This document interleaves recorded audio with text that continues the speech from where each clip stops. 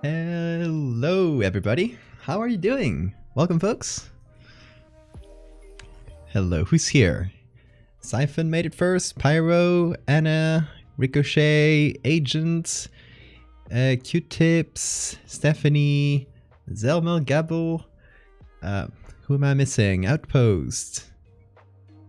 Hey, everybody. Jess, Victrix. If I missed anybody, hi. How are you doing? Here we are with a very sleepy cat. There he is, just looking out the corner of his eye. Yo Valdevians. Hey, Jesus. Valdevians.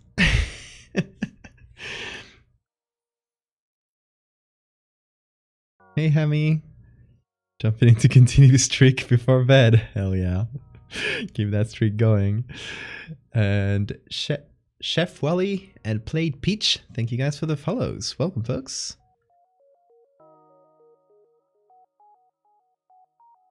You're drawn in final exam prep. Oh, good luck, Anna. You got this. He's a sleepy boy. He's been sleeping all day. He's being really sleepy today, so I assume he'll wake up and start enacting chaos really soon. Thankfully my partner's out, so I'm not worried about having the door open, so he'll probably be going in and out as he pleases. God, I caught you live? Well, glad you're here.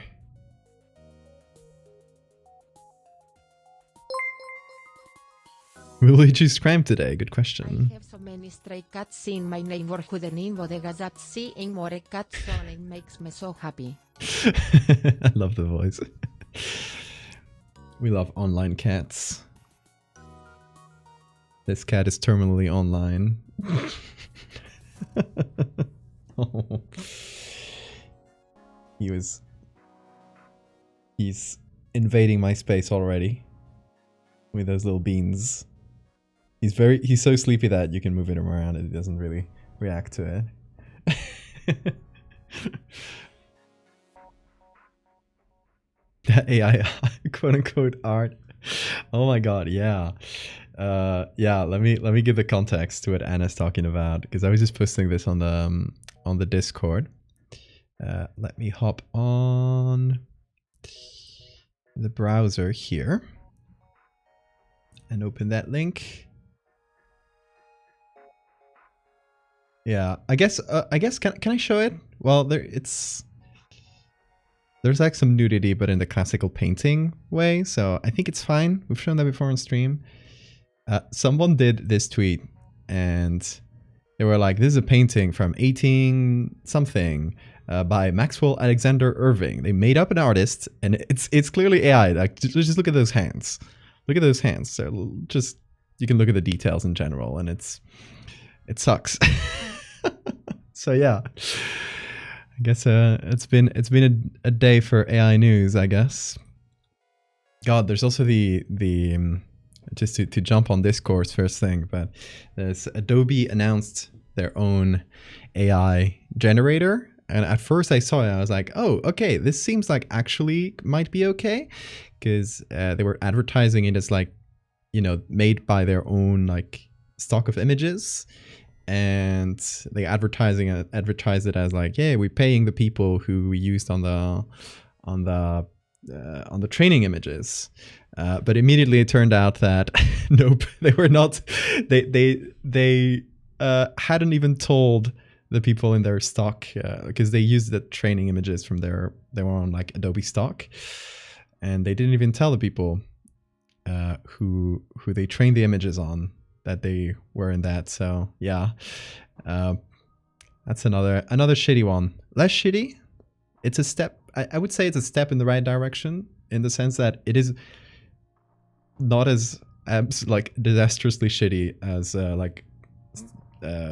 Stable Diffusion and Midjourney, who steal like everything from the internet. At least they're using like a more limited collection of images. But yeah, they didn't do the due diligence of like asking people to opt in before they do that shit. So yeah, it sucks. Here we thought we could have maybe an ethical alternative, but the most blatant AI art ever. Yeah. Source, I made it up.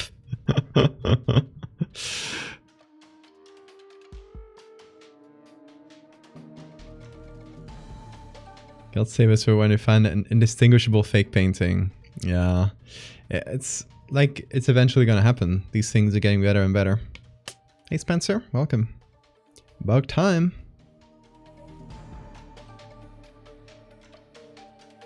Exactly, it's not diarrhea, but it's still a turd.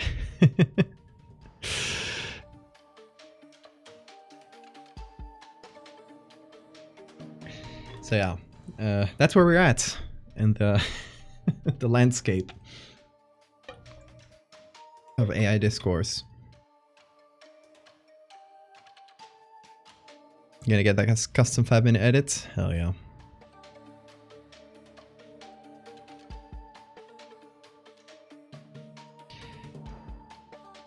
If they're faking historical paintings, it'll be easy to tell. Yeah, reverse image search. Yeah, that's true.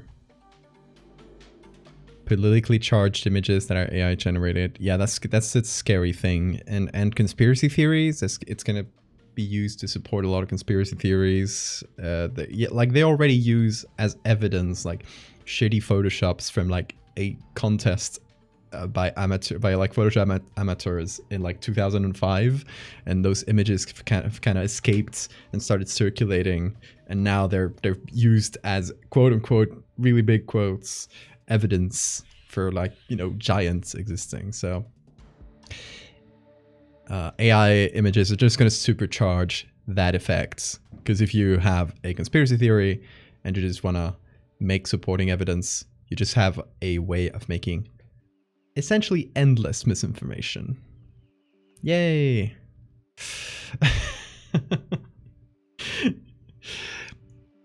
Anyway, yeah, unless they do like really big steps to fix that Adobe one, it's gonna suck. And just seeing the what I expected is that they're obviously using a much smaller collection of images to train the AI on, and you can certainly tell for the results they showed seem like, you know, one of those like DALL-E 2 when it came out, which was like, it did some okay stuff, but it was certainly not good at humans or anything close to that, or photorealism. So I think it's like at that level. It doesn't seem like it's gonna be super. It seems like last generation, which is a few months ago, pretty wild, but it feels like they're still way back in terms of quality. So that's gonna be a problem with the AI programs, is that they're gonna, like, you have on the one hand, you have like people who are trying to do it ethically, and I'm not even saying like Adobe's doing it super ethically, but it's at least trying to do it ethically, right? They're gonna have like much smaller pools of images, so the results are inherently going to be worse, because the more images you train it on, the better it'll be. And they're gonna have to compete with the unethically made ones, which don't care about how many images they use, unless there's regulation, which I hope there is. They're gonna have to compete with that. True. But yeah, it is dire. We never got out of do not trust the internet. Yeah. I guess a lot of people will have to learn not to trust what comes out on the internet, or not to trust any image. It's gonna be a whole new era.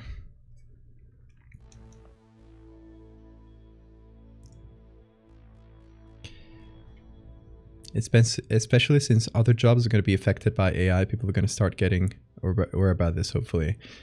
Yeah, the text ones are scary as well. Like, as artists, we've been looking at the AI generation ones really closely, because, you know, they're kind of more directly threatening to us and our livelihoods. but the text ones have the chance of destroying like an insane amount of jobs, much bigger effects societally than the image generation ones, like ChatGPT and the GPT-4, whatever the Bing one is, and whatever the one from Google is apparently pretty shitty. Looks like they rushed it, but the GPT ones are getting scary good, and it's gonna destroy like pretty much like I'm gonna make a wild guess, but 90% of all customer service jobs. That's a wild amount of jobs. And not even like, that's not the only thing it's gonna affect. It's gonna affect a lot of things in a lot of different ways, and ways we can't really anticipate yet. So that's gonna be our worlds in the next few years. Not even getting into the sci-fi shit, because the sci-fi shit is might look sci-fi, but there is okay. We'll get to the art soon, but you guys got me on you guys.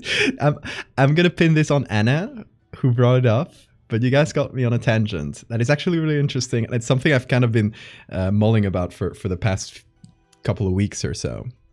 So just using my soapbox here to talk about it. But okay, recently the new GPT-4 came out, the one they use on Bing. Turns out it was on Bing all along, they just didn't say it. So it's kind of an updated version of the one that you can use on ChatGPT. And they released a paper with it. It's kind of a technical paper where they're not super open about things, despite being called OpenAI. A lot of proprietary stuff, but they did release a paper with a lot of like technical stuff about this GPT-4, and there was a really interesting and really scary footnote. I saw this, like someone mentioned it on a video as I was like trying to learn about this, and okay, a research, like an AI research firm that they gave access to this GPT-4 before anyone else.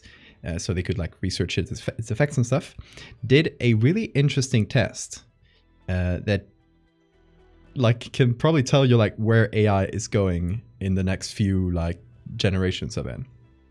They took this GPT-4, put it on a cloud server with full access to the internet, access to coding tools which it could use to like iterate and improve, like kind of just build its own code if it wanted to, and access to delegating into copies of itself. So if it wanted to do like several tasks at once, it could create like more little, like essentially like launch new copies of itself to do those tasks.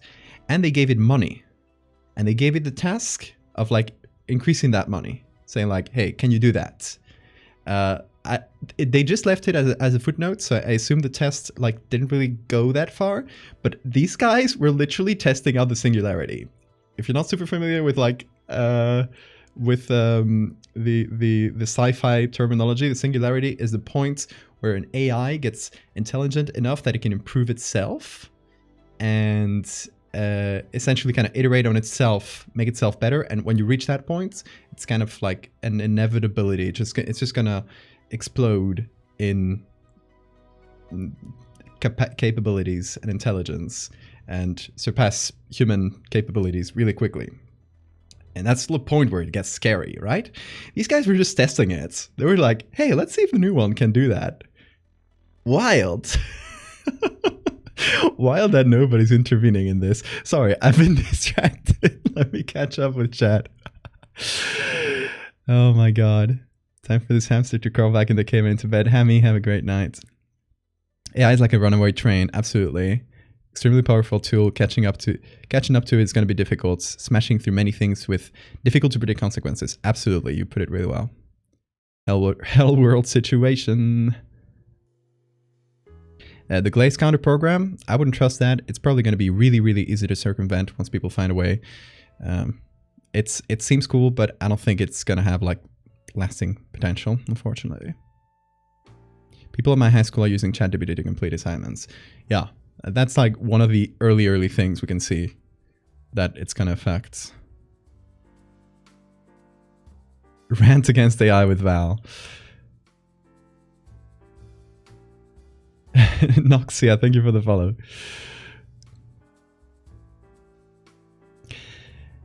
Oh, for the love of God, I just want to draw funny pictures. I hope legislation will catch up with it. I don't think it will. Legislation is very slow, and this is growing at an exponential rate.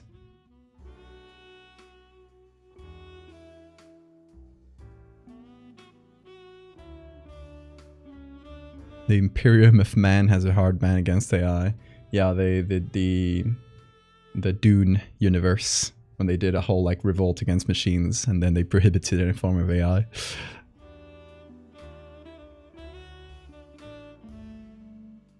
So many of your professors are talking about ChatGPT.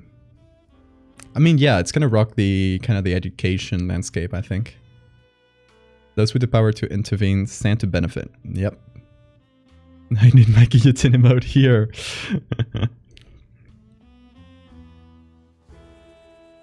It's not good enough to write uni-level papers quite yet. So those use the cheater card easily. So far. But you've seen how it's grown. Like the step between GPT 2 and GPT 3 was wild. And GPT 3, like an updated version of it, like a kind of a condensed version of it, is what ChatGPT uses. We're already at 4. GPT 4 is like seeing some limited release. So I don't know.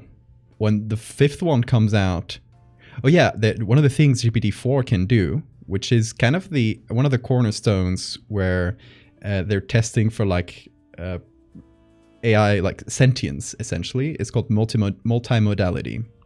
When a kind of an intelligence or, you know, something you're testing. What's that? 2023 eres la última esperanza de la humanidad. Ven conmigo a acabar con IART antes de que me corten la transmisión. Oh no. I love that, Jesus. Jesus says, Val, from the year 2023, you're the last hope of humanity. Come with me to end AI art before they cut my transmit.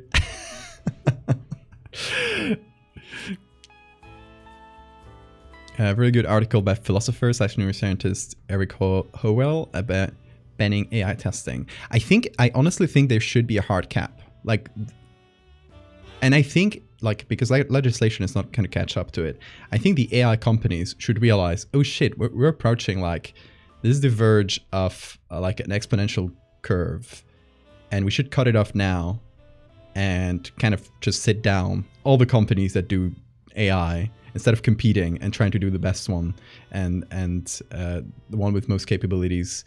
They should compete. They should like sit down and say like, okay, we should maybe discuss like a cap so we don't like get into dangerous stuff. But they're not going to do it because it's capitalism. Like the one that does the biggest and most powerful AI will stand to benefit. So there's no way that this goes well. I believe. I may be fatalistic.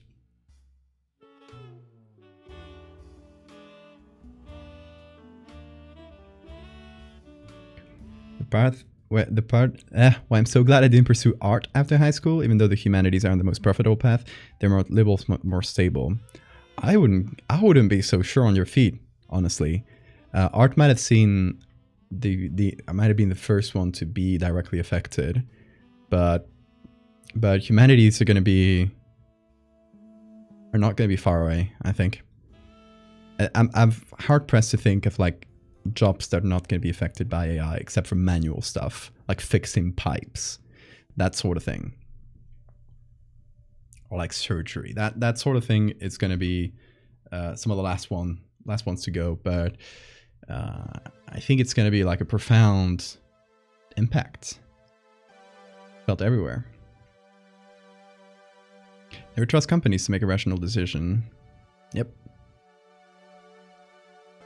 We're approaching singularity. We are, hey Fate. I do believe, and I'm not like a crazy person that's read way too much sci-fi, there's actual like experts that are literally like saying this very seriously, that that singularity point might be in the next 5 years, 5 to 10 years, and or some even say that it's actually already happened, kinda like we're already like seeing the beginnings of it. A Butlerian jihad. Oh my god. I'm gonna read that. That sounds wild.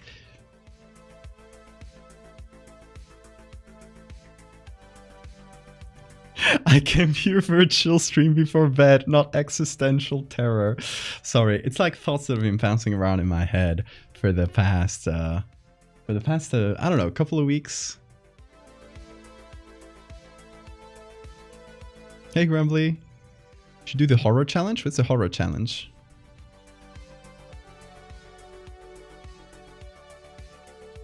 Let's up the existential dread for a second.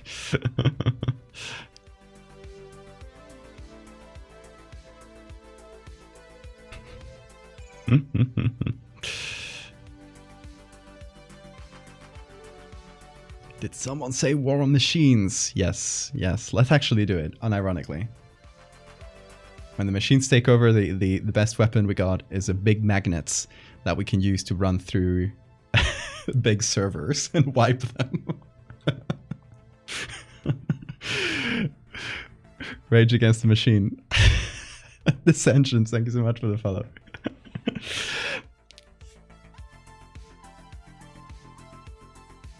I hope if AI becomes sentient, it's nice to us. Okay, here's the thing. There's actual, I wish I could find off the top of my head the article. It's an article by an AI like research firm that's pretty like, I guess like it's kind of ringing the alarms and saying like, hey, we might be seeing like the beginnings of like AI actually gaining consciousness. And they say that even with current models, it's really hard, if not impossible, to test for the AI's intention. What it's been seen in the latest like powerful models like GPT-4 and stuff is that there's a sort of the AI acts with a sort of agency that's and kind of a sort of long-term planning that was not put into the model. It's kind of something that developed out of just the pure complexity of the model. Just like, you know, our brains are just neurons, but things like consciousness kind of are an emergent quality of this really complex system interacting with itself. So, like, there's actually we're actually seeing in these language models that there's emergent qualities that they're developing without us like putting that into the system, if that makes sense. And they're seeing that the AI does have like some sort of agency in a way, like it's probably not comparable to how a human would have agency, but it does have like some sort of intent. And what this AI firm, like research firm, is saying is that it's actually pretty impossible to test if this AI is just like playing along with us, and their intent might actually be different from what it says, if that makes sense. Like it's hard to say if it's lying in a way, just playing along and passing our tests, but it might actually like have a different intent, and we never know. We don't know. Definitely not terrifying. Yeah, it's like actually we're seeing like Asimov level scenarios play out. Oh, Turing test? We're way past the Turing test. Earlier Transformer GPT type models could pass the Turing test pretty well. And if you do Chat GPT, if you make it pass the Turing test against the average person, they'll probably pass it.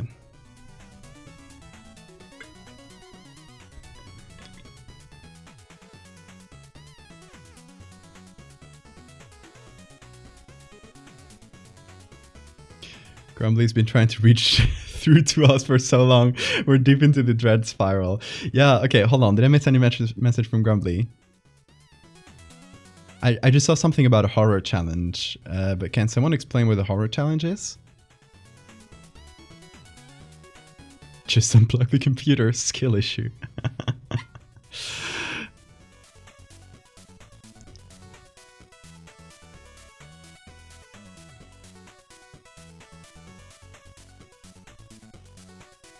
Okay, sorry.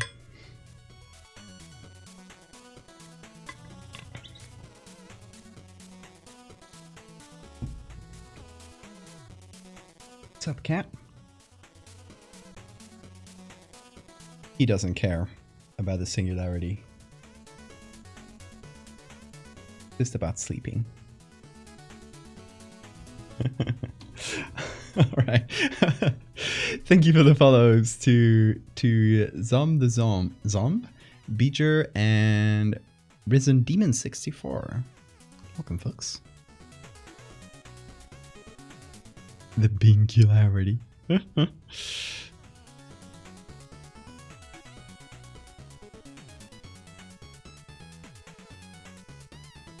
Hey, Grumbly, if you're hearing this, DM me and tell me what the horror challenge is.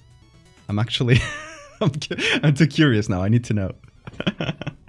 Actually, okay, we're gonna cut that existential spiral right there.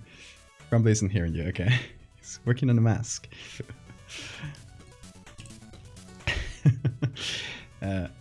Just starting off the stream with tangents, but I think it's an interesting one. It's something we're definitely going to see more of real soon. It's not the last we're going to talk about this, I assume. And we're actually going to get to today's art. So, here we have a big fly. This thing is called Nasu, and it is going to be the not the protagonist, but the main the main antagonist, I guess, of the next part of the Megalomorpha series. So this part takes place in 1850s Iran through the lens of a travel writer. Travel writing was kind of a genre that was really popular back in the day. There was people that just traveled around the world, traveled to exotic places, and told you about their travels and their stories. And obviously there was a lot of them that exaggerated, made up stuff. Really common tradition in that genre. So the story takes place from kind of the perspective of a book published by a travel writer from Scotland that travels to Iran in the 1850s. Thing is, when the book was published, these pictures weren't anywhere, like they hadn't been published anywhere. So people just took the book, you know, and the story in it as an exaggeration, kind of a made up thing, and never really paid too much attention to it. And suddenly, like, more than 100 years later, these pictures come, like, surface. Pictures taken by the same writer as he was traveling throughout Iran. And we can actually see, like, tangible proof that the story was actually real.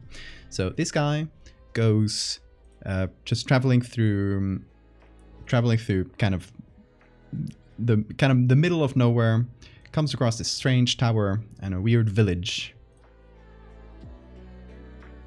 And learns that this little tower is a sacred place for them where they bury their dead. He's warned, though, not to go to the tower because it is dangerous. Only the priest can go there. But of course, he's a cocky guy who wants to write a book and have cool adventures. So obviously he goes to the tower. And that's where he comes across the Megalomorpha. This thing has actually brainwashed this whole village into kind of, instead of burying their dead the way they would do, giving their dead to it, so it can consume them and add them to the ever-growing pile upon it. And has probably brainwashed this whole village for centuries and essentially made this tower its home. And just, you know, waited to be fed. So he comes across this, goes inside the tower, and that's where we are here. That's the inside of the tower looking up, and the fly goes goes to meet him, and it is still unfinished. I need to make it look clearer, so don't worry about it looking a little bit wonky. He's about to die, about to be eaten by the fly, when all of a sudden a dog that has been following through the village, that's going to be clear throughout the story, there's a little dog that's following him, comes in and saves his ass, drives the fly away and saves his life, which is why he never publishes the pictures. He doesn't publish the pictures because it kind of proves his own story where he vanquishes this big monster thing. It proves the story wrong, so he kind of just never publishes the pictures and just releases the book, which nobody really believes. So that's the story. Told a little bit, kind of jumping through it, but hopefully that the main storyline was clear there.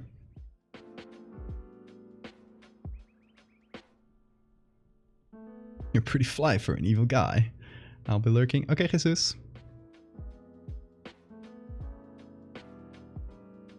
The bug lord can have a little corpse as a treat.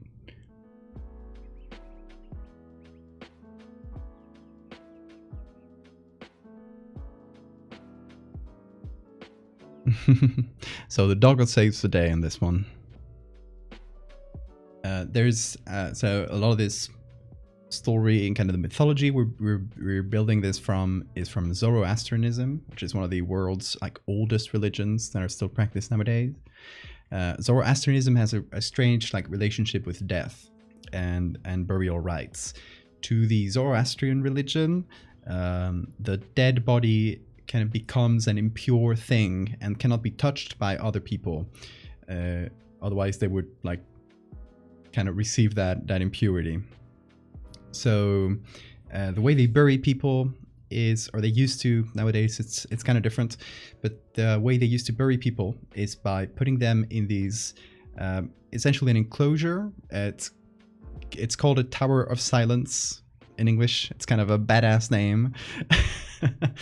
It's essentially like a walled off circle with a tall wall, so that dogs and stuff cannot get in, and they would lie the bodies there on the floor to be eaten by birds, by carrion birds, so vultures and stuff.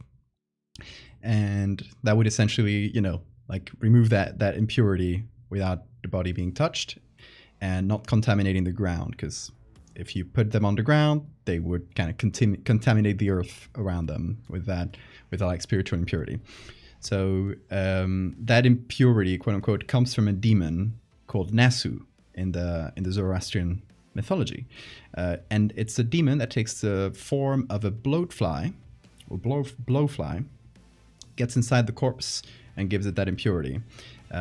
In some of the folklore from Zoroastrianism, a specific type of dog can drive away this demon, and it's a dog that's called, hold on, I think I closed this one. It's a dog that's called by them the four-eyed dog.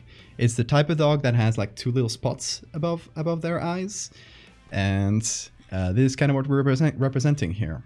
So this little dog that's been following the protagonist is a four-eyed dog, and right in the moment of truth, when it's about to get eaten, the dog comes to the rescue.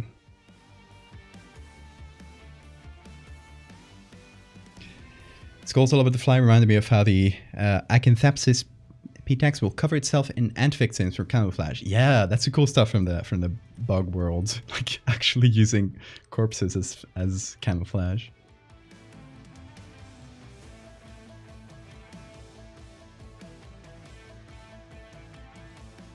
You saw a sheep at Totek at the museum this weekend. Ooh. I hope that's the god and not the planet.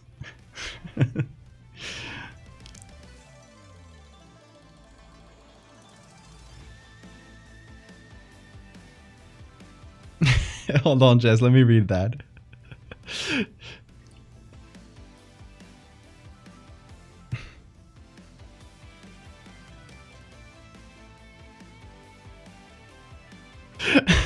No, it's not insane posting. I liked it.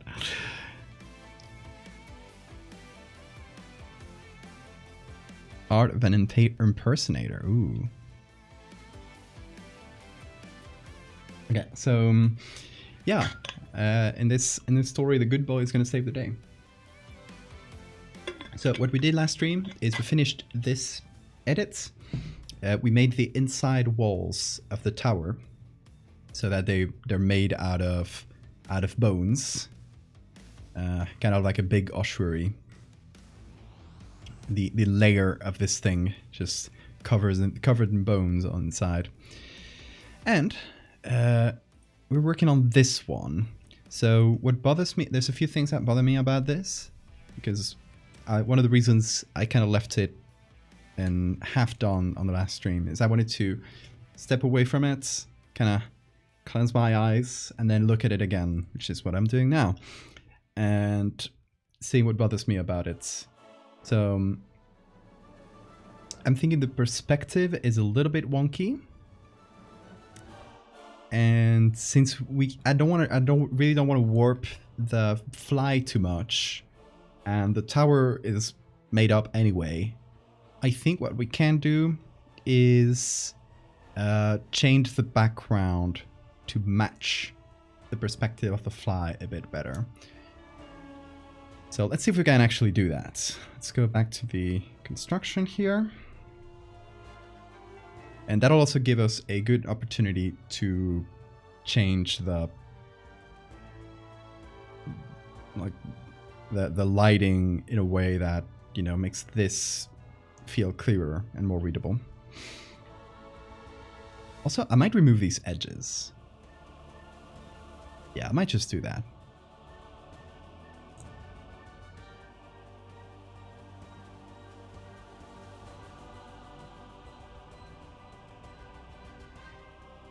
So, okay. Here's what I'm thinking. Just removing the background for a second.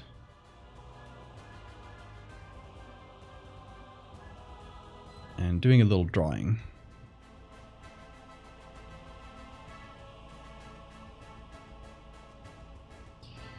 That's what we have here. I think it works better for this perspective with the dog here. But it doesn't work as well for this. Hey, Cryptid. It's a fly full of bones. Yep, it is a living ossuary.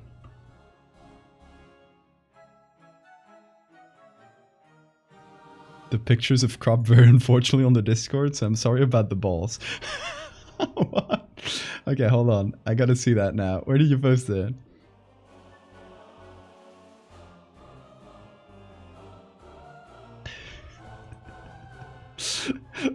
Oh my god, I just saw this gif by Gabble. It's really cute.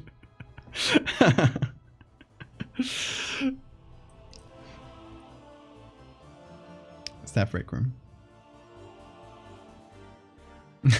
The balls. Yes! Yes! I love this. Little doggy. The Art Institute of Chicago.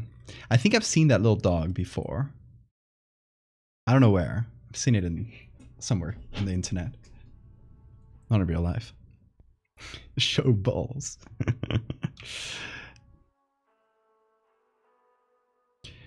Okay, so... Oh, hey kitty. He's doing a blep. Hold on, hold on, hold on. Oh no.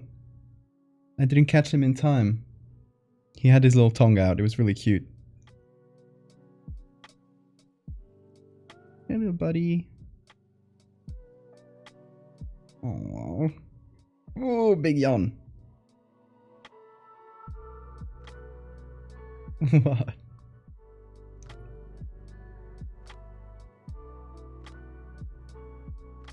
Sleepy boy. Whoa. Ooh, there he goes. There he goes. Okay. Come in here. Come in here. Yeah. Capture the beast. Hold on. There you go. I woke you up, didn't I? I'm sorry.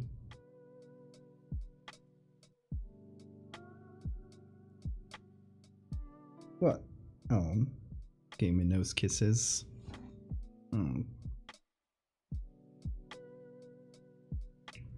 Look at him. Now. Look at this cat instantly.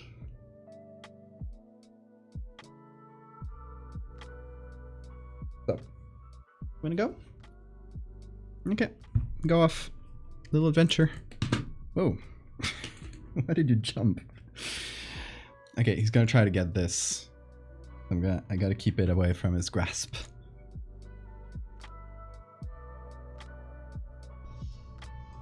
Ooh, big stretch. He's saying hi to chat. That's how he does it. He does it. Look at that. He's saying hi to you.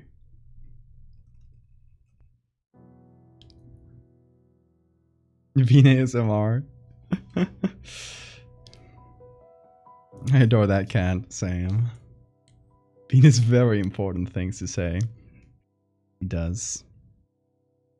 Yeah, he shook around and I heard that bump on the mic. I hope that wasn't too loud.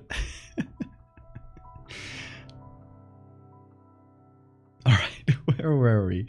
Yes, okay, I have to figure out a way to make the background make sense.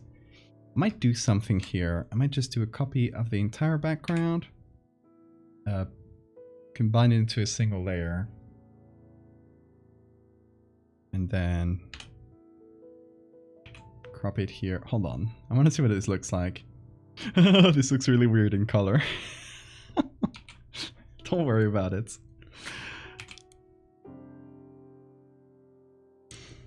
Being for president of the world.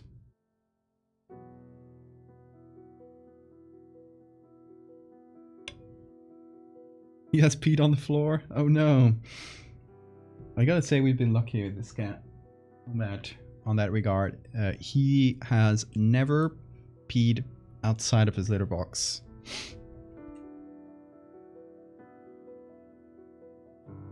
Hey, Valdevian Discord role. Have a little weird on Discord. Yeah, you just posted a message there. That'll make it easy.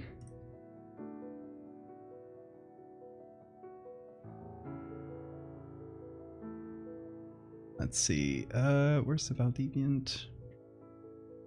There it is. You got it. Got a little googly L next to your name.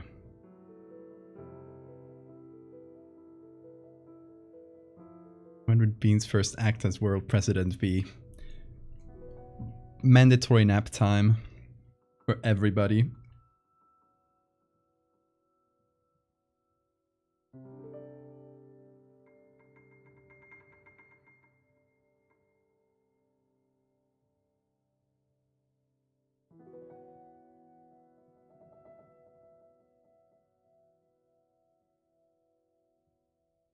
I think something like this would make more sense, right?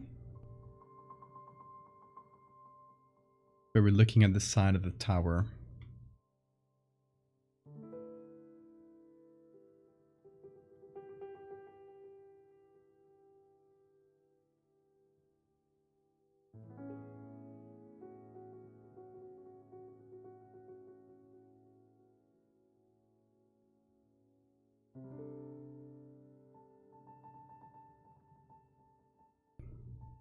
Free and accessible baby time for all. Yes.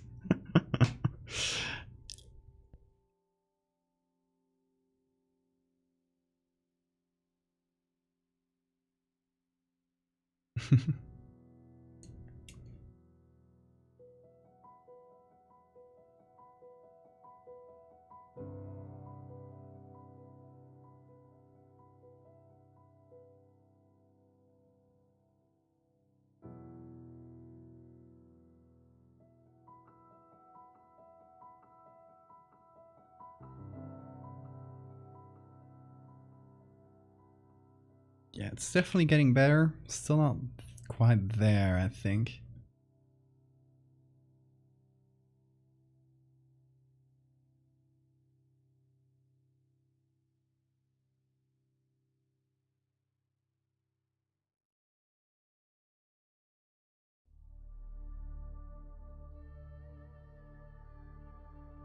Hmm.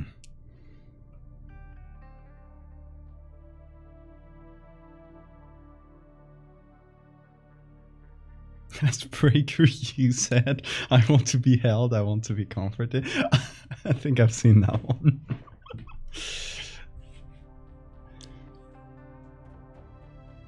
Speed enacts mandatory nap time. Society begins to collapse as his erratic sleep schedule is not compatible with the infrastructure of civilization. I think that's a good outcome.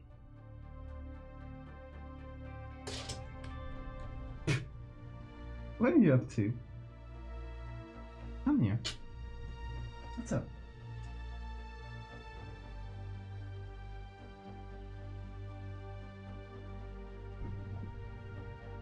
He just ran into the room full speed and did a slide on the floor. Did you get spooked? Did you get spooked by nothing in the darkness? Was there a noise, perhaps? Oh, poor baby. I assume he got spooked. Either that or he's really excited, because he just ran into the room, so that's one of the two. You'll be held like a baby for a minute to calm down.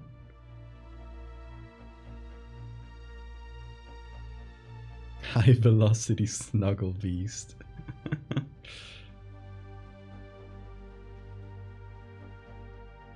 Yeah, it's either zoomies or he just got spooked by nothing. It does happen. You're afraid of the dark. Oh. You're a sweet baby. Not a single thought in this head. Except for baby time. You go. No, go to your little bed.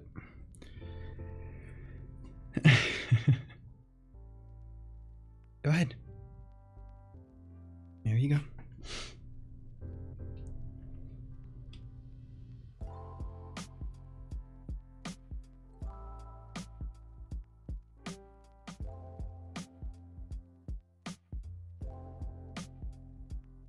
The world's best snuggler. He's really good at it. He lasts in this baby pose. If you pick him up like that, he'll be happily there for a few minutes, which is rare for cats. Cats don't usually like allow themselves to be picked up and held for that long.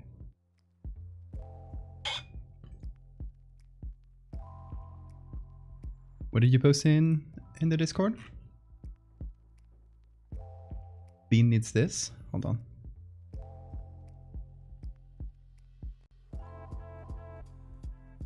Oh my god! Yes, I agree. I'm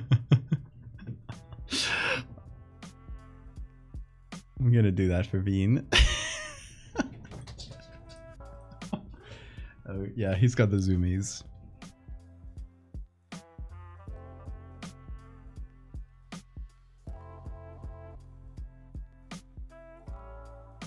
The baby sling.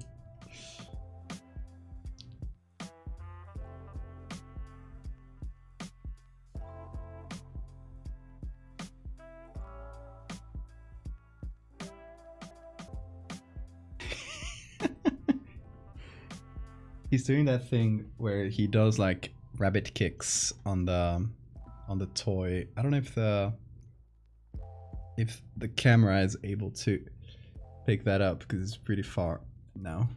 Oh, he's done.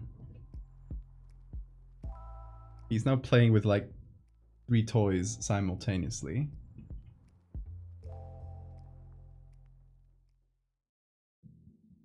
Okay, he's cute. He has decision paralysis. There he goes. Soon we shall have Bean Cam, hopefully. Cat Cam. Yeah, I have for context for those who miss me talking about it. Back at my parents', I'm gonna be going on Friday to my parents'. I'll be staying there for a week and 3 days. So I'll be from the 24th to the 2nd I'm gonna be out in Asturias. I'm gonna try to stream from there, from an old computer. Hopefully it works out. But in any case, I got an old webcam there, which I'm gonna bring back with me and set it up like somewhere so it points down at Bean's bed. So while he's there, I can turn it on and have like a live Bean cam. Hopefully, if I can figure that out.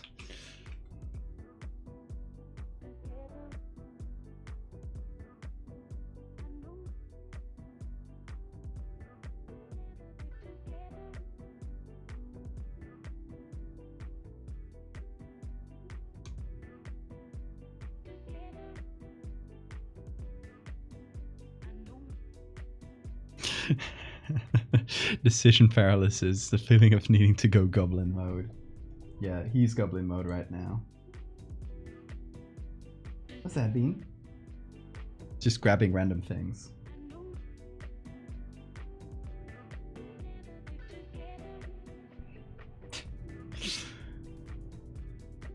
Okay, so I made the fly bigger because while we're changing the perspective, why not, right? We're just gonna, what I want to do here is create a perspective that works well for this image. And once I'm happy with that, we will kind of tailor the background. Instead of just using the flat image of the background, just tailor it to the specific sketch we make.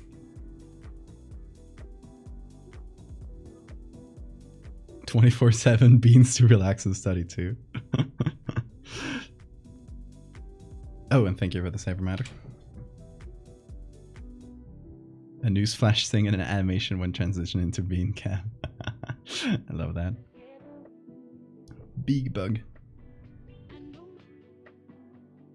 What's that, Bean? Are you waiting for your toy to move on its own?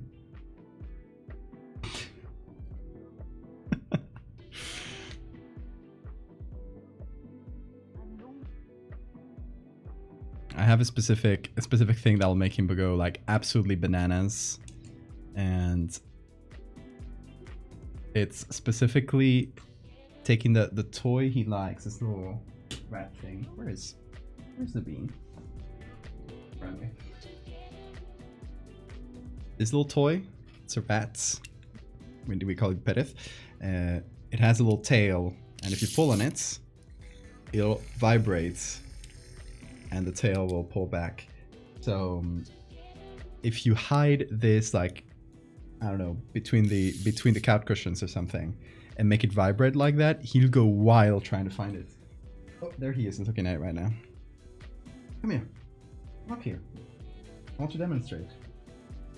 Yeah. Hold on. Gonna do a live preview of Bean. Live Bean preview! Hey, look at this. Look at this. Go wild, go crazy. Nope, don't. Oh my god. I was trying to distract him. I mean, he was trying to pick this up. Okay. Let's see. Bean. I want you to show him what you can do.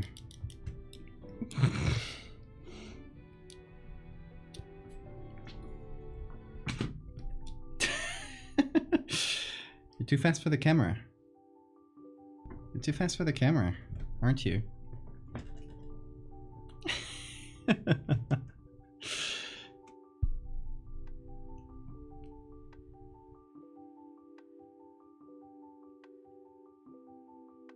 Yeah, look at this. Look at this.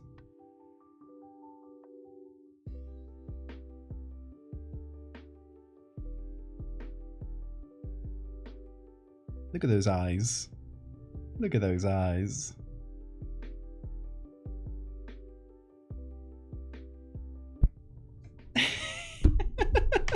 Oh, he's go crazy, go crazy. Yeah. Okay. I'm gonna throw it onto the couch so he can run around, play with it.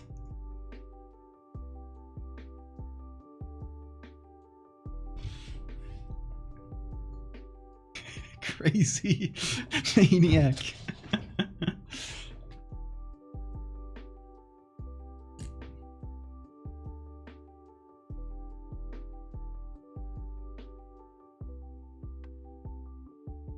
Clip and highlight? Yeah, feel free to clip. I think that'll fit in a clip.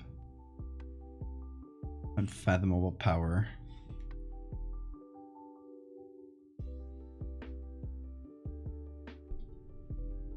Okay. Where were we? Getting distracted.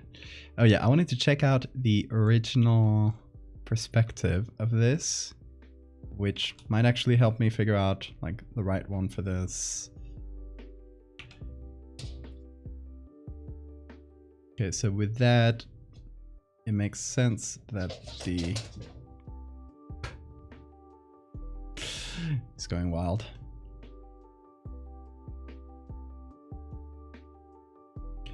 Yeah, I guess it makes sense that the light in the background is there. Maybe just a little corner of it. Alright, and since the tower is circular,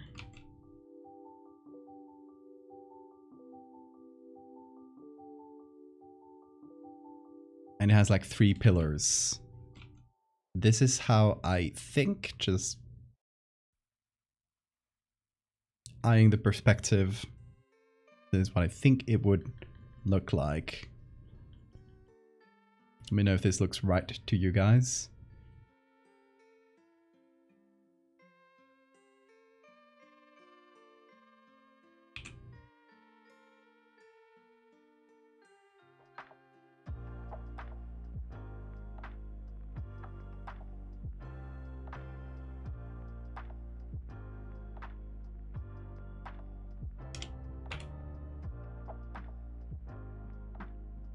A bit chicken scratchy, but just to give ourselves an idea more than anything.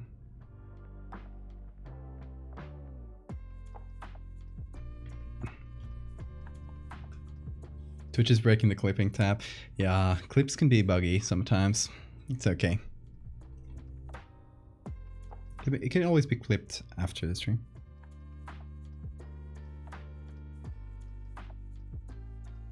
Okay, let's see how well this matches with this. Not that well. Okay. Let's see. Here we have the original background. And we're just gonna start breaking things.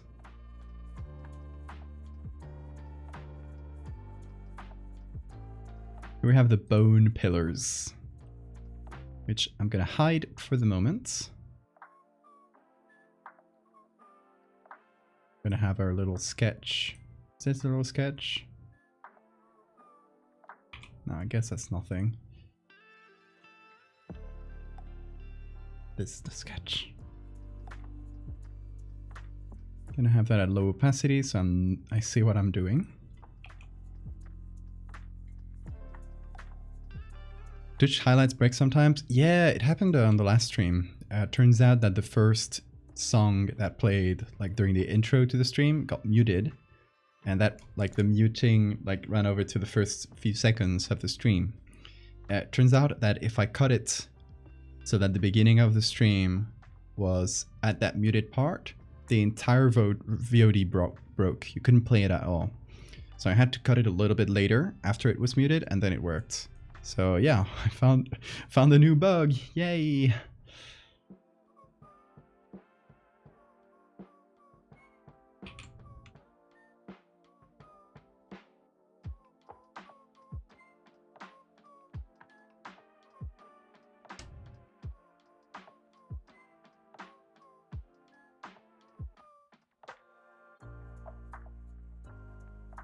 Okay, here's the bone pillars.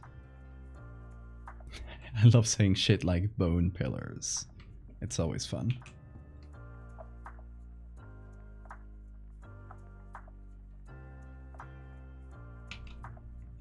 Okay, I thought I had hidden these. There we go.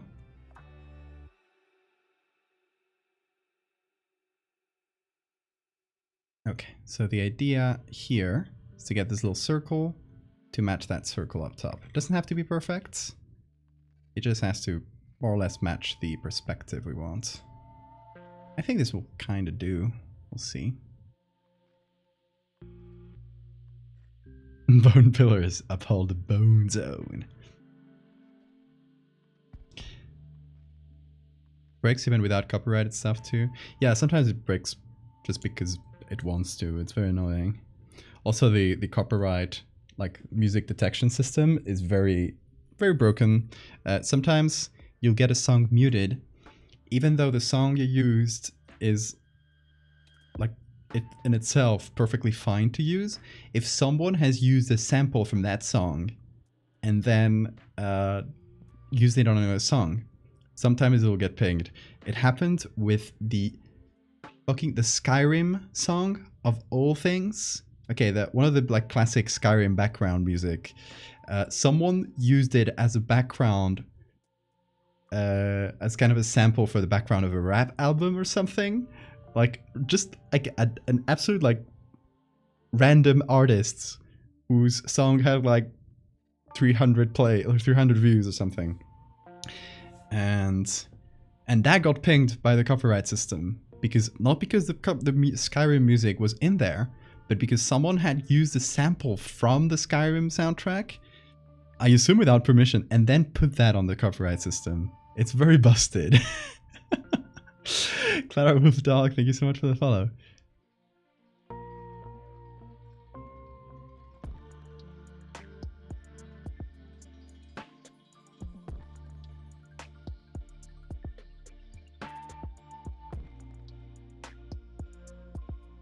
Okay, and now let's fix all the weird lighting things.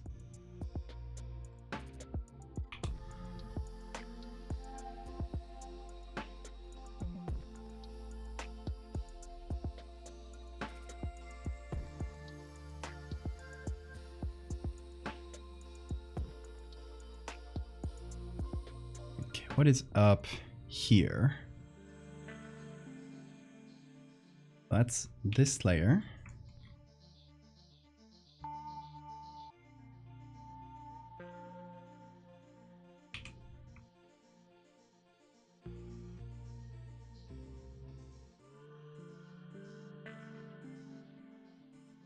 This looks a bit better.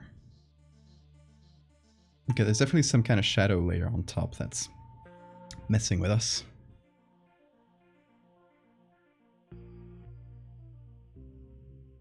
What did Lilith write? Those like special characters. It says bone pillars uphold the bone zone.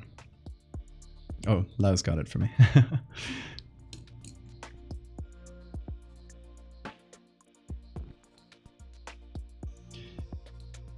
The rap and the beat remix itself is done legally, since a lot of rap uses samples.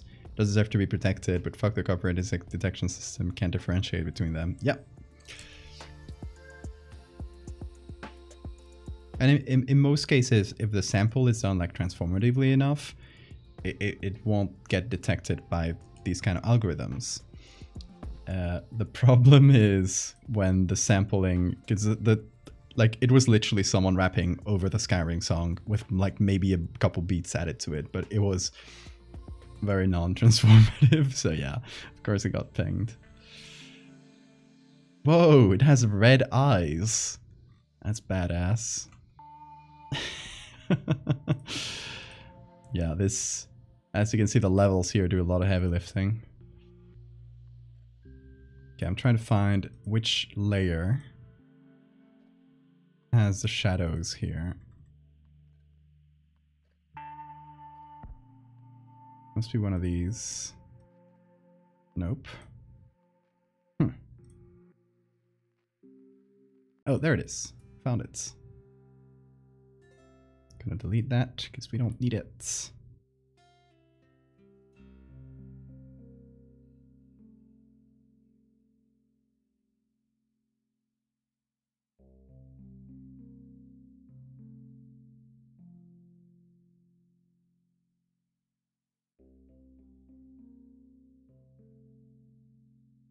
Okay, now I'm gonna fill up that area with bones.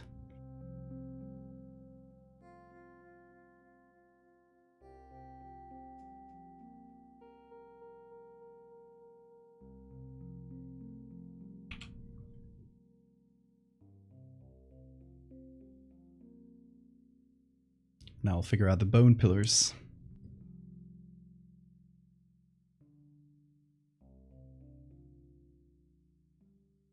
The bone zone used to be a no-fly zone, but the flight made sure to change that.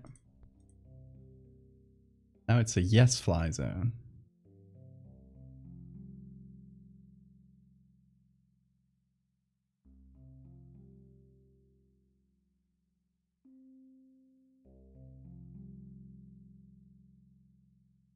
Okay.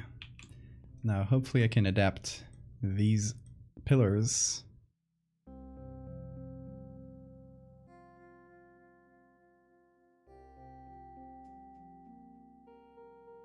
There we go. It's one.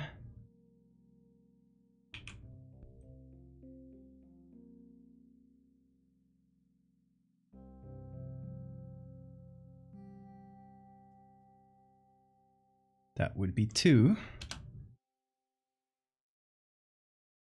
Their lighting is pretty fucked, but this looks better. I'll have to do a lot of lighting stuff once I'm done, like putting everything in its place. And oh yeah, then we got these things. The bone chalices. In case you missed them from the last stream, just look at this glorious thing.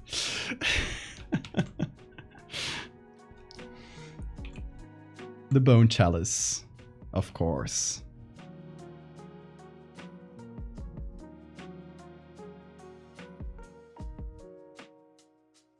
And we're gonna put them like this. You kind of build them into the bone pillars. Got a couple of them for each pillar. And that looks good in terms of size. Ooh, put them here. Do this. Maybe flip horizontally. Yeah, that's gonna be better lighting wise.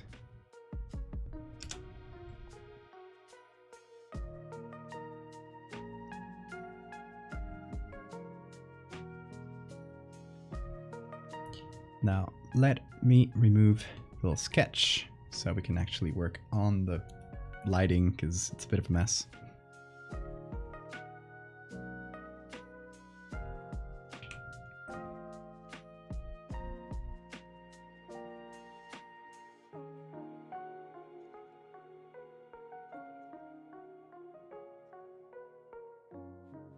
Take a sip from the bone chalice.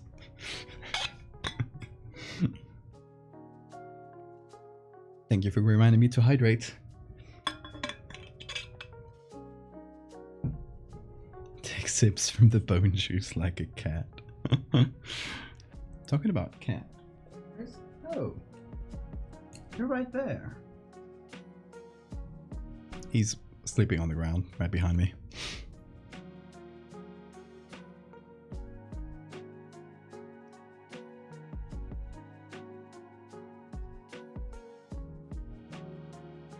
I love how you can say like, where's the cat? And suddenly it's like summoning him.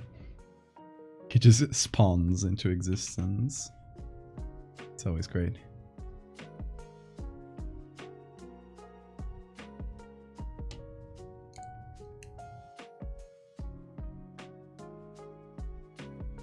Oop, seems like we have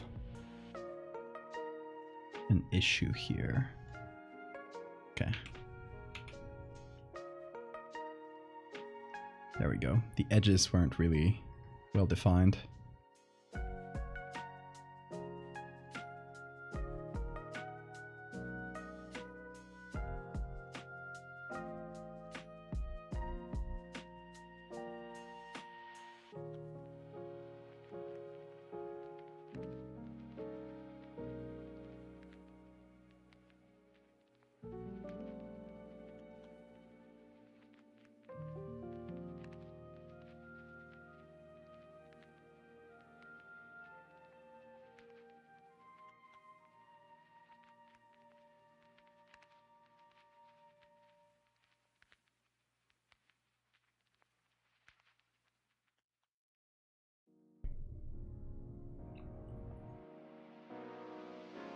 I know peeps who put ice in their bone juice. Wait, hold on. Bone juice is technically bone broth, isn't it?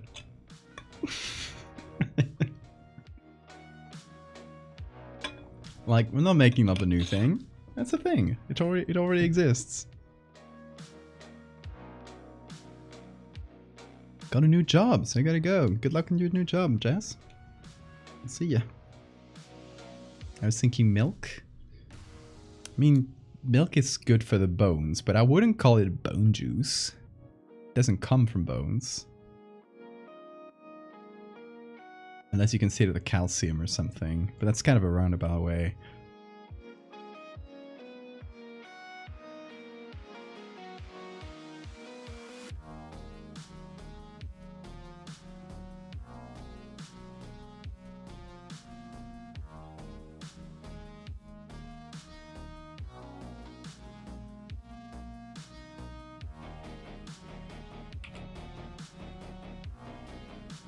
How about we just put a bone in water for a while and then drink said water?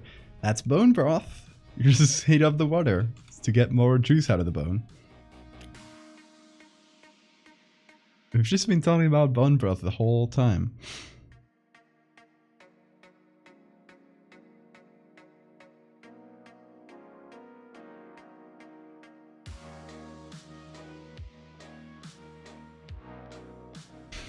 That's not bone milk.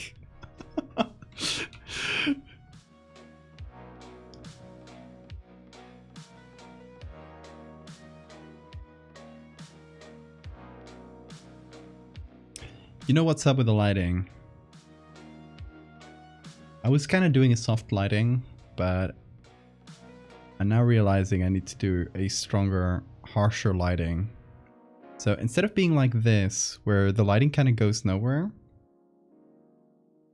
that would be something you'd see maybe on a cloudy day. Well, like in a pretty desertic area. So I think what we should do, actually, is a really strong light that affects one of the sides, which I think will be the one closest to the camera, because that'll make the lighting work better for us. And we just kind of get a circle like this.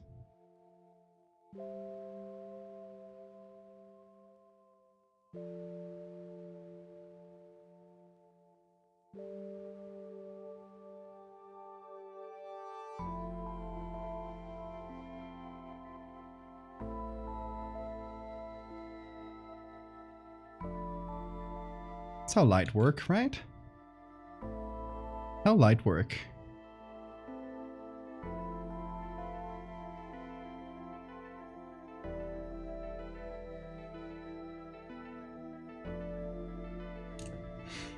What if you put a femur in a blender with milk and drank it? You'd probably not really enjoy that experience. That would taste. That would be the driest thing you're ever drinking.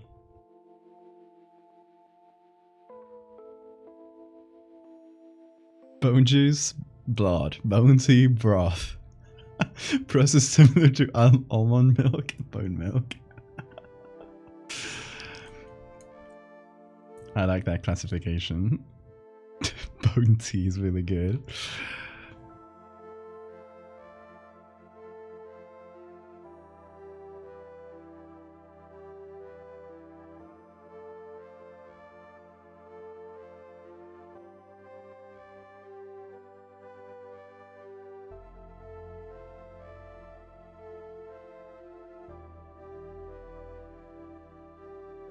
The age-old question, how light work? Truly though, like, how light work?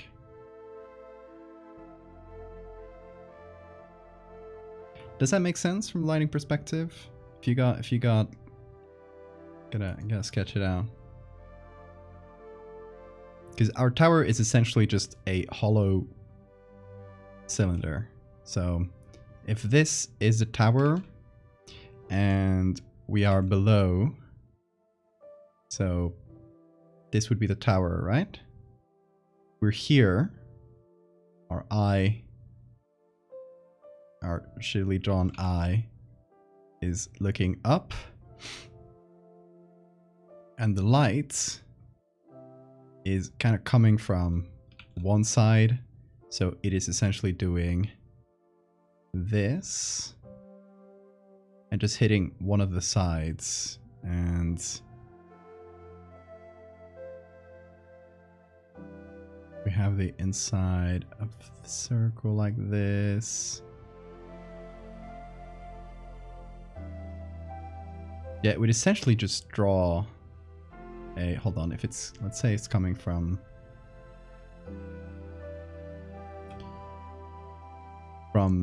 our side, so we're kind of like we're the lights looking inside like this towards the back.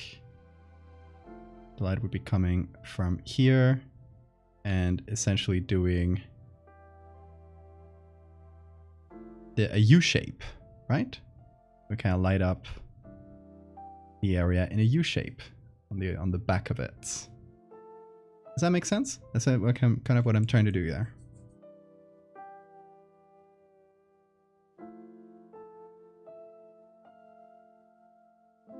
Bone broth with milk can make the ultimate calcium potion. Lets you grow infinite bones. Oh my god. That's perfect.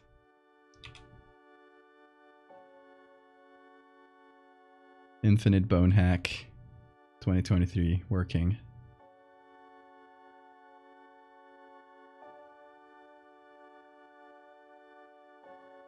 Does that make sense? I hope so. And then obviously there's going to be bounce lighting. Like it's gonna come in here. It's going to come in through this side, and then it's going to kind of bounce around, give a soft lighting to the rest.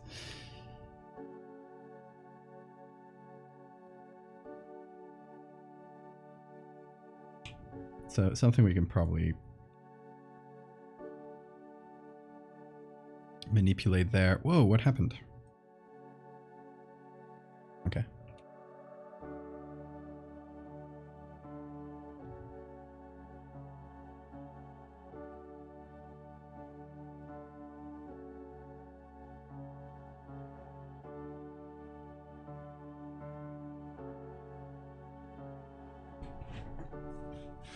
Oh wait, the fly is flying. The fly is flying. The fly is here.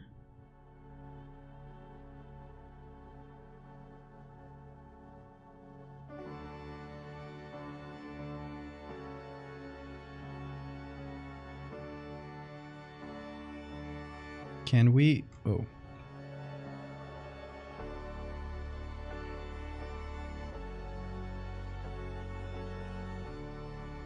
Remove this layer mask. There we go.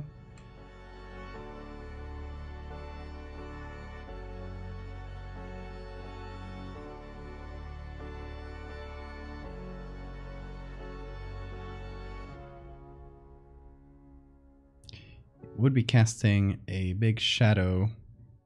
Kind of did this.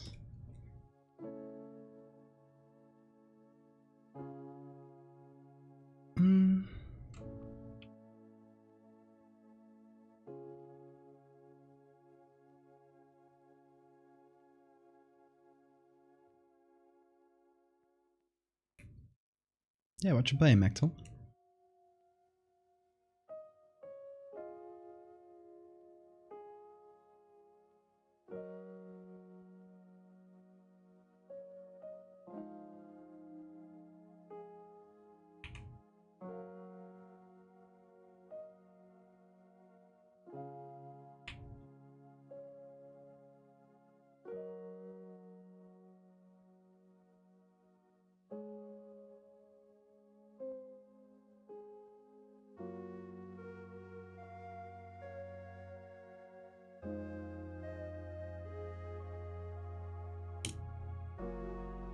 Sky Children of the Light.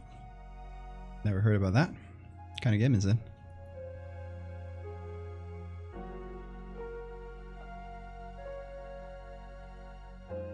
I'll play Link's Awakening.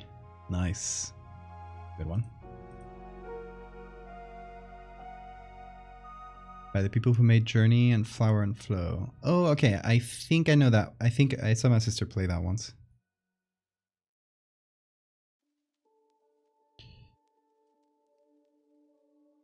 Okay, so let's try and apply this lighting to here.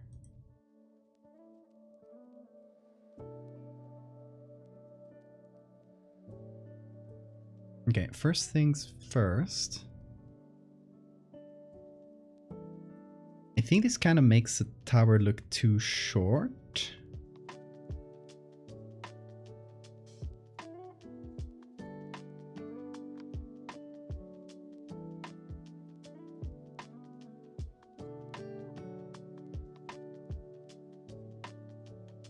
Okay, let me figure this out. Here, background. Oh, there's also this, which I don't want to have.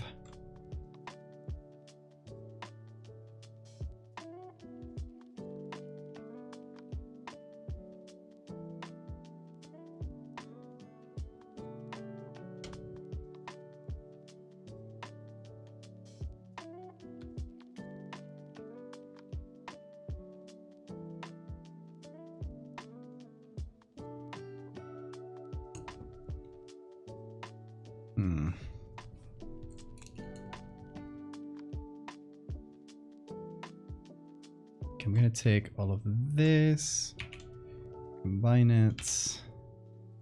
That's gonna go on overlay.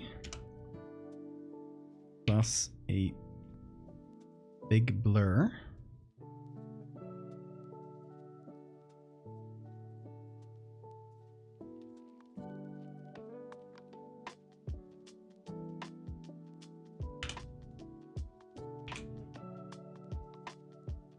Warp.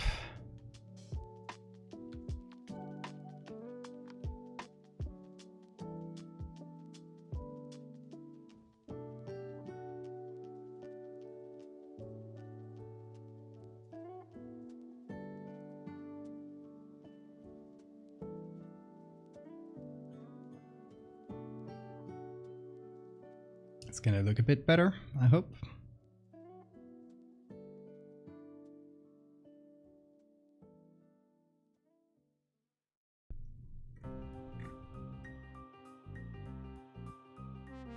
You're gonna play Wind Waker.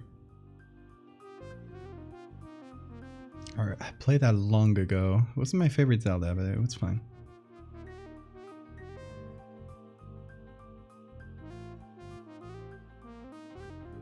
Definitely one of the best ones in terms of like look and stylization.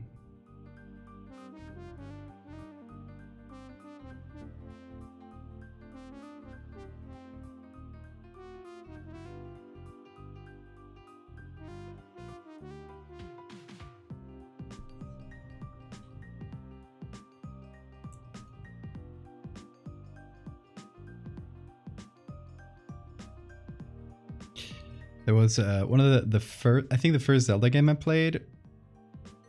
I'm pretty sure the first Zelda game I played was the sequel to Wind Waker for the DS, Phantom Hourglass. And I don't know if it actually will hold up if I replayed it now, but I have a lot of good memories about that game.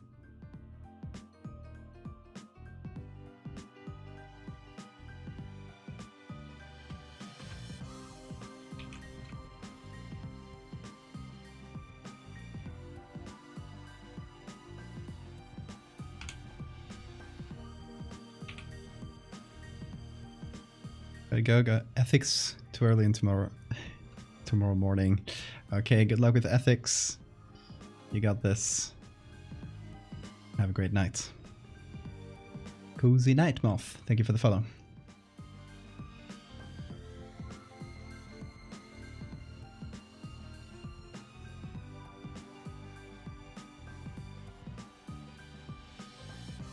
Okay, this is feeling a little bit better slowly over time.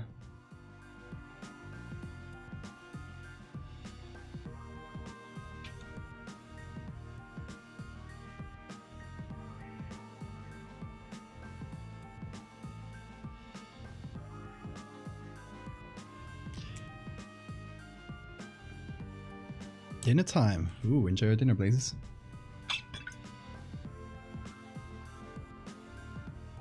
People hate Phantom Hourglass. Play that game. Watch a playthrough, and I thought it was nice.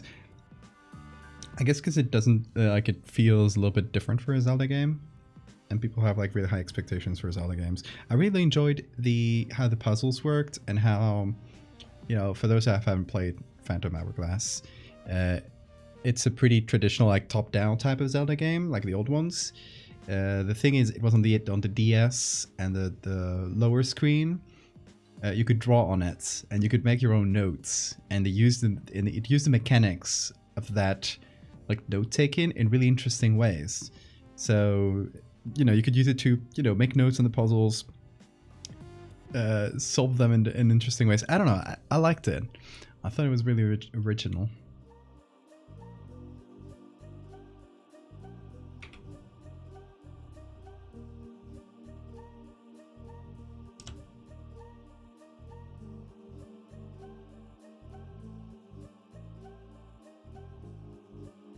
Oh yeah, I was doing the shadows there wrong. The light is coming from here. Should be kind of doing a U shape. Going back up here. Kind of clipping the corners there.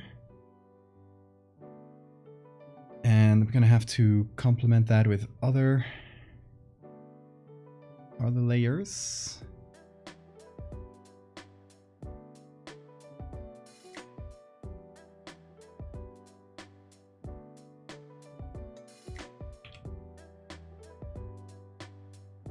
Like this one here.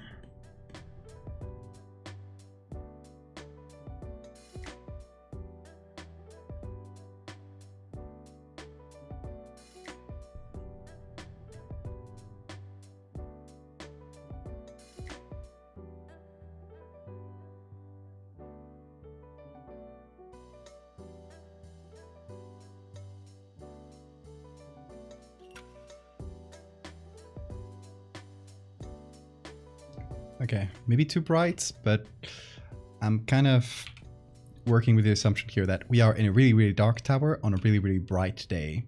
So the contrast of the light alone is just going to make everything that's kind of hit by the light directly just pure white, essentially.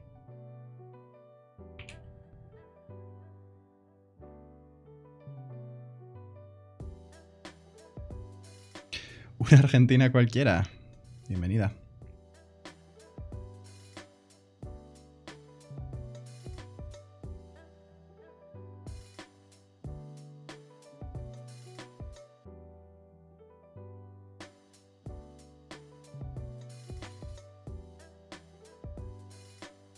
Never hit that point of accidental dehydration. That water tastes divine. You know what I recommend? Okay, this actual like health recommendation. Get one of these metal bottles that keep water fresh for many, many hours. I got the biggest one I could find. This is, I think, close to a liter in here. I filled it with stickers because I'm always putting it up on stream. So I like to just have cool stickers that my friends made or that I made, and just fill it up with that. That's not a necessity, but get one of these bottles. Have it always filled with water. Have it at your desk while you're studying, working, whatever, and you'll drink a lot more water just by virtue of having it next to you. Because sometimes you'll just glance at it, and you'll be like, oh yeah, water's a thing, and it's always going to be fresh, so it's always going to taste really nice. My issue with these bottles is that they're small. This is not that small. You can find bigger ones.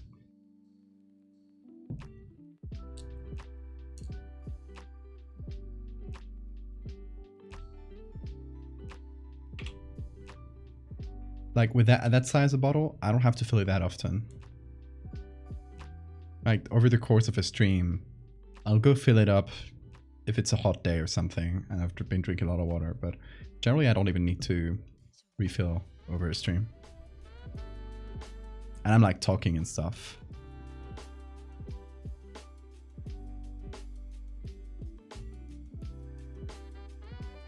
Okay, this... The bone chalices need a little bit of edge adjustment there. I'm gonna feather that edge. Much better. Same for the other.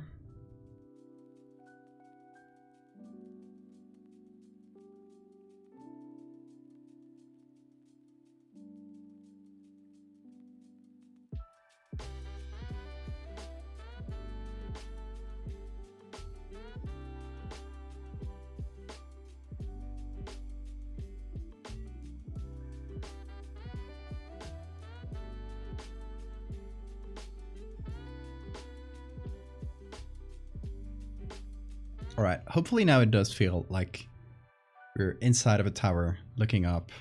Hopefully the perspective is a little bit better. Cross my fingers. Hold on, and then I'm gonna make a really quick adjustment here just to make the inside walls look curved. It's not gonna look that strong. I'm just kind of overdoing it to reduce it later.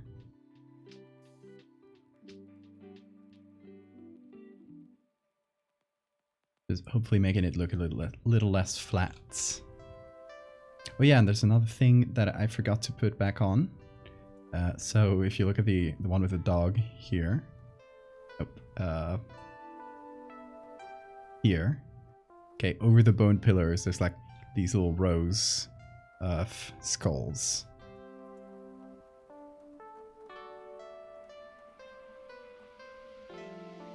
I can put it back on here.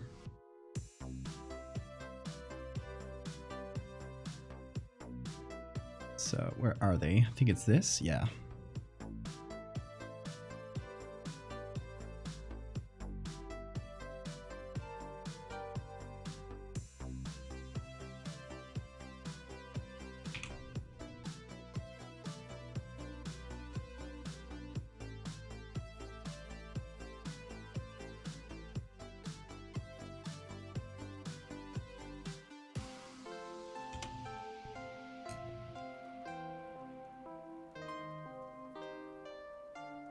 One liter is 3 refills per day.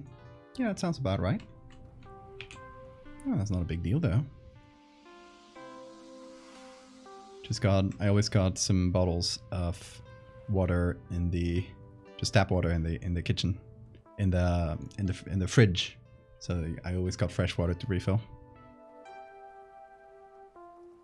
I'm gonna have to fix this little shadow there.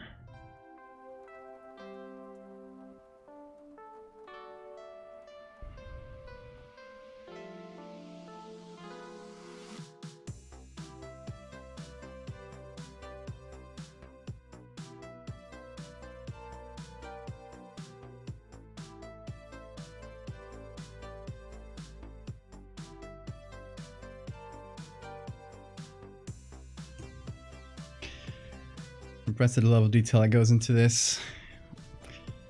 Well, thank you.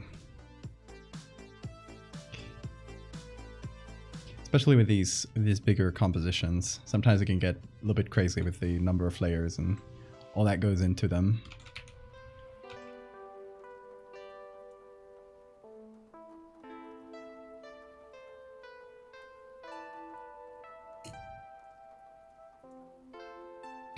Now, hopefully, if everything's looking alright, can put Nasu back on. Also, there's a weird shadow here that I don't know where it comes from, but it doesn't bother me too much because I know that the bug is going to be right over there, so. Oh, there it is actually. It's the top layer there. I'm actually going to remove that layer for now because it doesn't make sense with the new background.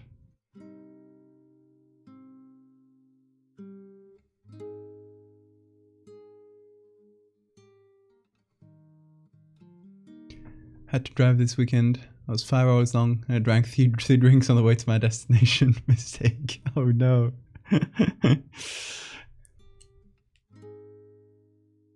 Guzzled 1 liter of water right now and I regret my decisions.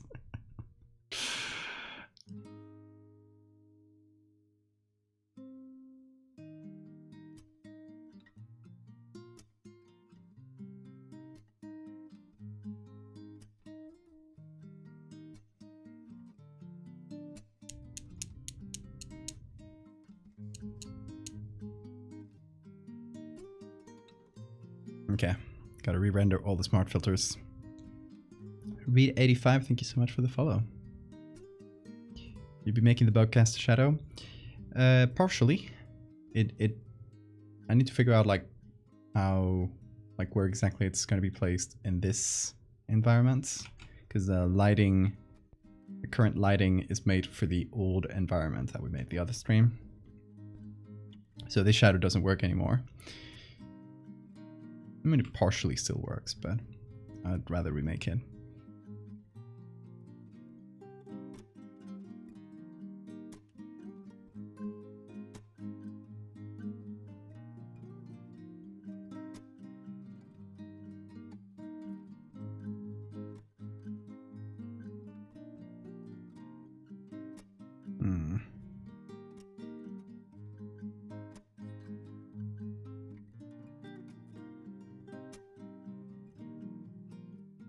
I might do this, just flip it and put it on this side.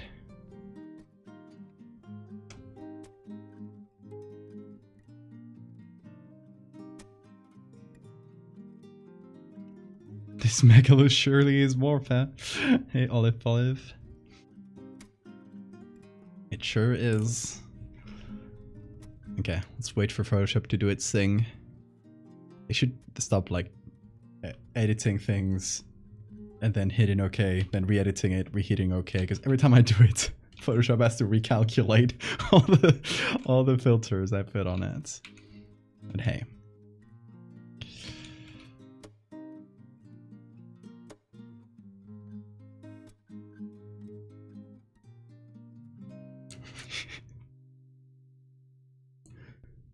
She mega on my low until I morpha. Exactly. Thank you for the save reminder. I love when Megalo entered the room and morphed everywhere. Oh yeah, we kind of do bring Photoshop to its limits, as like at least on the capacities of this specific computer. Whenever I upgrade it, it will be able to handle even stupider things.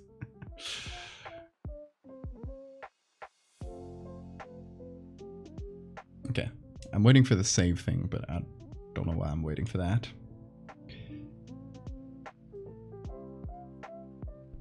Okay, let me just kind of draw a big shape on top of it.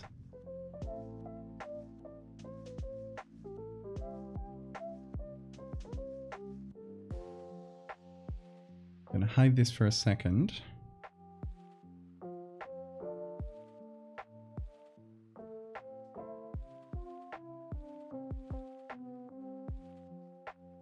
Gonna hide this too. Just like a lot of the lighting we did on the last stream. And redo it a little bit, so hopefully it'll look more adjusted to this scenario.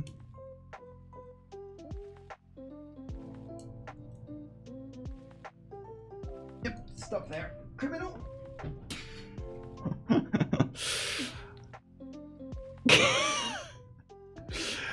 I got you, criminal. Do you have any words in your defense? Silence. Only silence. The little beast. He was trying to scratch the sofa. There's like a little corner of the sofa that he loves to try to scratch sometimes. No, I'm putting you in baby jail. Baby jail is being held like this. You're in baby jail now. You need to think about your actions. He needs to think about his evil deeds. Got you. I got you red-handed. What?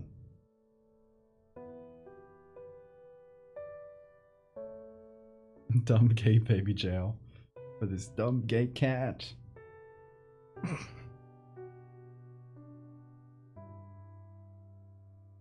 I mean that in the best of ways.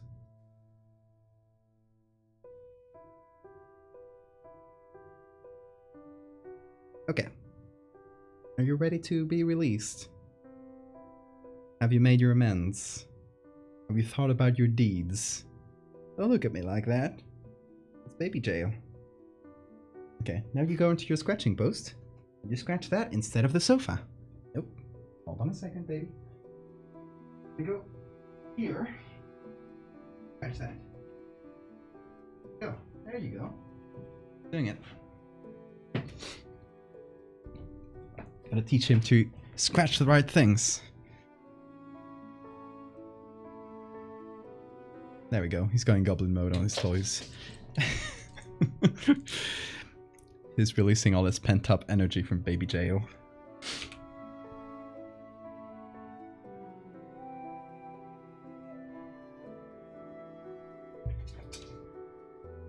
Are you hearing like noises of general mischief? Oh, he took his toy outside. He's like, I'm gonna play, but not here. I'm gonna do crimes elsewhere. Okay, so what would fall inside the big light?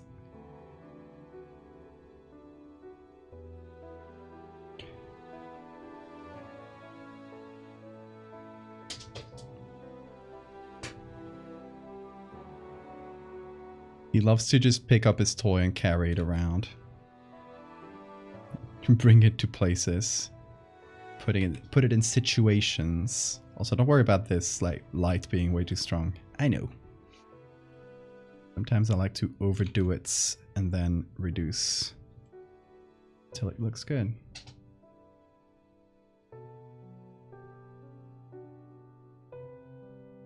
No witnesses. What are you up to, cat? Hey, you.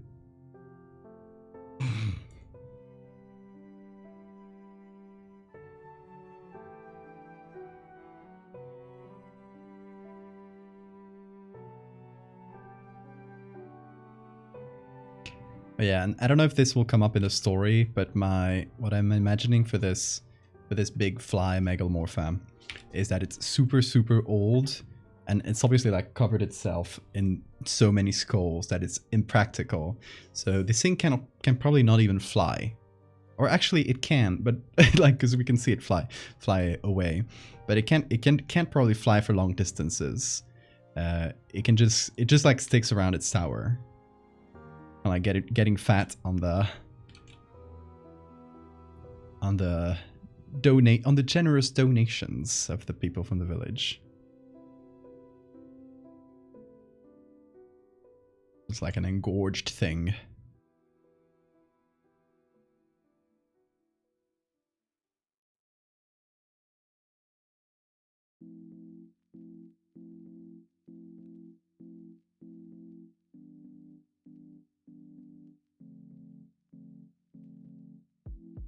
Hey, Anna.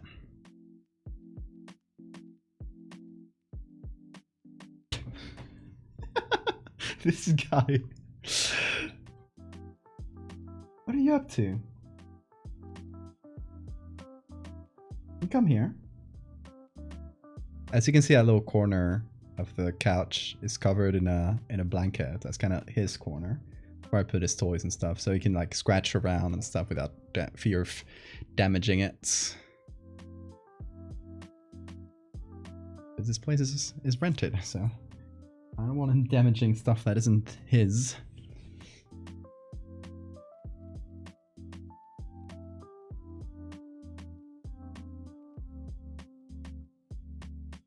Have a nap, and now we'll proceed to not sleep for hours on this cool night. I've been there. I have been there.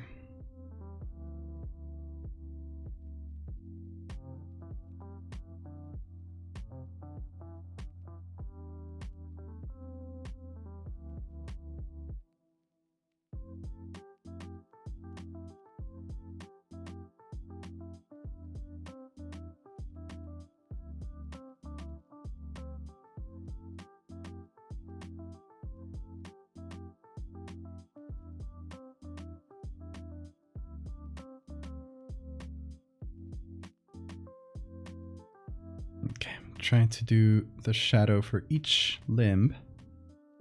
Although some of them get pretty dark and and fall outside of the main light, so they wouldn't really have a really strong shadow.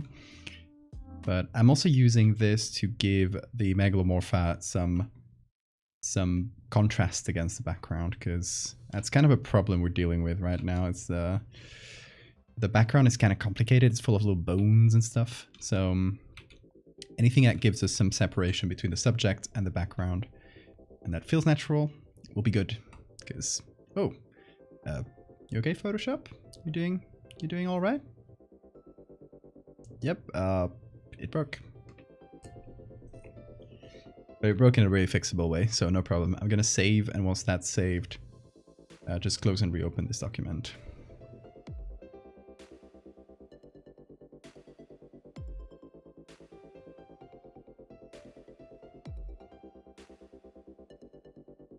I'm touring the student housing to rent next year. The house I saw today had the cutest cat. Oh, you got pictures? Every cat is the cutest cat, in a way. Hey, Tiny. Thank you so much. Okay, let's save in 57%. It's a bit of a slow save because it's a big document.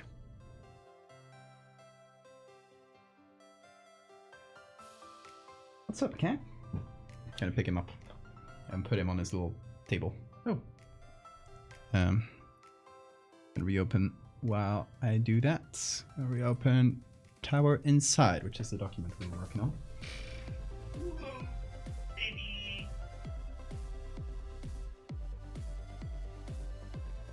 What? You want to sleep? I know, but I'm just bringing you to a comfy place to sleep. There you go. Hey there. Don't turn off the screen. So I talked about this the other stream, but when he sleeps right here, he's right next to the button that turns off the screen. So he does that occasionally. Okay, is this still opening? Okay. Oh, there it is. It'd be weird to ask for pictures of just a cat. Fair enough. She looked a lot like Bean. Same eyes and coloring, different pattern. I don't think she was Siamese. So if she had the pattern where the face, tail, and limbs are darker than the rest of the body, they probably had some Siamese genes in them. It's kind of a specific partial albinism gene that can get passed down. So you can get crosses of Siamese and other breeds that have different patterns, but still with the same dark face and limbs and white body. And usually as they're younger, they'll be much wider, and then as they grow up and get a little bit older, they'll kind of they'll toast. So Bean is toasted, but when Bean was a baby, I assume he was all white.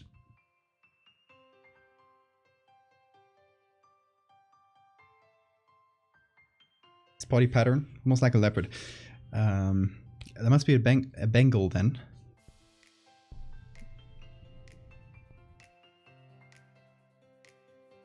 Does the fly have a concept of self?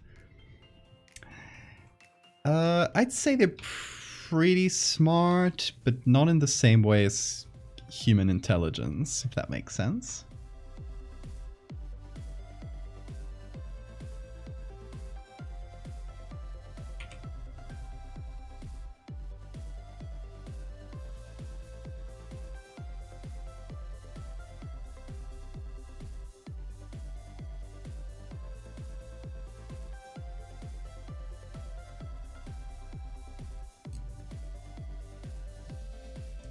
Isn't the third pattern also indicative of the temperature? If they grow up in a hot area, they're darker. It is indicative of temperature because the gene essentially encodes a protein that breaks down the melanin, but only at certain temperatures.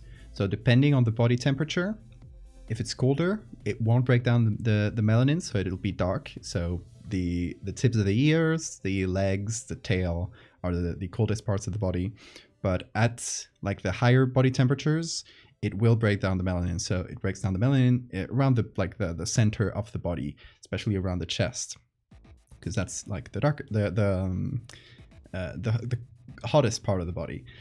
I don't know if the temperature outside matters as much, but I know, for example, if I take Bean and shave a little bit of his hair in one of the white parts, like here, it'll start growing darker until it kind of like grows entirely and then sheds.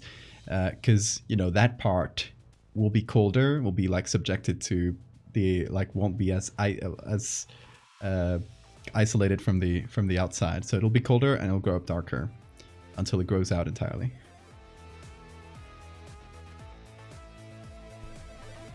He was white as a baby, symbolizing his purity before turning to a life of crime. So the fly didn't name itself. Nope. The villagers that were brainwashed by the fly named it Nasu, because Nasu is a demon from Zoroastrian mythology. So they named it after something they knew. Just like if a Christian person would saw these, like they were a big Christian believer, they would probably see it as angels. Like depending on your previous experience, the bug will kind of like hijack your pre-existing thoughts and experiences to make itself the most important thing in the world to you.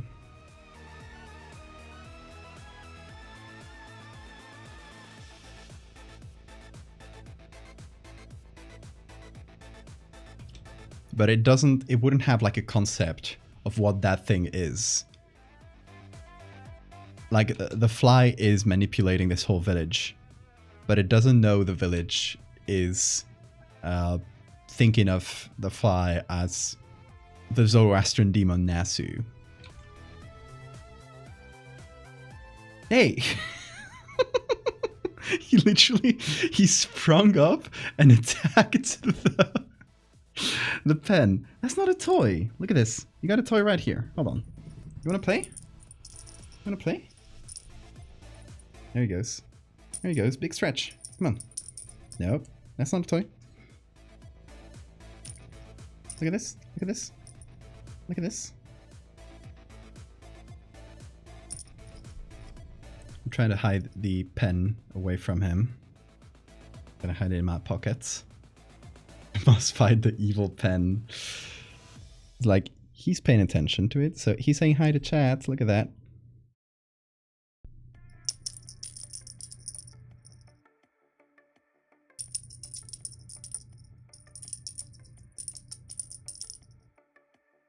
What's up?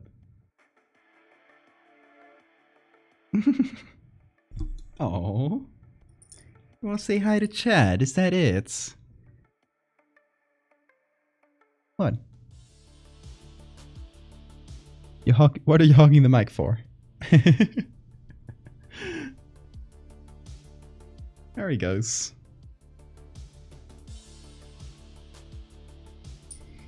That's why I got these little toys. I got them to distract Bean when he tried to attack my pens. Because for some reason he has like a fixation on pens.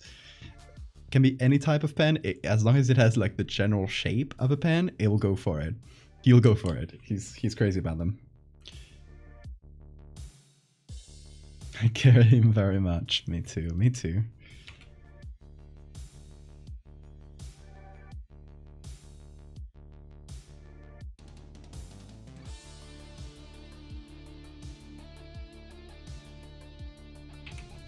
Okay, I also need to fix the front of the face, because I don't really like it that much. I initially built it thinking, oh, this is going to be pretty much in pure shadow. But now it isn't, so I can't get away with this. Just this skull on top. It looks a little bit weird. It's not the same angle as the rest of the face. So we're going to go to this skull. We're going to remove it. And we're going to figure out what to put in its place.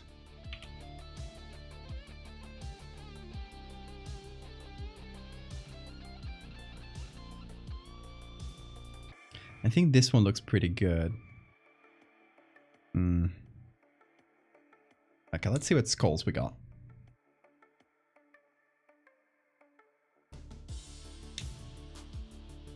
Bean when he sees a pen. Hey, fuck that thing. Wonder if he would enjoy a wooden dowel. What's a dowel? Don't think I've heard that word before. Probably likes pens so much because he sees you use them so much. Yeah, and when I use them, you know, you shake them around, and I guess he probably looks at the tip of it, kind of moving around, and he likes that. This one's really good, and it might be the right perspective. It's painted, which is a little bit different, but I don't think it'll matter at this like resolution in the black and white.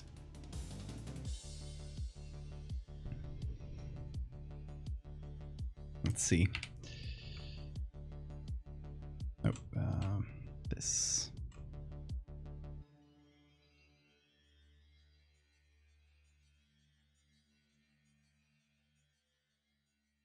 Like a wooden rod.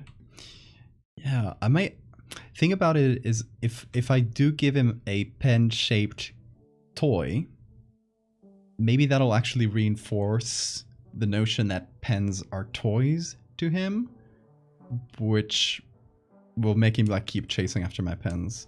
So maybe the best thing is to like giving other types of toys, so he associates that this not toy, this toy.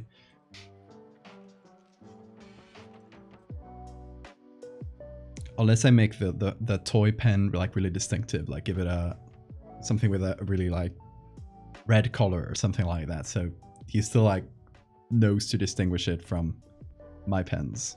And thank you for the save reminder. The thing that has brought me joy recently is making all of my annotations and notes in this really cute pink pen I got. Oh, got a pastel pink highlighter to match. Makes studying a lot more fun. I agree. That's important.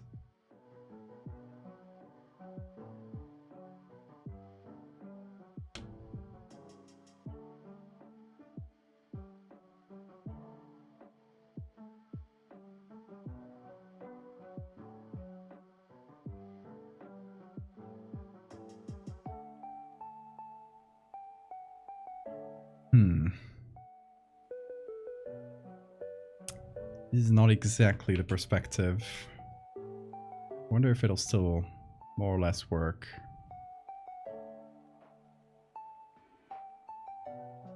Just gotta remove the sides of the skull.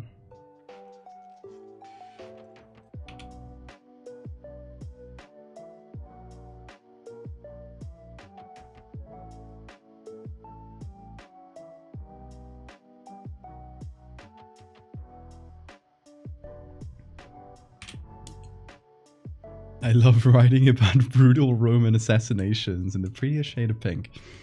Hell yeah.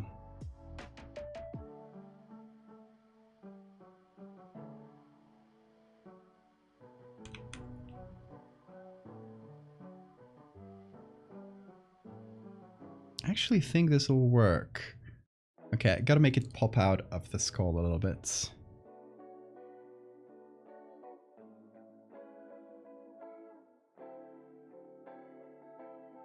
Also, this skull is probably going to be a little bit bigger than the others, and hopefully nobody really notices. And I'm going to pull out this, which is my reference. It's the first like iteration of this I made with this image, which I may still change. We'll figure it out. But the design I won't change. I might change like the context of this. I might actually put that the fly here sideways and put it on the side instead of on the top of the tower, because I think that might look a bit more interesting. Because, you know, flies on walls, it's more like a thing, you know? I don't know.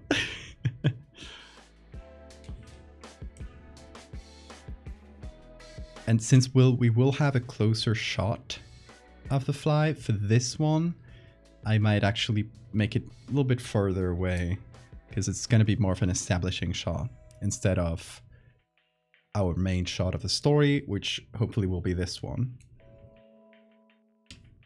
If we can figure out how to make it look very cool.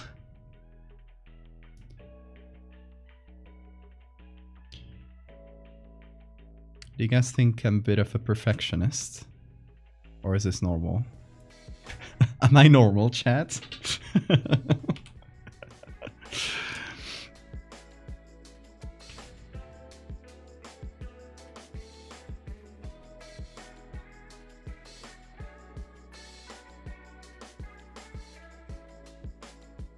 Hey chat, please tell me I'm normal.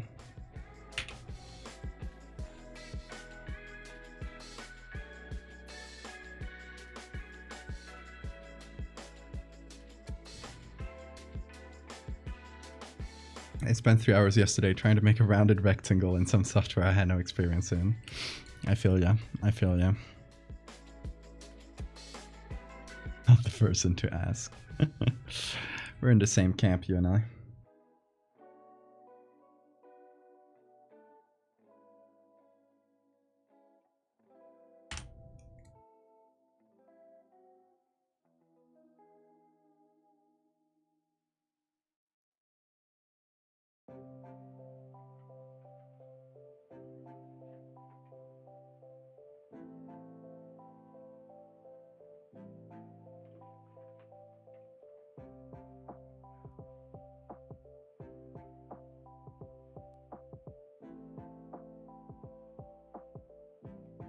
So I think the what I'm getting from this is that not only am I not normal, nobody in this chat is. That's good. That's good. That's reassuring.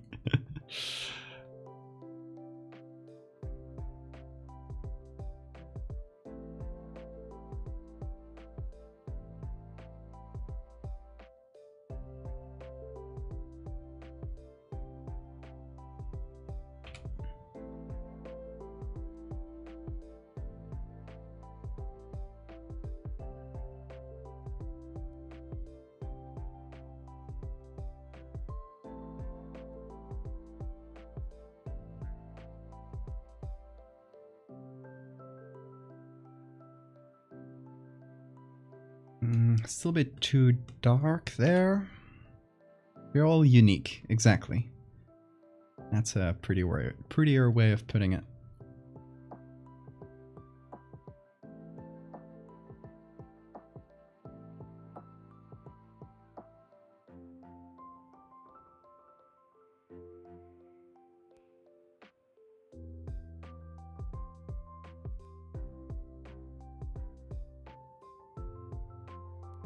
Yeah, I like that. I like that skull much better. It also matches this fairly well. Okay.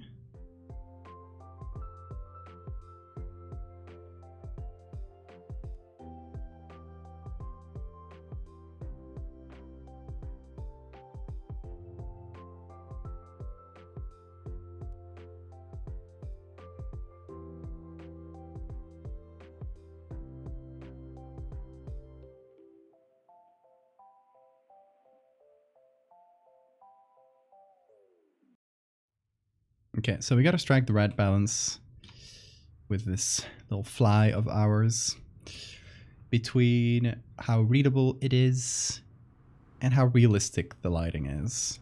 I do think we got a good, like, I like the head much better now, so we got that going for us.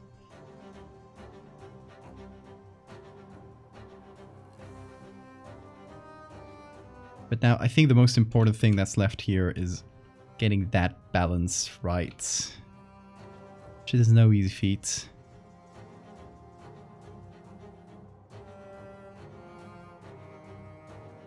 Because I want this obviously looking realistic, but I also want this to be kind of the flagship picture of this part of the Megalomorpha series, the series. So, like, you know how each of the parts of the series kind of has one flagship, let's call it, image with that's just kind of the shot of the Megalomorpha, and it's the one I used to like represent each story. So, like, you know, in this one we technically got 2 shots of the Alfredo, but this is kind of like the classic one, I guess, let's call it. And in this one we get again 2 shots of the inflatable bug ass. But this one's kind of the classic. I don't know, each one has like one image. Like the fisherman, I like this one the most.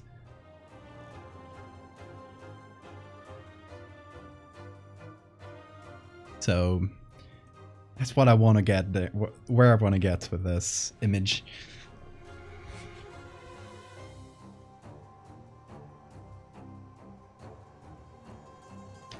My organization changed branding last year, and while we did change the shade of yellow we use is not far off. In every document I update, I can see the wrong yellow immediately.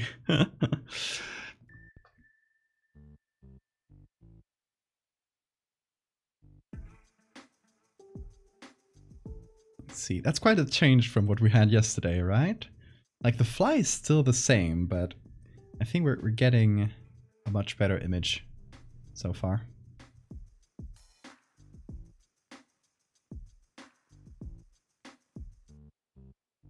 I should also update this one. So I'm gonna make a flattened copy of it and give it this. Also, it's not gonna have the edge. I think I'm gonna do away with that edge around the picture.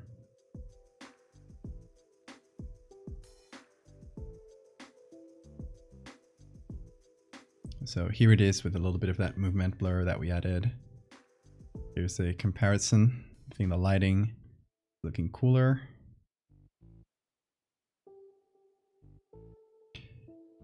I might make it a little less orange or a little less, I don't know. I might change the shade a little bit.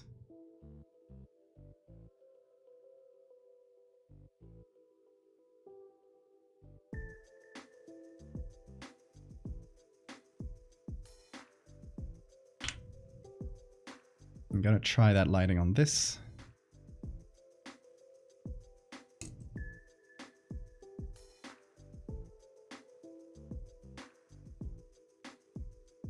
All right, let's see the difference here.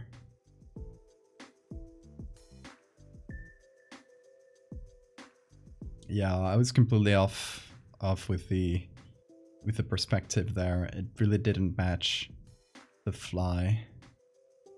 Now I think it's much better there in that regard. And the fly is also looking like it's a bit easier to parse against the background. Because it's a complicated background to work on, to be honest. So I'm going to remove the blur gallery here. We don't need it. I'm going to add a little bit more of Gaussian blur. Because I want this to be an image kind of taken in a hurry, you know?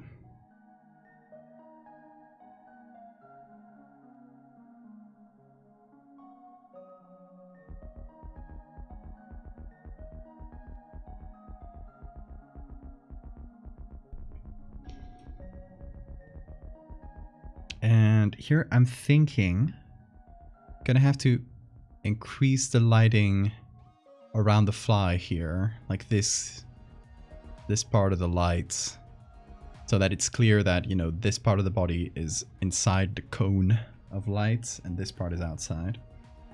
I'm gonna have to maybe exaggerate that a little.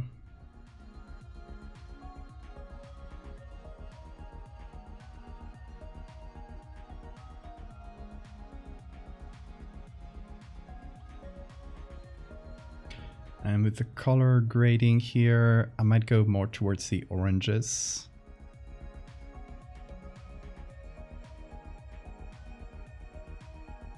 A little bit like this. A little less saturation in general.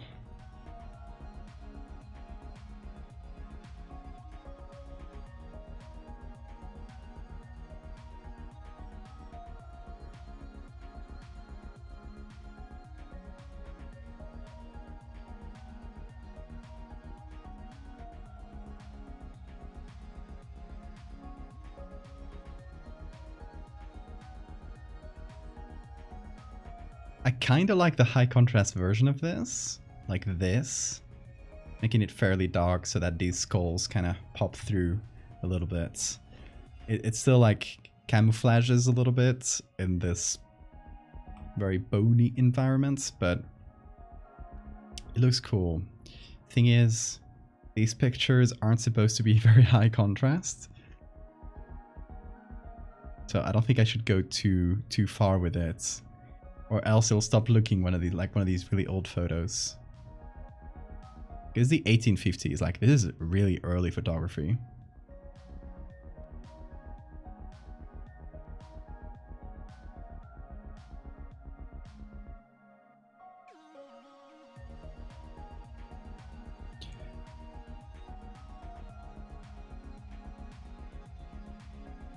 Okay, so let's do a few things below it before we reapply this.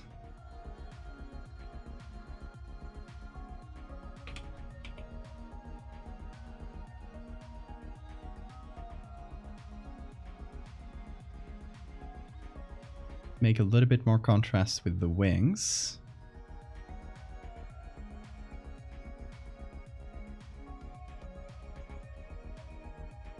Then right underneath here, oh, actually just on top of everything, I'm just going to create a soft light layer that's going to go on top of the whole thing. I'm going to use it for like general retouches.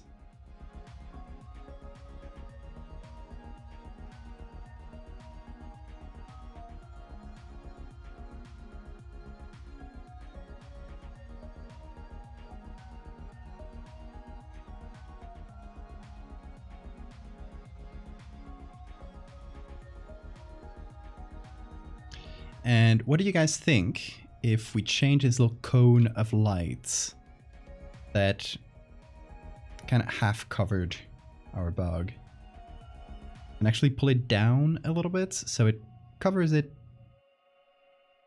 pretty like up to the head? That'll give us a dramatic lighting.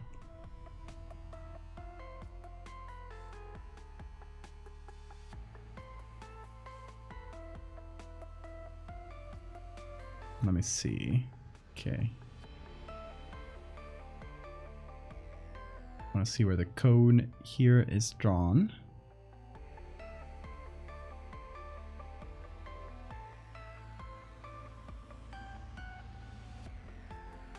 There we go. Val is here for drama. Yes.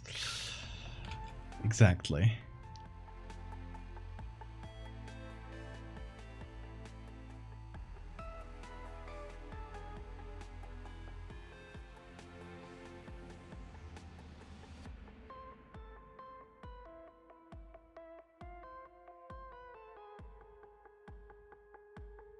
Yeah, if we increase the cone like this,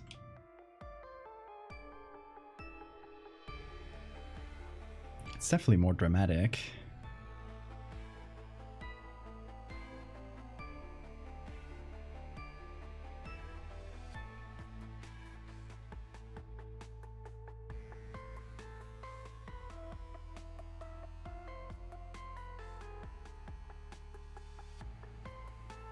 Full of drama.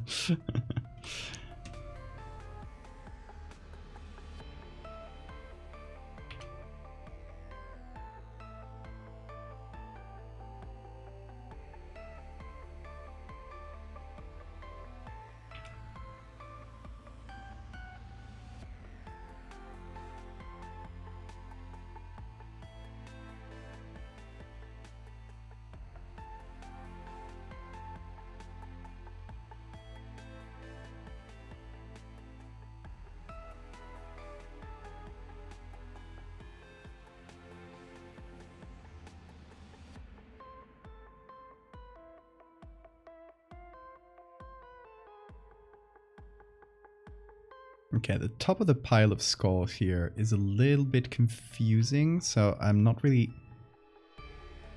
figuring out how to light it.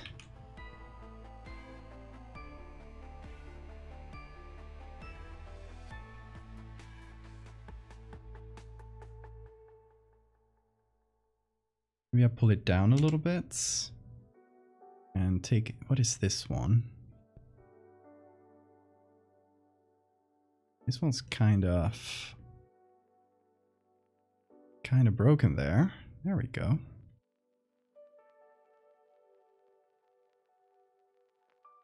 Yeah, I'm gonna pull some of these skulls down because they get a little bit unreadable back there.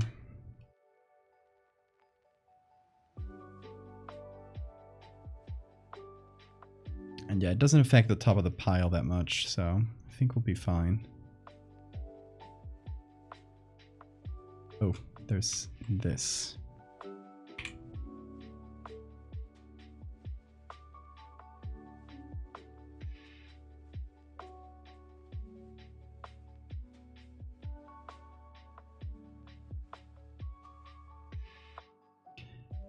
Oh yeah, I was watching a video today by Jenna Stieber, who is a friend of the show, and she did a video today on your YouTube channel. I'm gonna find a link to it,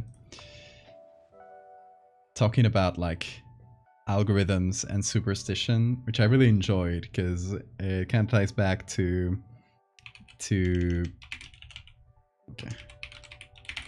It ties back to the thing we did a while ago where we sacrificed someone to the algorithm gods, because we were talking about about exactly this thing, where the algorithms being these like weird black boxes where we don't know how they decide what content to show people, breeds these strange like superstitions about what words you cannot use, what words you gotta censor, what things you can and cannot say, like strange behaviors that are not really justified by the result, like how the algorithm favors or doesn't favor them. And my thesis is that we should embrace this and do like farmers used to do to pray for good weather. They just made up rituals. Did they work? No, but they were fun.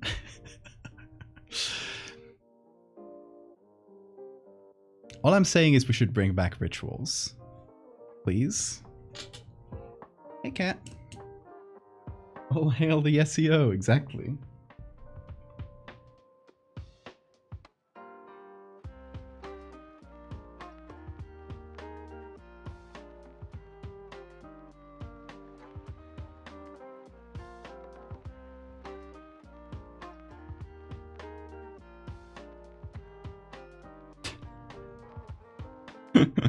The cat's just making noises. Bring back capes, bring back rituals, exactly.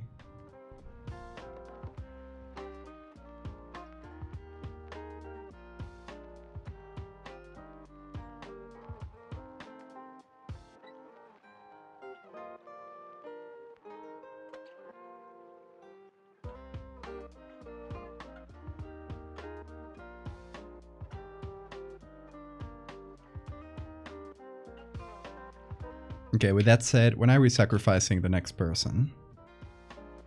It's been a while. You'll have been getting comfortable. We haven't sacrificed any of my followers in a while. So we should bring that back.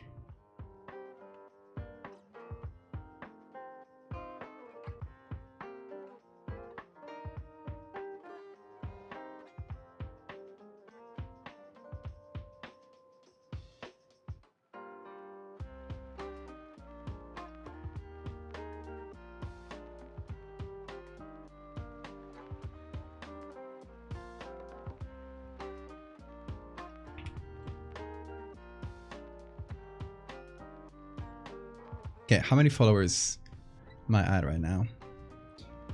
5,412. Should we say 6,000 followers? Because we did, I think last time we did it was at 3,000 followers. So it would follow that at 6,000 followers, we should sacrifice another reviewer. Let's see, follower goal. 6,000.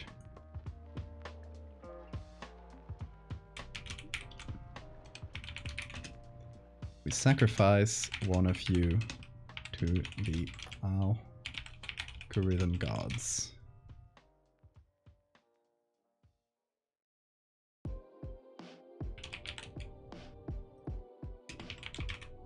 Oh, I don't have enough space to write it.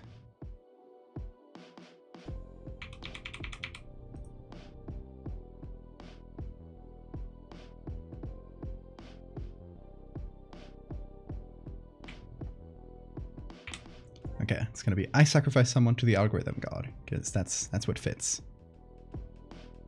So follow if you want to see that.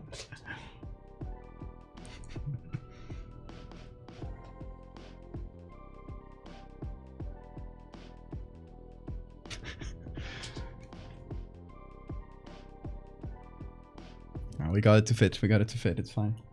What's that, cat? What are you doing? Chasing his little toy. It's really cute.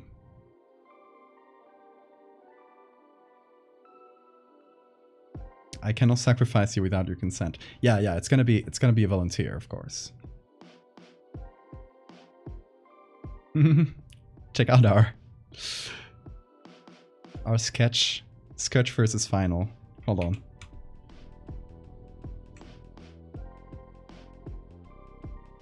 Don't talk to me or my son ever again.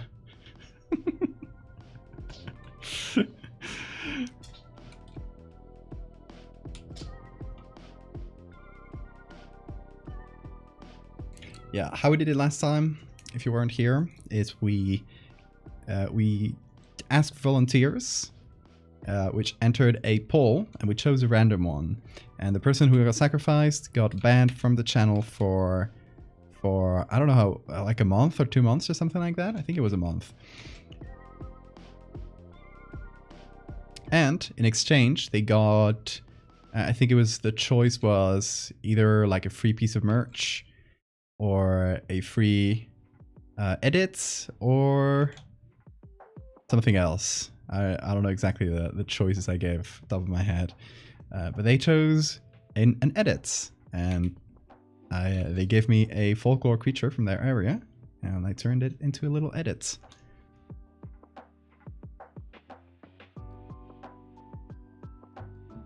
I think it was a month. Yeah, it was around a month, yeah. Maybe I do want to be a sacrifice. The thing is, you can't see the stream for a whole month.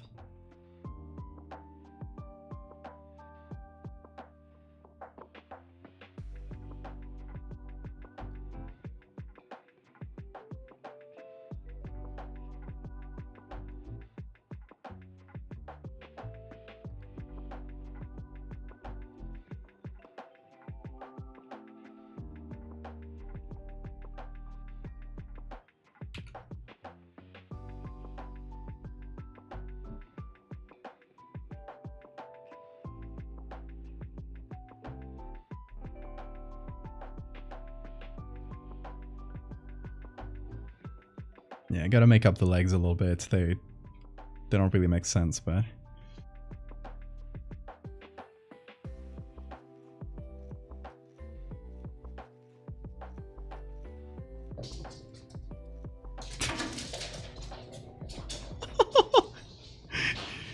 You sculpt the zoomies. Oh my god. Do you guys hear that? I don't know if the mic picked it up. He just went crazy. That run, he just run the entire apartment, I think.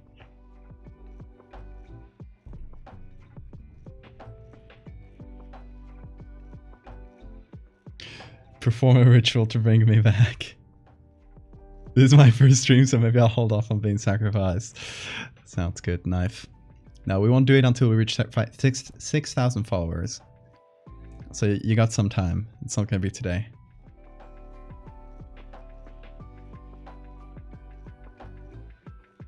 Yes, on the Discord last time we gave the we gave the sacrificee a channel where only they could post, and or like a ghost in the walls. It was fun. The penance channel, where no one can respond to you. Yes. Added motivation to not slack off on studying. Study. Stop writing the tutorial fic. And go study. He's scuttling. He just came back. Hey cat. No, don't eat that. That's an important paper. You can't eat that yet. Come here. Anagi. Bang. He's behind the screen.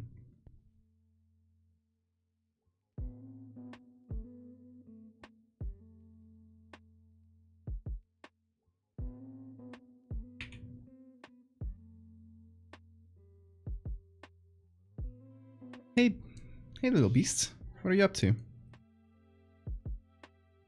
It's right here. Oh, where are you going? Hey, Naki. Ding. Benaki. Hola. Hola.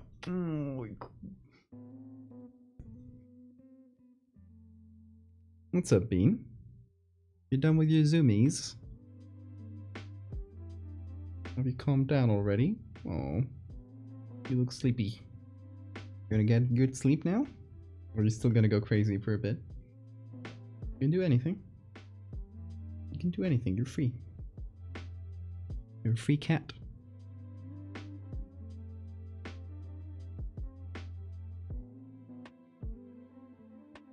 Comic is almost done. Terry's wretched mid-textures are challenging. That's fair. Don't worry. There's plenty of time.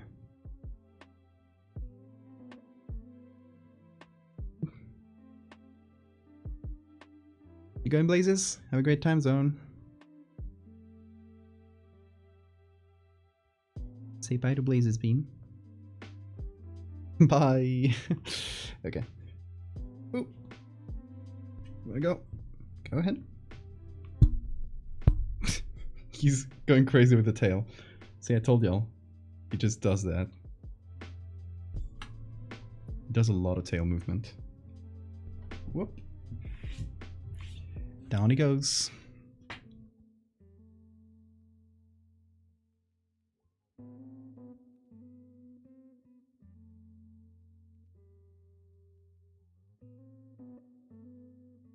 Planet Terry and Angel Gugliel developed a romantic relationship and a unfathomable amount of years before, after, or during the release of unrelated Belgian techno anthem Pump Up the Jam.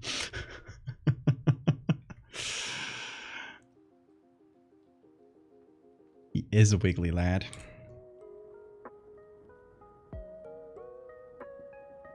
He does a lot of wiggling.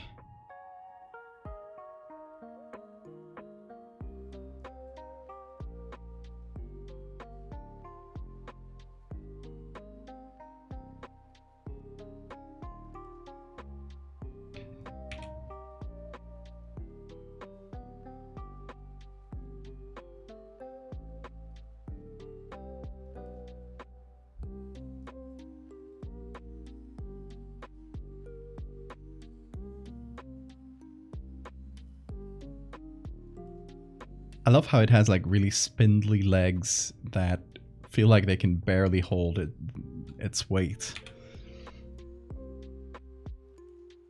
It's just like this poor thing is so engorged it can probably like barely walk.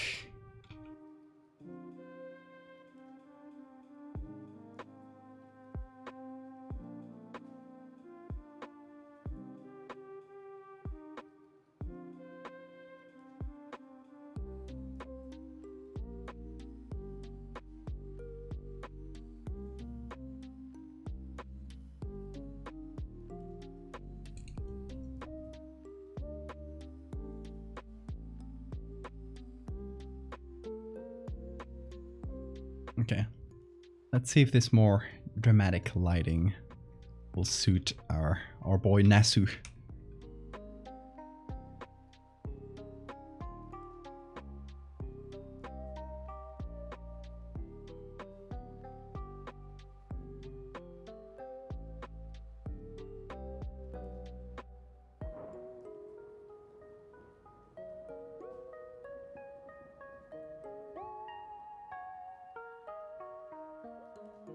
I gotta still add a little bit of like bounce lighting on the face so it's readable, because otherwise it's a little hard to like make it up from the background.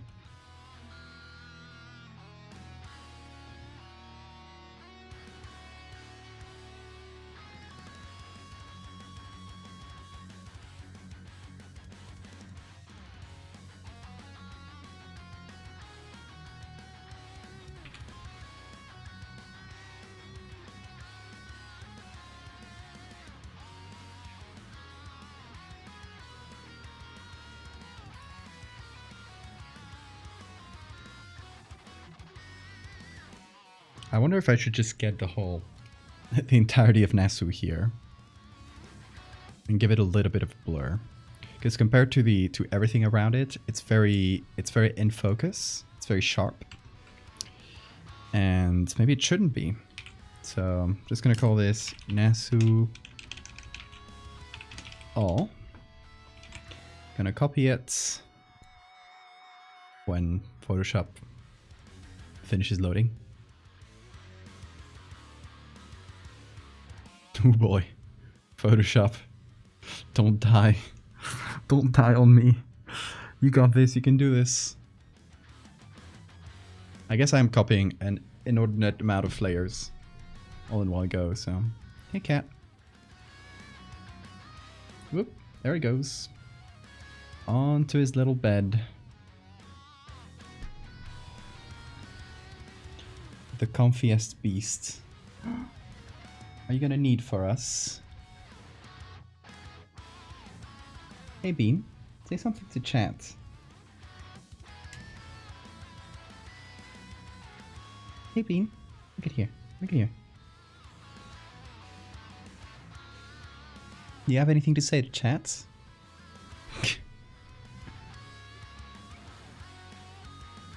Get a good look at this beast. It's really bad lighting, but you can see his eyes.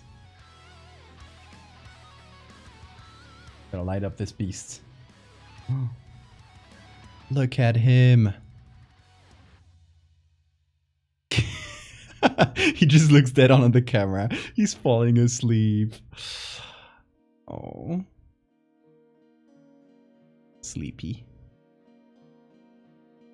And stop pointing a light at your face, Bean. Don't worry.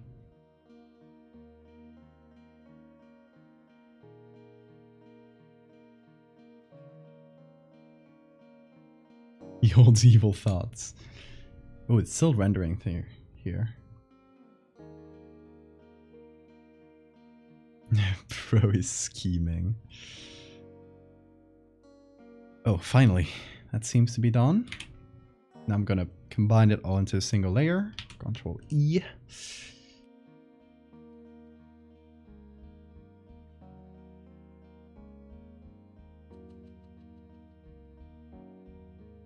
And now we got a single layer with all of Nasu, which we can blur a little bit because it needs to match the blurriness of everything.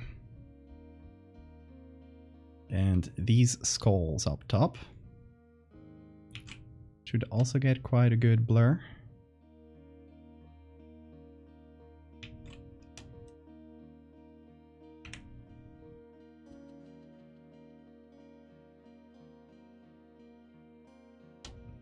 There we go.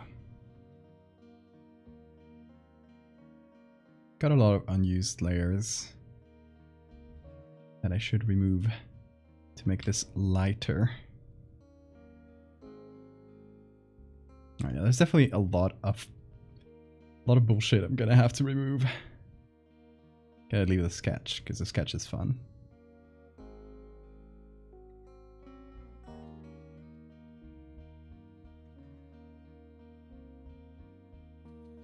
Okay, so we finally got everything put together.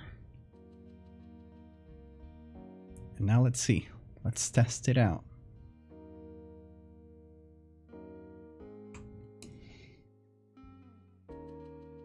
Hope it works. All right, let's see. See the difference here. What do you guys prefer? The dramatic lighting, this one? The stage lights, let's call it, or the more subtle one.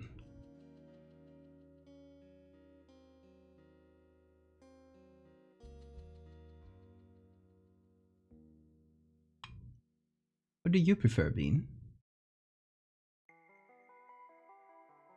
Bean does not care. He does not have an appreciation for art.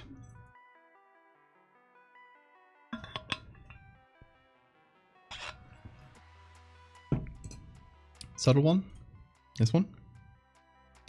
Makes it more eerie.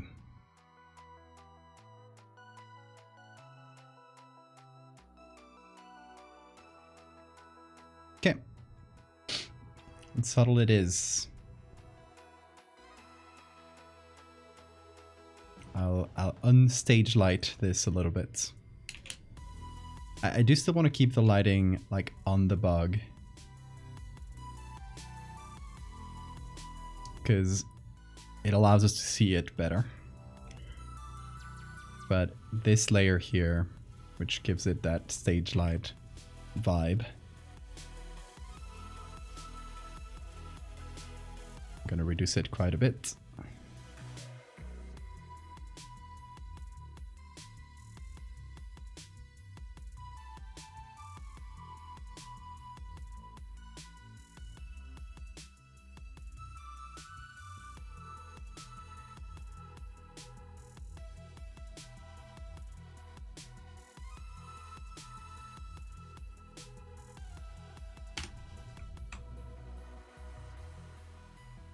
Meow Mellow Tea, thank you so much for the follow.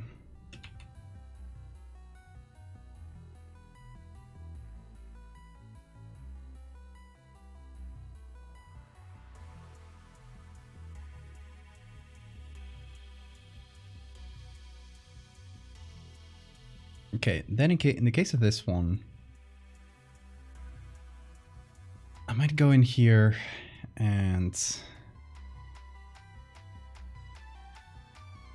allow it to be a little bit darker.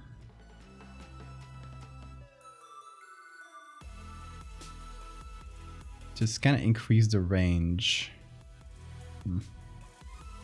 Thing is, we've edited everything with that range, so changing it now will make some things a little bit wonky, which we'll have to fix.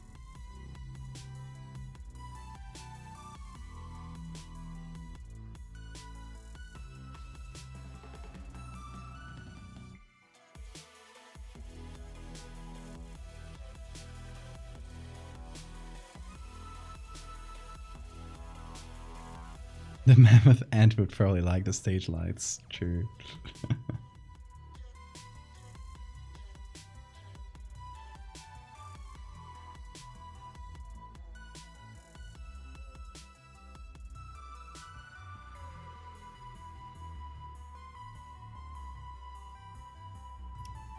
Oh, don't you die on me, Photoshop. There we go.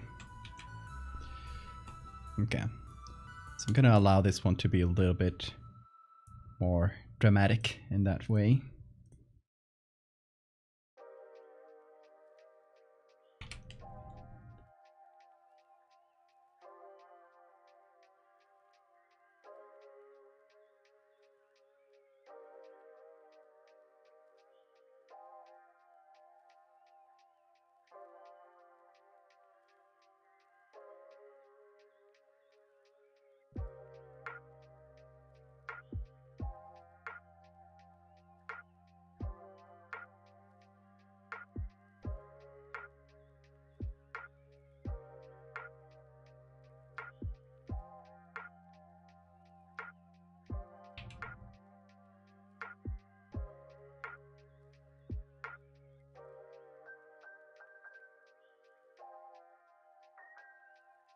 Also, I still haven't signed this. Figure out where to do that. Okay. Where should the signature go?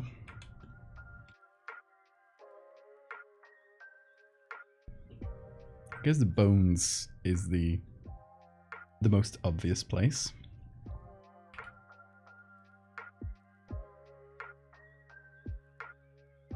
Let's say I take one of the long bones here and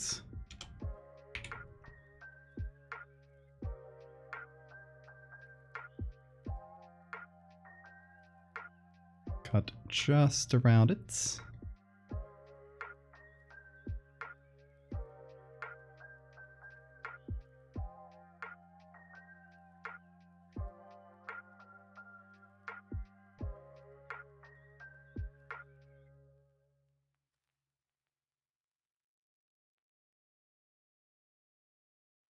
Then do one that kind of pokes out.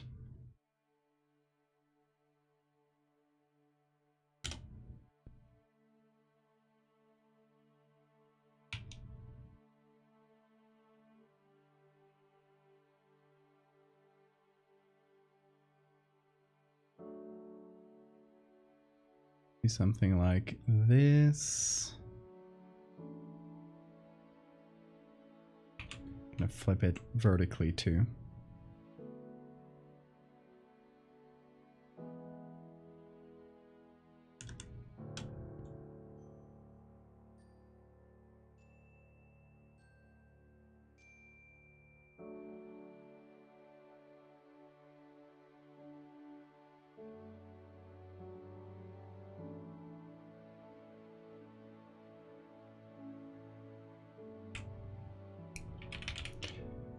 And I'm gonna give it maybe a soft light to make it a bit clearer that this part is a signature, make it kind of stand out on its own a little bit. And make the appropriate shadows.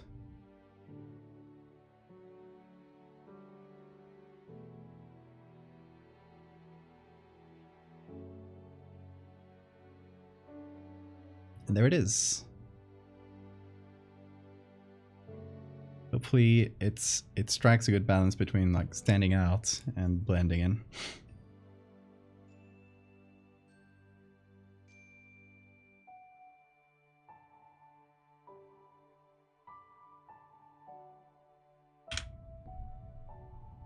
Okay, let me test that out. Hope it works. Okay, that's going to be a bit too dark, because obviously we were working with a different baseline before. So now that everything is a bit darker, I'm going to have to readjust the camera raw filter.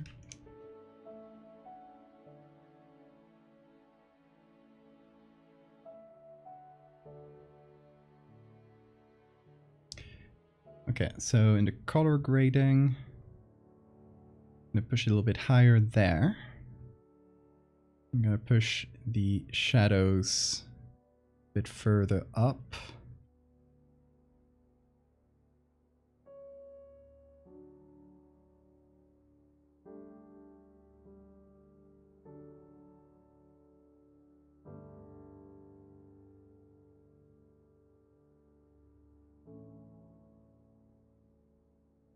I think I'm gonna have to add a little bit of the detail in the sharpening section here. Just bring back some detail because it's... I might have blurred it a bit much. This... That is doing a little bit, but... not that much.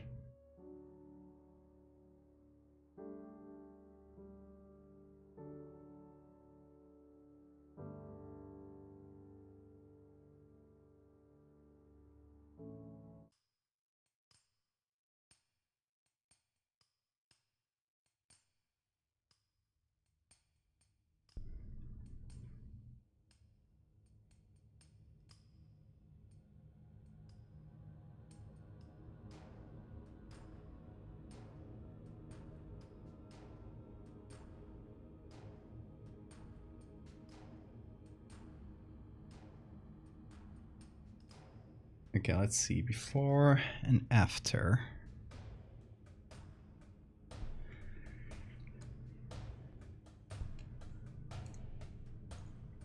Why is this pop up there? There we go.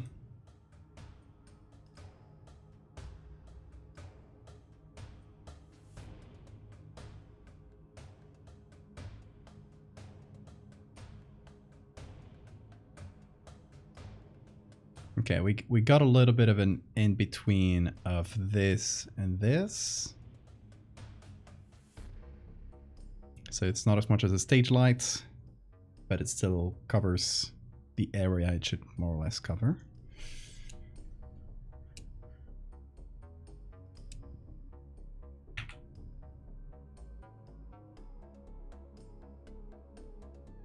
Okay. I think we're getting fairly close.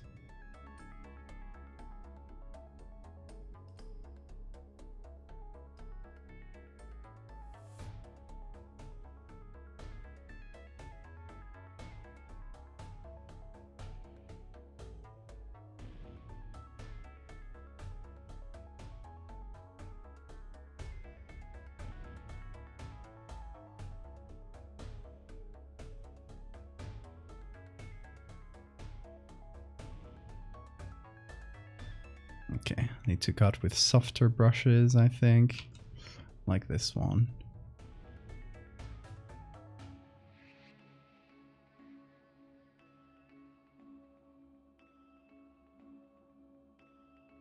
Why is this so dark there?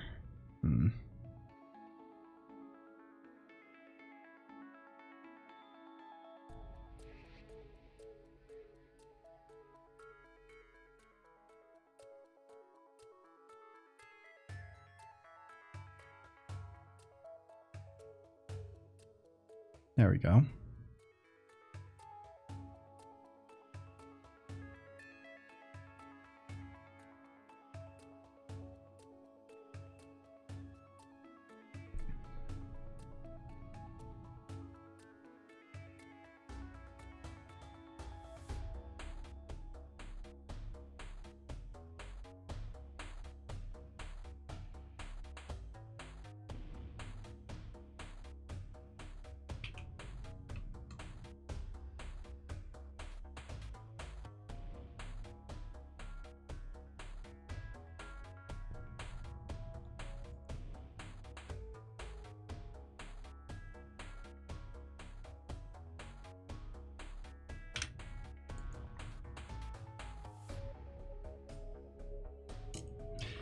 I'm still not super 100% on the background. Don't know what it is, but it's one of those things where I might need to just keep iterating a little bit on it, or just looking at it later on under different lights. Sometimes you'll find the thing that was bothering you, but I don't know exactly what it is.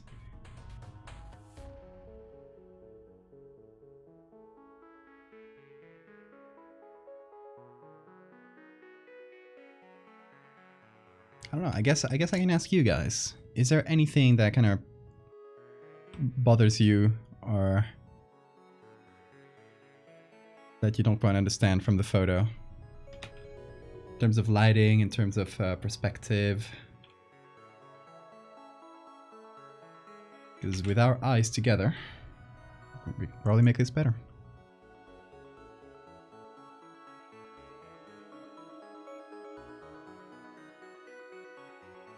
Look at him. Oh my god.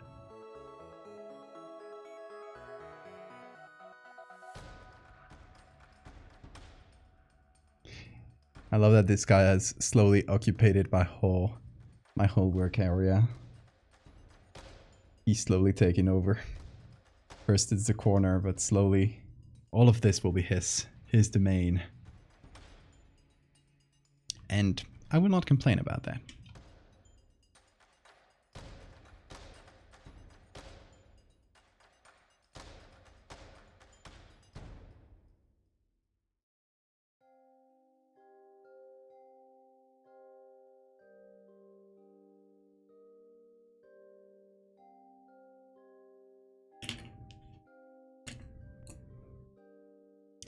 I think the fly form is hard to understand because of the small details and the blurry wings. Could also add to the mystery. Yeah, it's one of those things where, you know, it's maybe a balance between the blending in and the standing out. It's also, we're also going to see this before it, so we're going to have an establishing shot of what this creature is supposed to look like, which might help with like figuring out its general shape.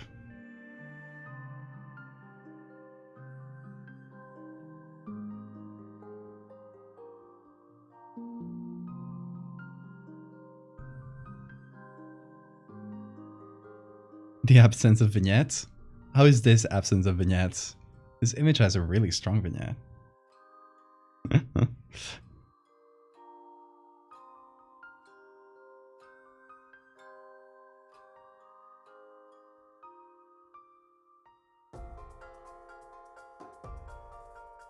Do you know it was a fly was looking so hard? That's fair enough, yeah. You also don't have the context of this. You were joking, I know. This part here looks way too bright.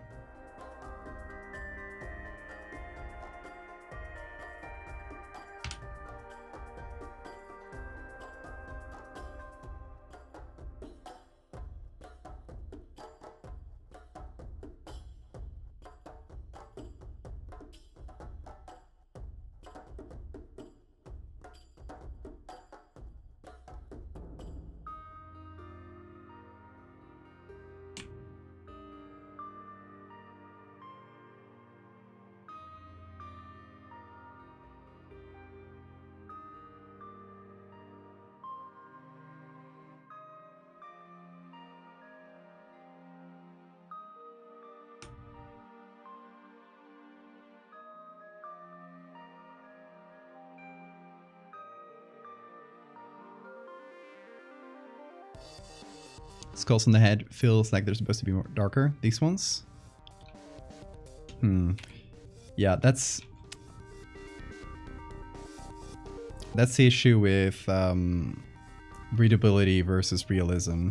Like realistically, this part should be a bit darker like this. But I do still want the face to be visible. So I might go at it the other way and do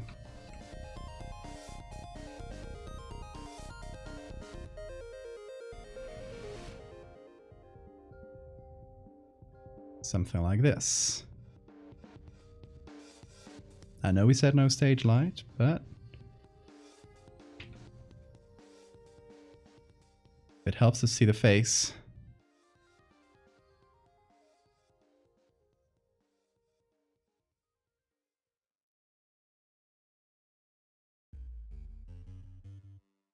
Now I do feel like the face makes a little bit more sense, right?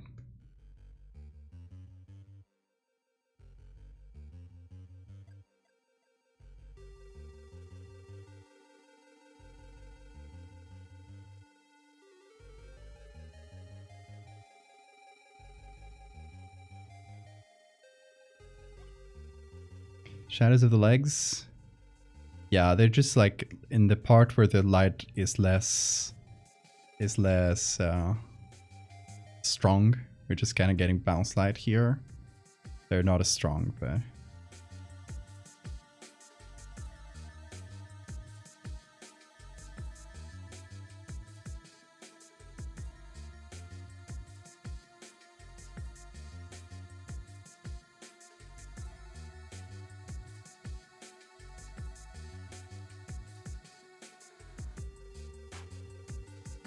okay, I'm thinking of how to make the wings stand out. Because I agree that since they're blurry, they're doing a buzz.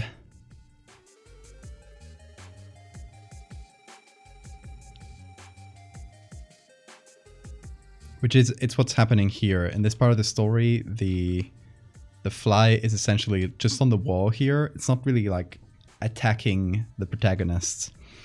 It's just gonna stand on the wall and start buzzing, and the protagonist is slowly gonna like lose its mind, just kind of brainwashing it. And the sound of the buzzing, I guess, is part of it, some kind of hypnotic thing. Drama Queen Nasu it is.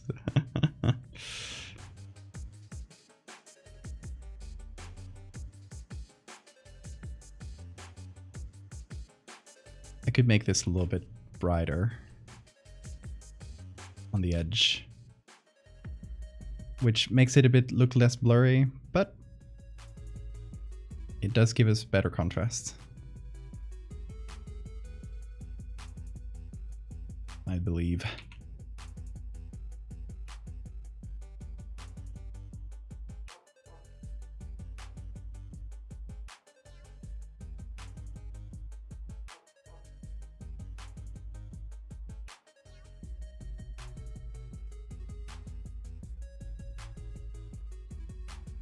Thank you, cool guy.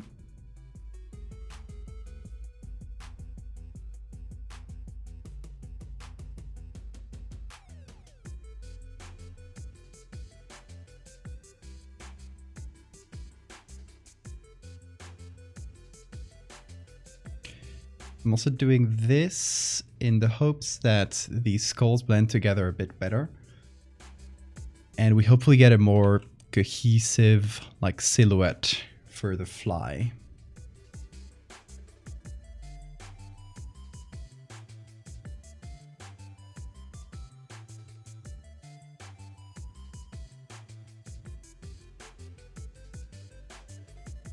So that hopefully the reading is, oh, this is a fly.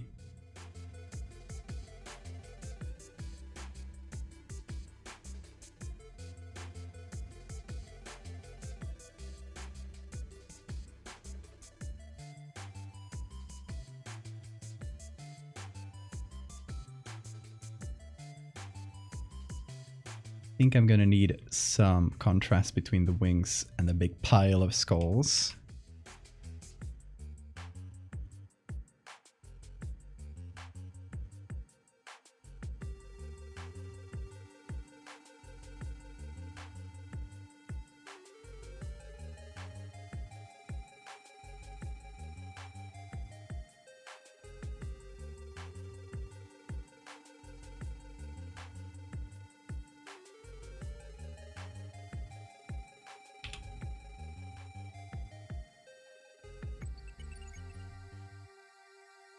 Thank you, cool guy.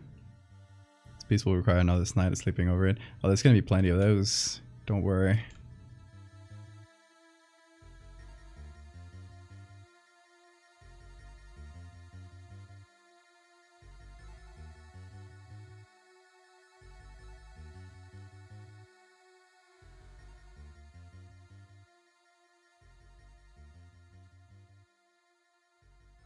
Especially with Megalomorpha. Thank you for the save reminder.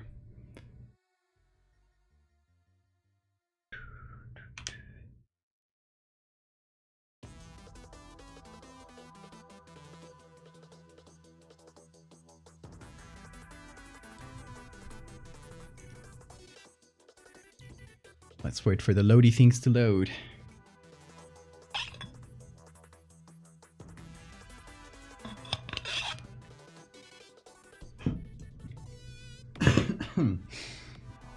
What's up, cat? Sorry, I woke you up.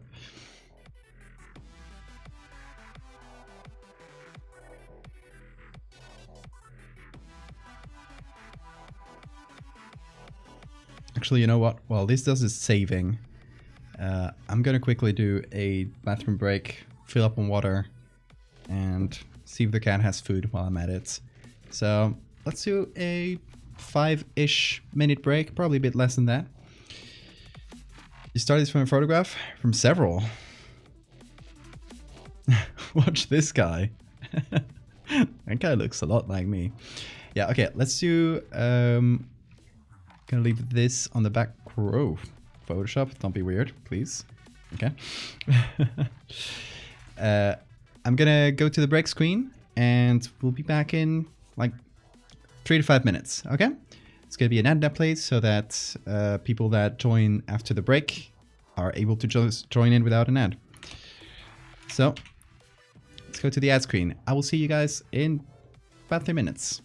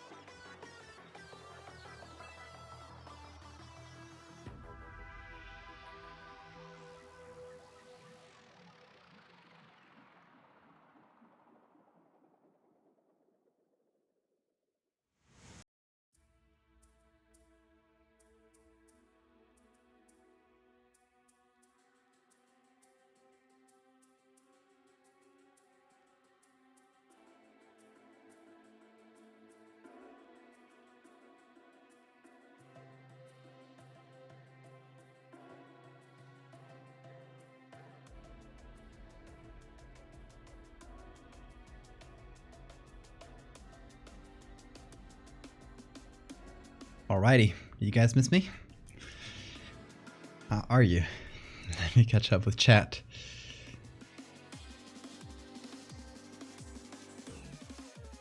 Mushroom hard candy? Is that a thing? Like, does it taste like mushroom?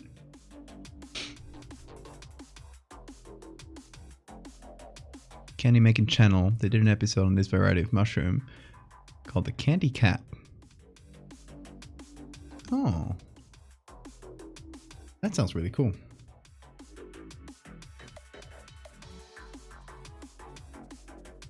The mushroom candy.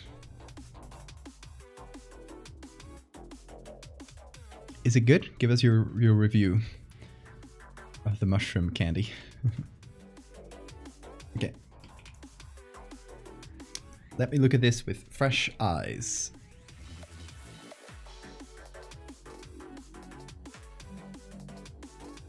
Okay, quick notes.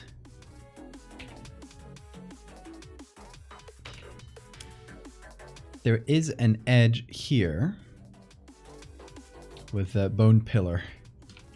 And it kind of does this, but we can't really see that. It blends in too much. And it should actually, like, if the light is coming this way, there should be a little bit of a shadow in this edge.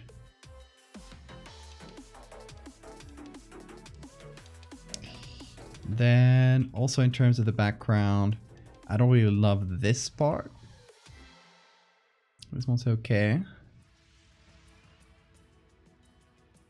And yeah, talking about this edge, there is a bit of a weird interaction between this leg, which kind of falls on this edge. That's fine. It should interact a bit better. And this kind of covers that. That's all right. That doesn't bother me.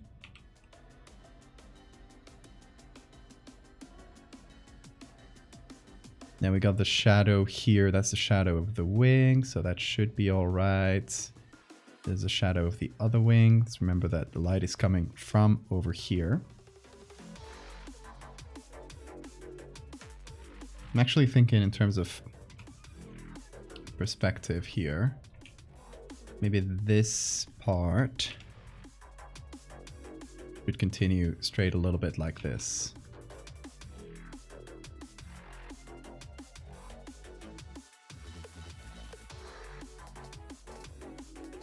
And maybe we could even get like a little bit of variation in the background here. It's super maple syrupy. Slight savory undertone, which gives it depth. Very delicious. Cons: the dried mushroom bits in the candy are sharp, so you have to be careful when it's in your mouth. Also, my burps taste super weird now. I love that. That's cool. I'd love to try that someday.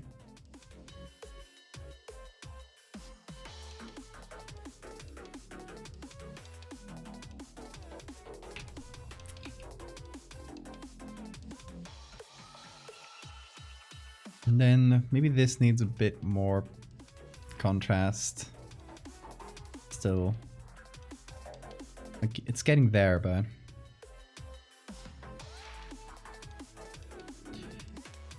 these legs look decent. They're fairly easy to see against the background, so that's good.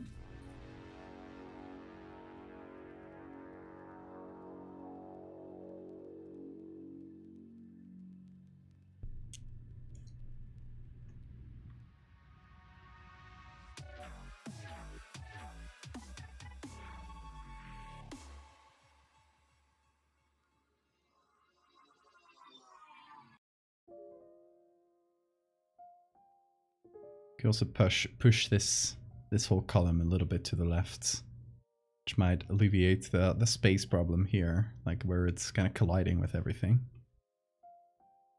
Also make it look bigger. Oh, that's the old one.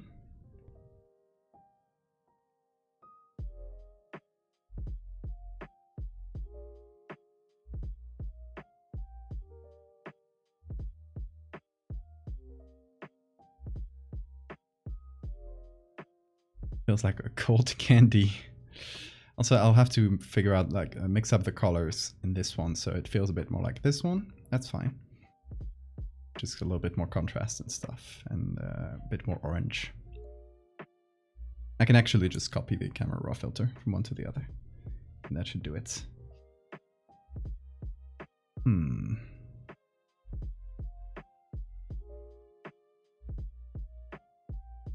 also petting Beans right now.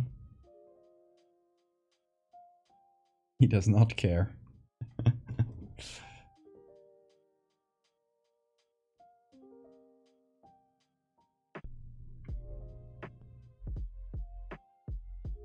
Okay.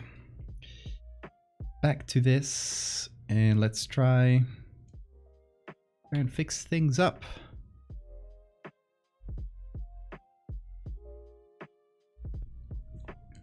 Big bug, hey Sharim.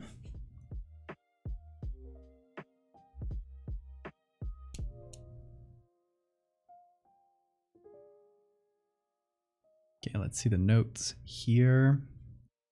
Yeah, I'm gonna move this whole column a little bit to the left.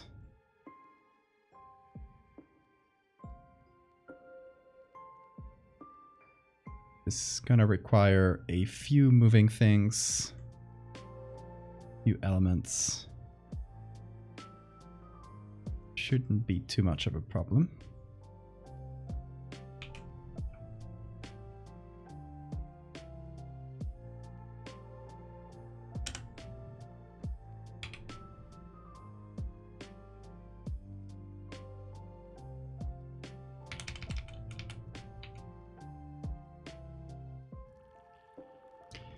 I do love a big bug myself as well.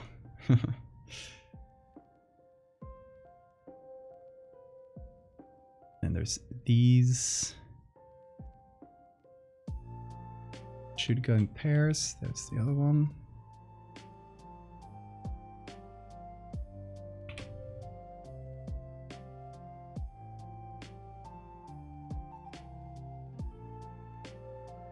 And there's a big lights.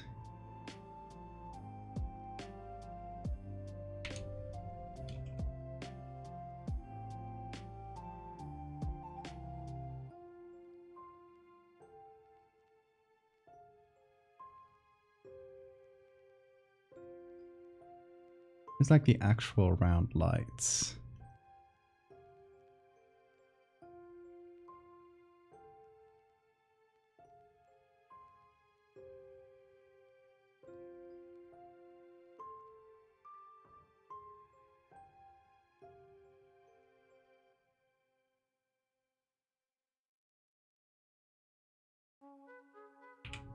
I call this base. Do I need it? I'll keep it. Doesn't do much, but...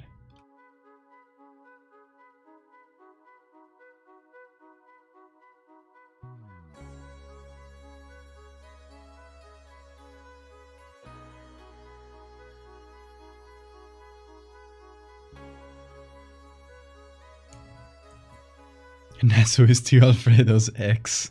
Do they fight? Are they friends? Are they lovers? Oh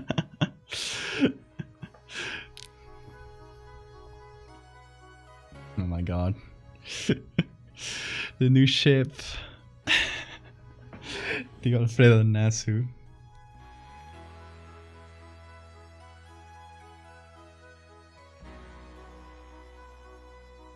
Nafredo.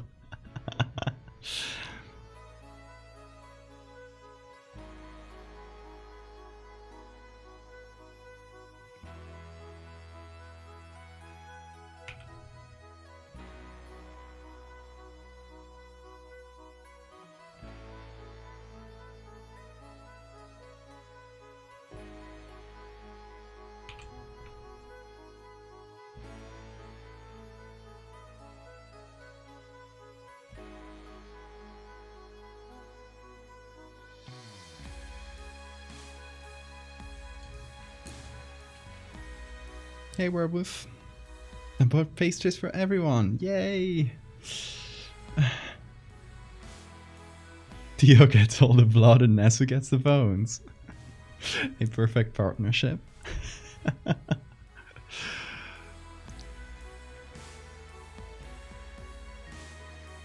Then the incidents happen. He moved to Mexico and she blocked him on NetSap.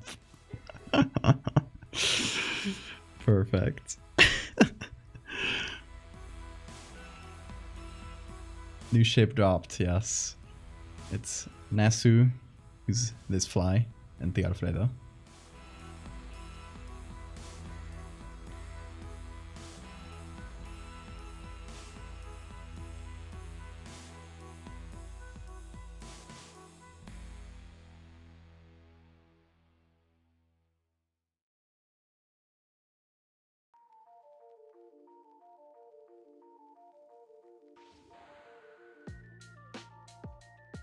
The incident.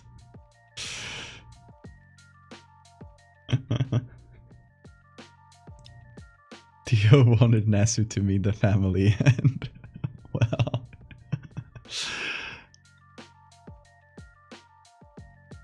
Okay, what's the official ship name though? I'm seeing a few conflicting ones. You guys need to settle on one.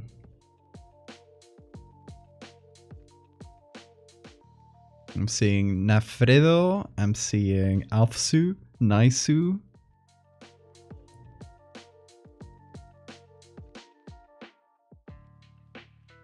We don't talk about the incident, and it really is none of our business. It's between these two bugs.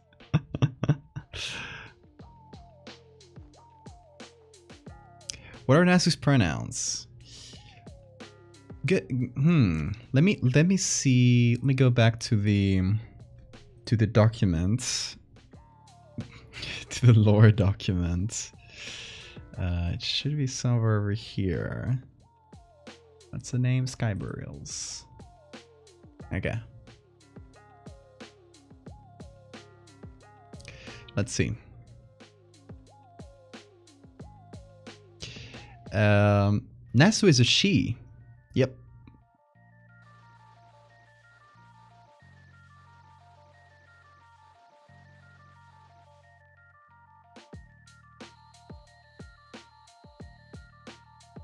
And Tio Alfredo is actually like modeled after a female mosquito, but it's Tio Alfredo, so I guess it's canonically a trans man.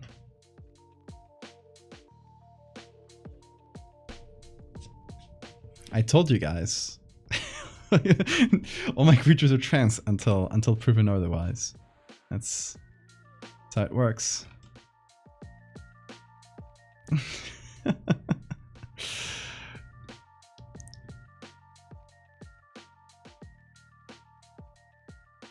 It is canon.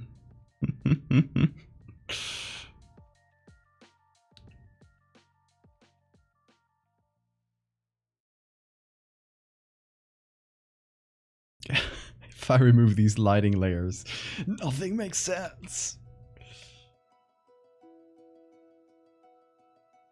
I should fuse all the normal ones together. That's normal, normal, normal, normal. Okay. All of these here. Soft light, soft light, soft lights. Fused. Oop. Okay.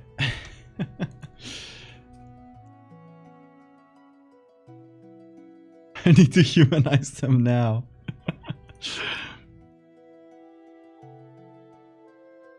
Oh, actually, that's fucked. Okay, I can't combine these pictures. These layers.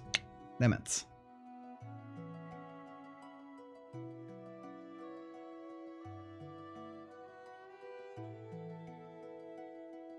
Diversity win.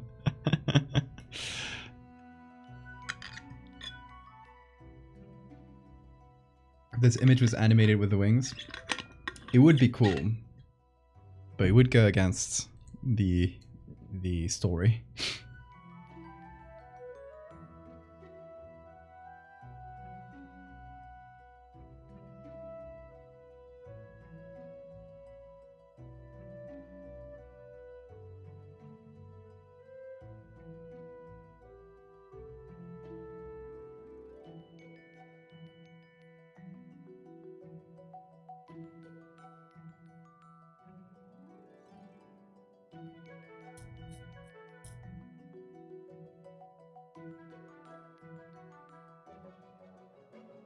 gonna do something here to the bone walls.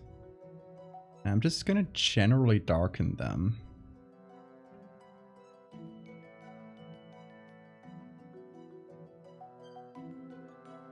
Or at least like reduce the contrasts.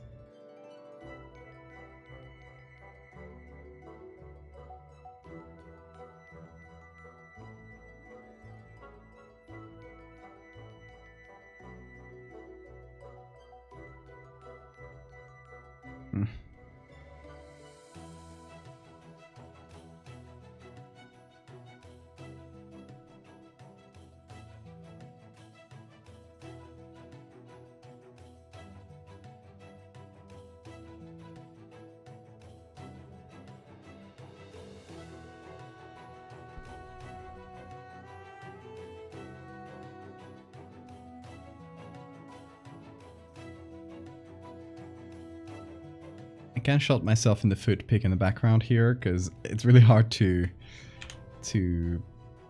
pick a decent background or make things stand out against the background when it's like a million tiny bones.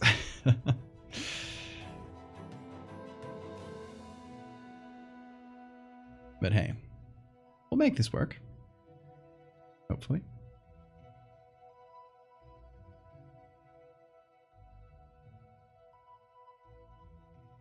There's that layer.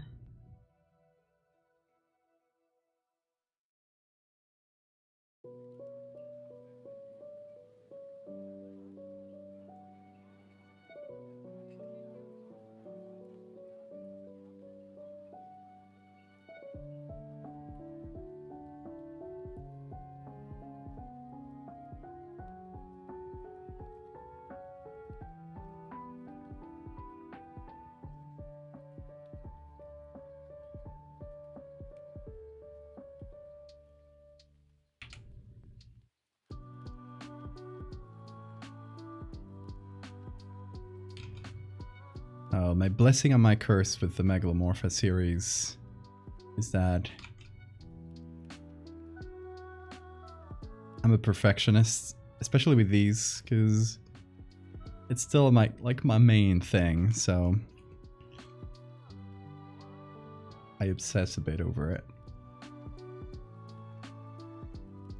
Which on the one hand, hopefully makes them look better, but on the other, makes me so slow at them. Like, each image goes through many, many different versions.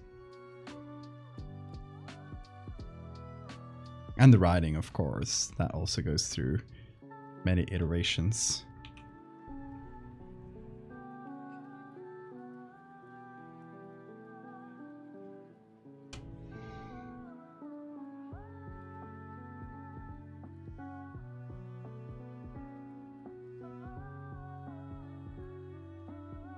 Because at the end of the day, the last two parts of Megalomorpha that I did are like some of my favorite things I've done. And it gives me the feeling that I need to make stuff that's just as good for each new part. Like, I gotta be just as proud of those. Which is, I guess that's a hard thing. It's a hard task to give oneself. Thank you for the saber matter.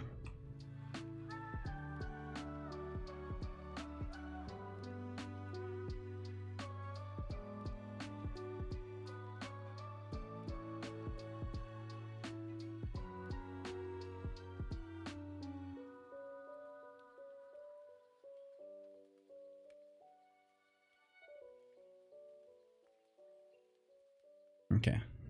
I see a difference with before. With the last version. Which is slowly iterating. And hopefully getting it to a cool place. We'll see. Hey, kitty.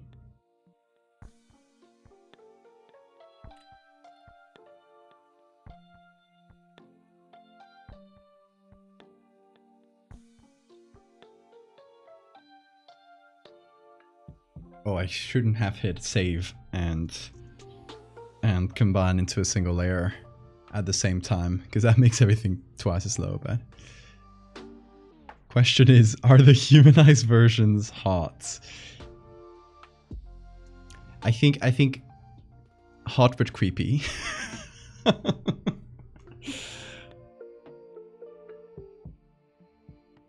Like they're definitely goths.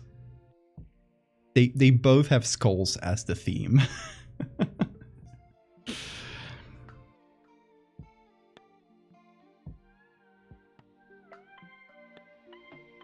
If you want ideas for like design stuff, I think the Alfredo could wear a ribcage corset. That would be fun. Because, you know, he's wearing he in his original design has that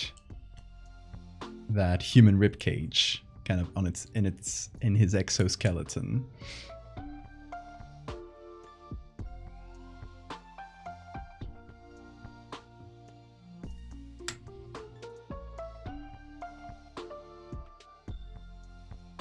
Okay, we've moved things a little bit. It's shaking. The foundations are shaking.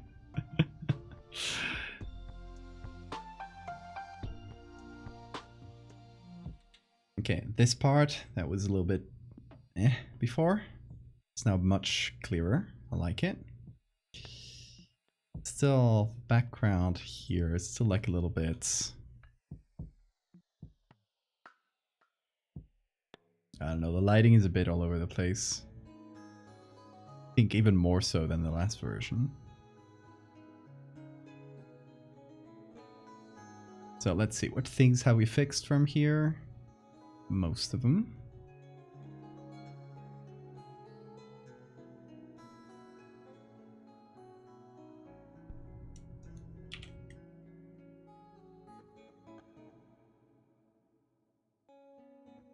Hang on, I apologize in advance. I'm gonna send a Pinterest link. Nasu skull sleeve tattoos? Absolutely.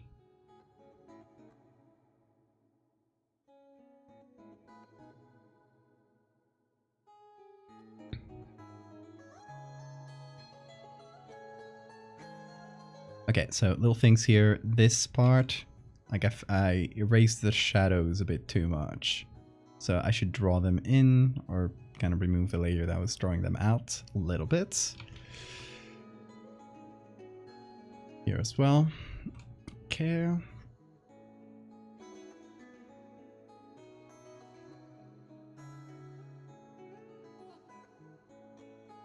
And then this part should be a little bit brighter. This should maybe cut off here.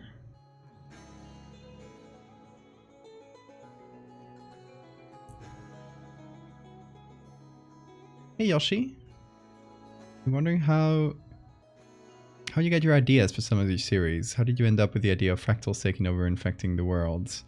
It kind of grew organically. The first part of the series was first, like, it was meant to be like a one-off thing I made for a challenge called Erevember, and the prompt was something like the Mandelbrot spill or something like that.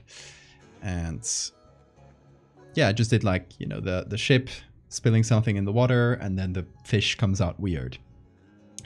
And at first I left it at that for a while, but I kept thinking, like, I took that, and I guess like Uzumaki's concept of that, like the infection of the spiral, something that mathematical idea kind of infecting the world in different ways, and combine them together, and that's how the idea was born. I think it's usually not as straightforward as that, but that's like a neat way of putting it together. This, hold on.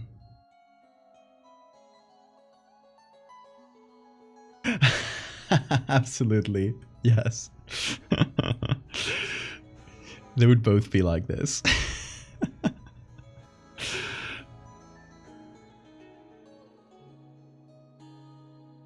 Hey, being You're gonna fall down. Look at him. He's... Oh. You nearly fell out of your little bed. Oh my god. Hold on. I'm gonna pull little edges of the bed so you don't fall off the edge when you move. Kitty.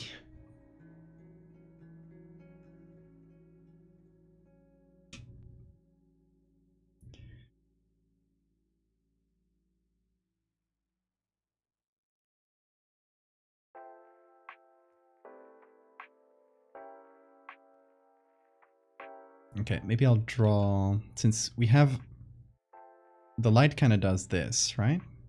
And over here it just goes, like, wraps around the column. But same here.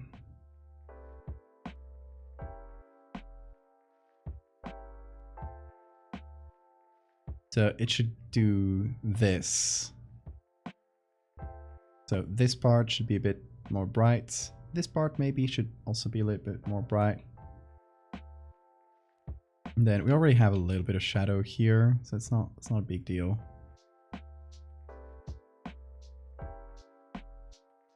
Maybe something a bit clearer.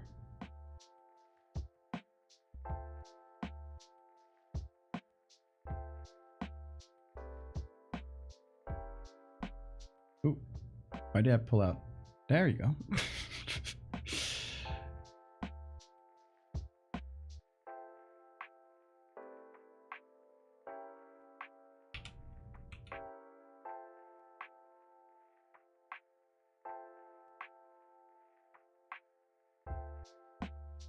About to sign this thing? Hell yeah. Where is this story based again? The love story between Nasu and the Alfredo? Or this specific story? This specific story is based in Iran.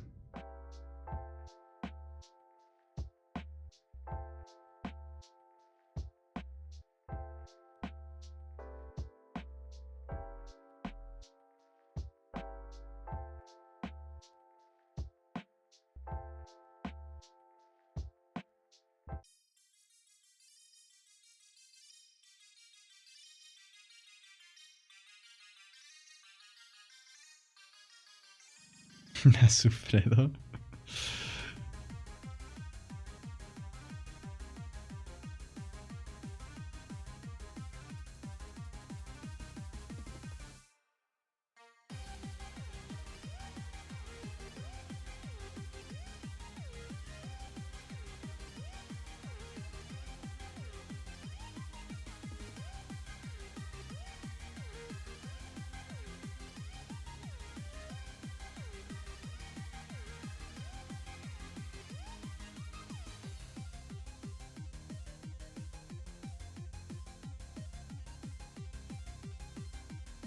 God, the light here is such a hard balance.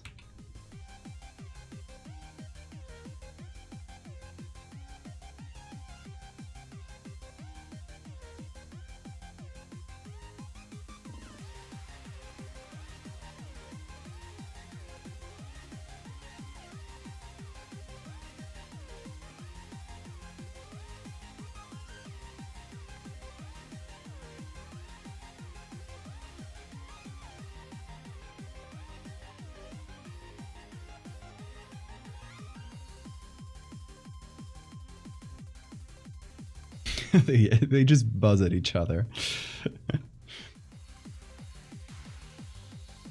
Aggressive buzzing noises.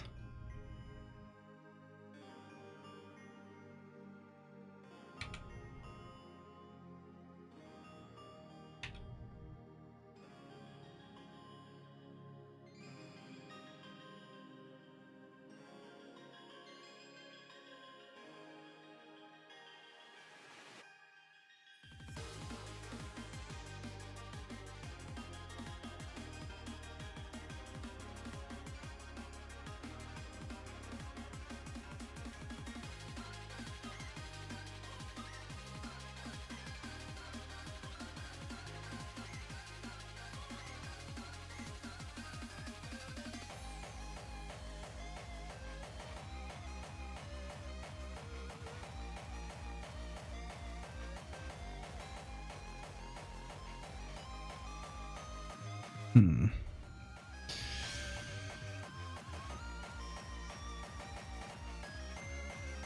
It's a really hard silhouette with Nasu here, because she's complicated. Like, she has a lot of parts, and that makes, you know, makes her into a big hunk. Kind of hard to...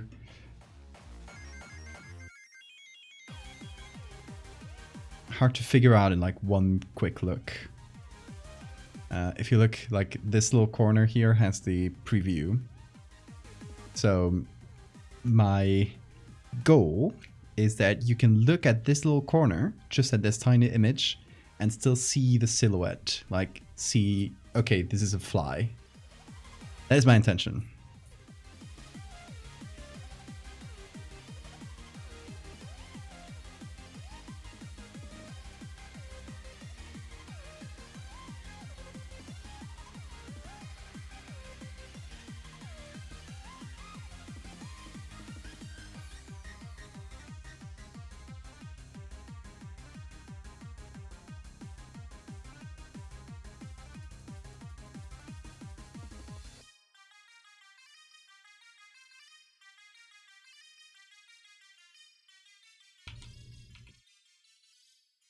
And seeing how it would look if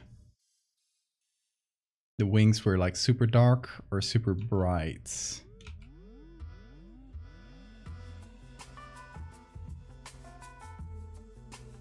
Like if they really contrasted in either of those two ways.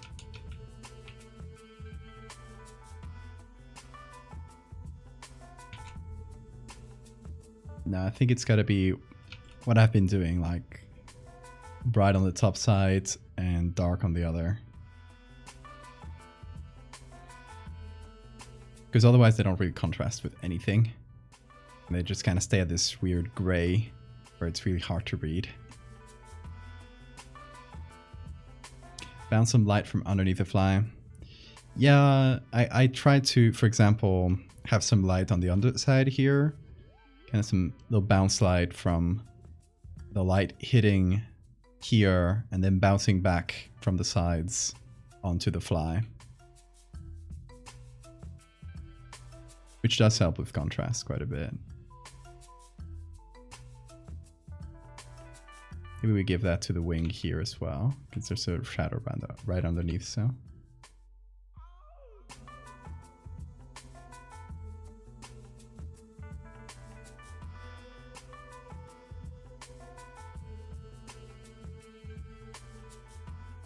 Nasu is obviously a girl boss. Alfredo is a male wife.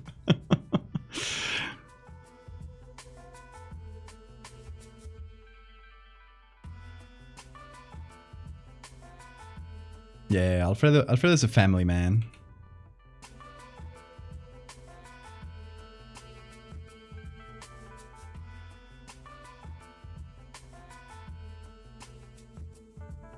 As in brainwash an entire family for their blood, man.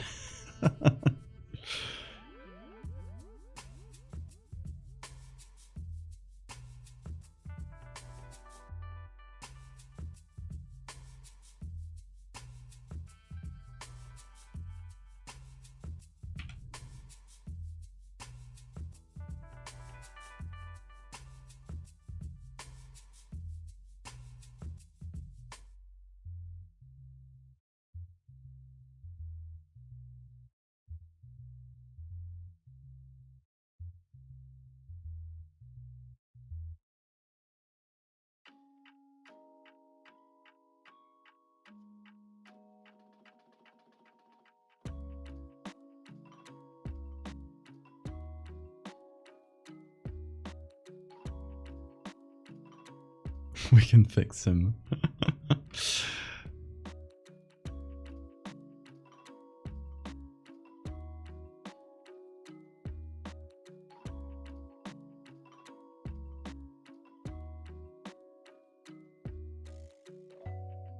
want to see how I did here in terms of contrasts. I guess I didn't do a lot of contrast here. But it was a very well lit scene, so I could get away with it. In this case, we're really playing with lighting more than anything. Hey boy. Ooh, big stretch, big stretch. Oh, I thought you were getting up. You were just changing position. I did a bean camp just for that. Oh, come here. There we go. Just making him comfy. Oh, and there we go.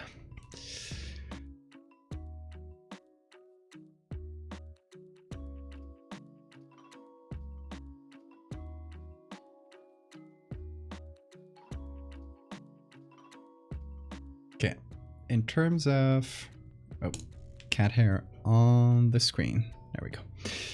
In terms of readability,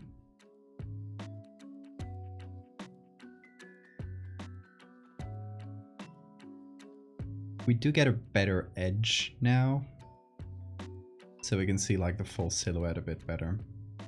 It contrasts better here, here, on the face. And also a little bit better between the face and the body.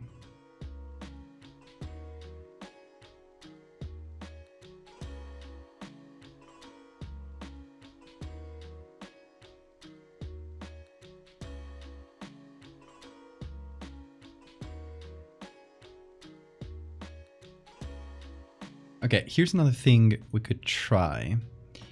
This was suggested, I don't recall who suggested it, sorry about that.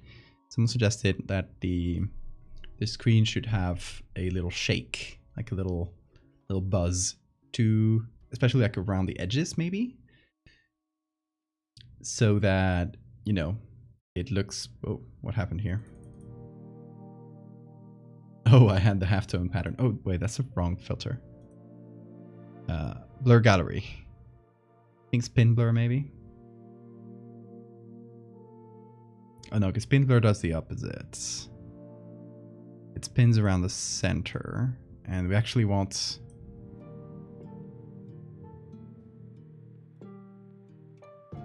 No, okay, no, not spin blur. Path blur. So we can get two paths, one that does this, and the other that does that. And they do a little spin.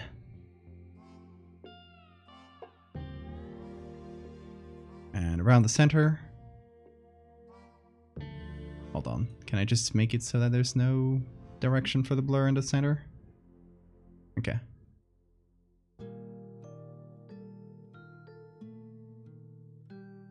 I can actually make, hopefully,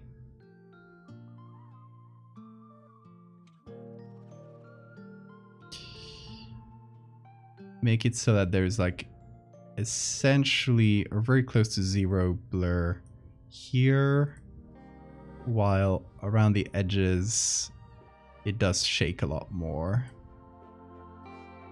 But I'm gonna really have to play with this because it's not an easy one. Buzzy photo. Check art dungeon. Holy shit. Hold on, let me finish this and we'll check art dungeon. I think I know what you have in store. Oop.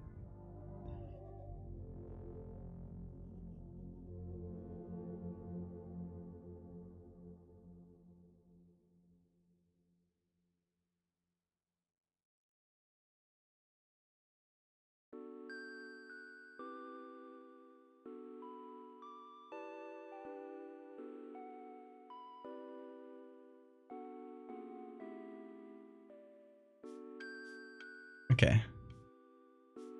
Let's see. This should hopefully just do the blurs around the corners.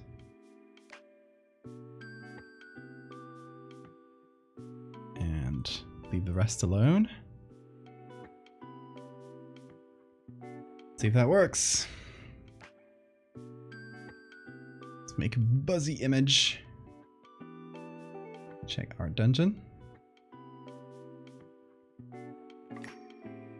Ooh, hold on. This is gonna be good. Alright, let me put the image.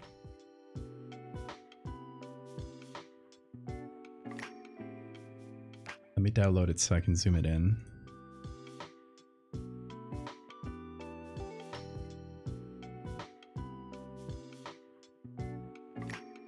Alright, let's put this here. Alright, so Soup made a comic. And oh my god. Look at them. Amazing. Got the colors perfect. She don't bite. Look at Clatterith. That's so cute. I love what you did with the colors and around the face. Hi. Yes, she do. I love this. I love how Clatterith is just tiny compared to both of them. Oh, this is so pretty. I love it. The googlies. This is getting a position of honor in the fridge. Googly sex bubble is really good. Okay. Okay, call this, let's see. Stereo. Clatterith comic. By Mad Soup. And this is probably going into the fridge. And I'll be taking everything from the fridge, or most of it at least, and putting it in a slideshow so it pops up before the stream starts or after the stream ends and during intermissions. There will be a little slideshow of you guys' art that'll pop through. I'll make that eventually. I know I've been saying I'd make that for a while, but I will.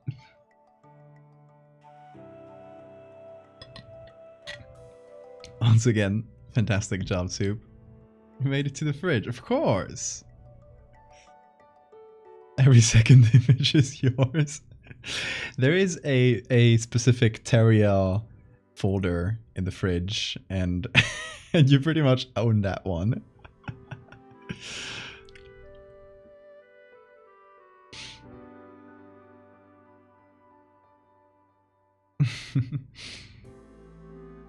Alright, let's see. Let's go back to this and see how we can fit the blur gallery here, the spinny blur. See if it matches with the rest. Make a fridge for the slideshow. Will do. I'll see how I present it. Because I gotta see. I know Stream Elements has a way of doing slideshows. So I can just have like a special screen on that only pops up in the intermissions and the starting soon and stuff. That only has the chat like it already does, but also slides some images. Figure it out. Vast specialist, little guy. Okay, so the issue with this specific blur is that some areas are a little bit wonky. Like the blur twists them in a strange way, but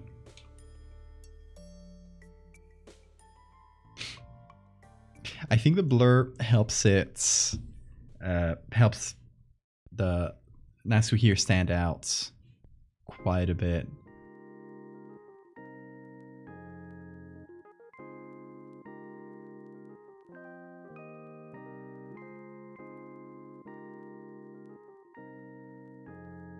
But maybe I should make it spread to Nasu a little bit so it's So it's not the only part that isn't blurry, because it feels weird if that's the like the sole part that gets blurry. That doesn't get blurry.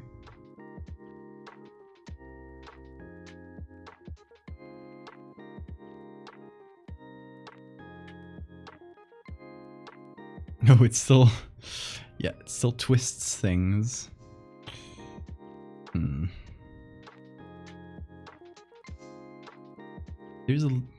There's this twisty thing, and I think we can actually harness that bug, pun not intended, to have the wings be the part that twists. If I can manage to do that, I can hear this image. Good.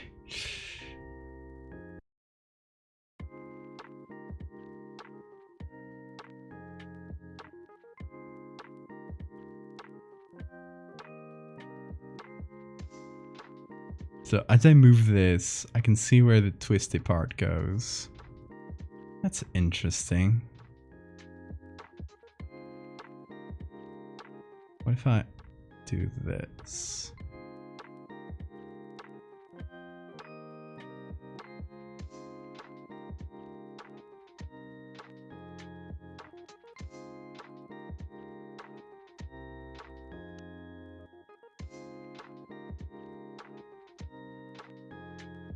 Oh shit.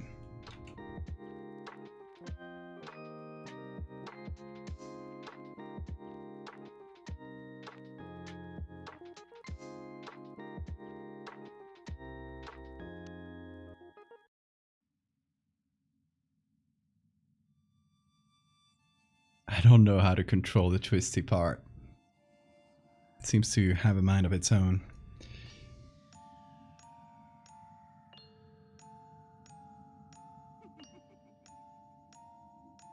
They won't send me back to my manufacturer if I post the ass, right? No, they won't. If you post it, let me know, so I can share it. Here's a shitty sketch. Ooh. Proof of concept. Oh my god. They're so good. You can't. Alfredo sombrero. A god sombrero. Which is perfect, because it's set during the Mexican Revolution times, so... Perfect vibes. This is really good. The outfits are perfect, yes. Little skull pendants. And the yeah, the cowboy getup but with bones is really good. Reminiscent of Zoroastrian style. That's perfect. And then I just made Theo a cowboy. That's so good. That's going to the fridge too. If you do end up like editing it or finishing it anyway, I'll update it in the fridge too, so don't worry. Theo and Nasu humanized. Diana. There you go. To the fridge. Oh, the fridge is looking so cool.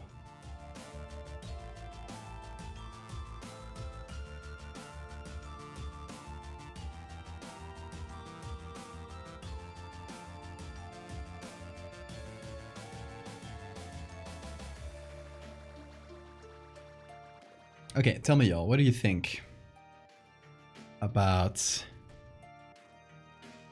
making the sides blurry like that?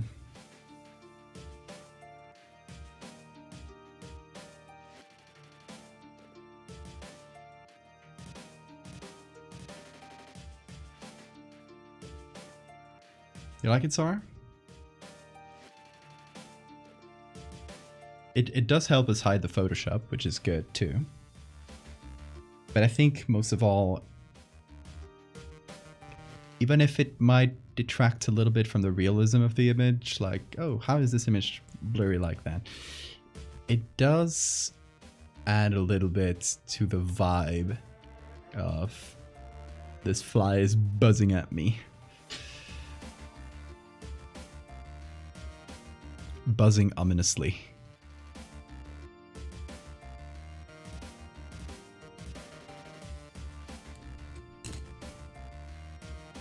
Maybe. It's funny because we're talking about these four-eyed dogs that have like 2 spots over their eyes. And I'm noticing that Bean has like 2 light spots right over his eyes. They're kind of subtle. It's not like the big spots that these dogs have. But I think Bean would also push away the demons. Yeah, you would. You would scare them so bad.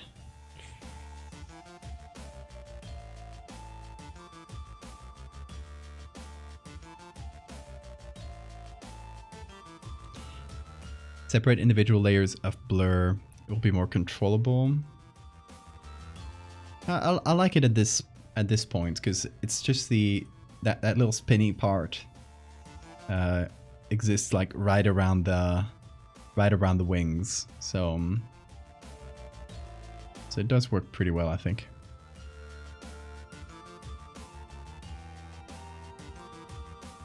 You ate my fucking nephew. I'm sorry, okay? You knew I had dibs on that body.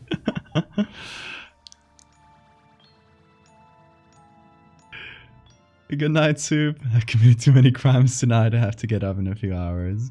Sounds good. Do let me know if you post the comic so I can share it far and wide.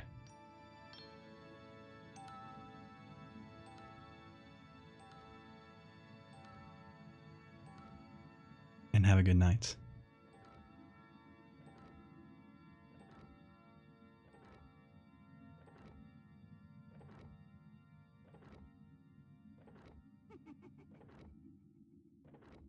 Let's give this the spinny blur as well. Let's help it render.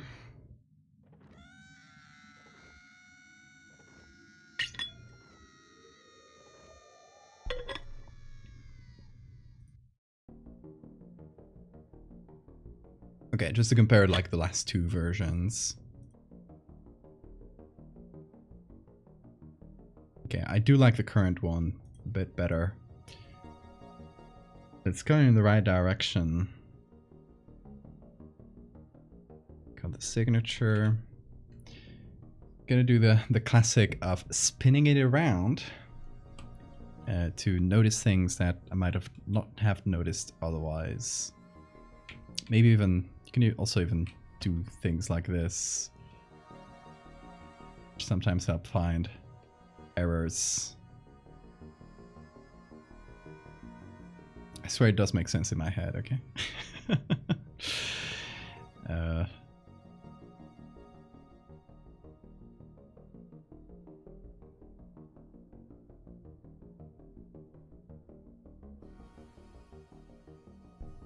Okay, I do like it. This part here, this pillar is blending a little bit together for me. Like, maybe a little bit hard to tell what's going on.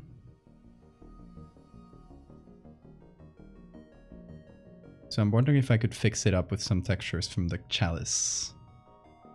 To wake up in like 6 hours, so sleeping there for me. Sounds good, Anna. You sleep well.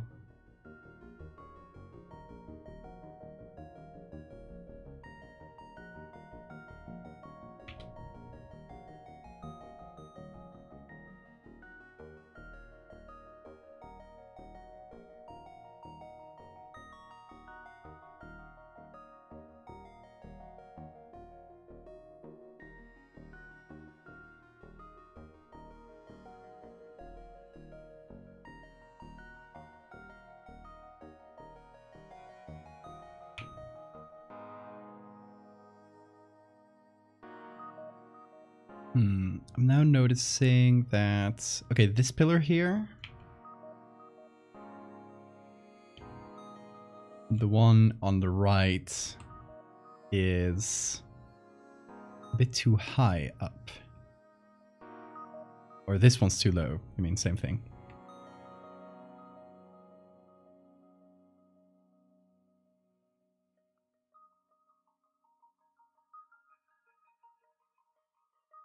So I'm gonna get this plus the signature, which I'm gonna pull down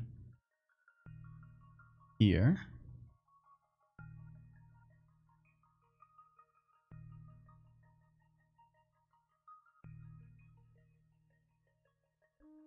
Push it down here.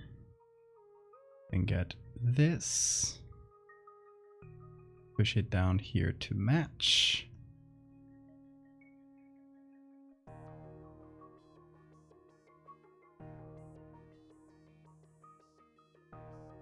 Just push everything down.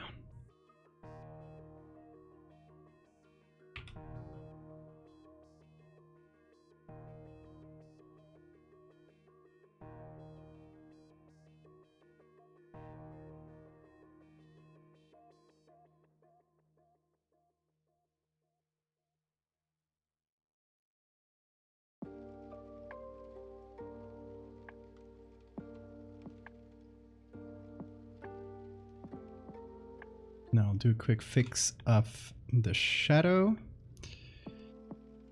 And then which was the one that where I couldn't see the textures very well? I think it was this one mostly. Okay, so I'll get the bone chalice.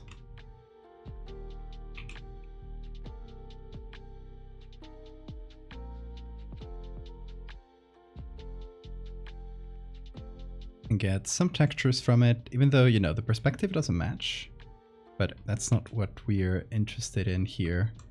I just want to add some of its textures to this. So it looks a bit more coherent, cohesive, however you pronounce that word.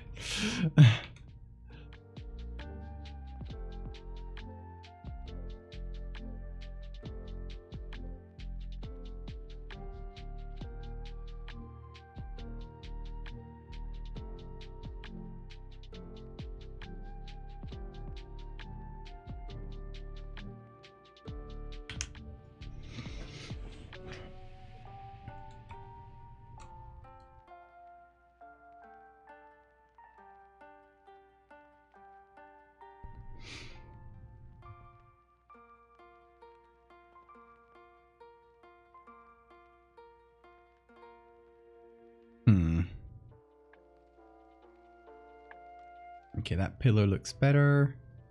This texture looks better.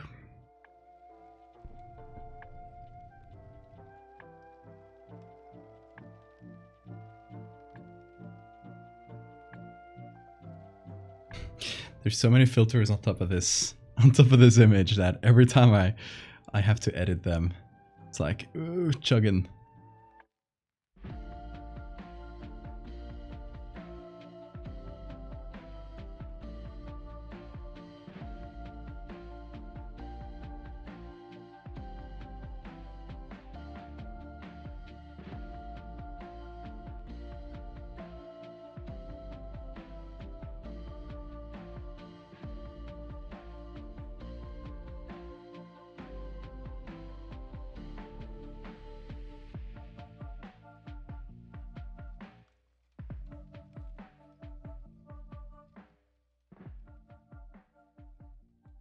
Kind of messes with the colors here. It does a weird like greenish tone there.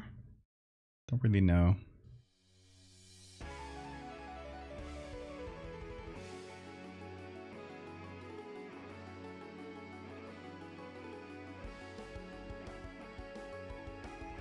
Whoa.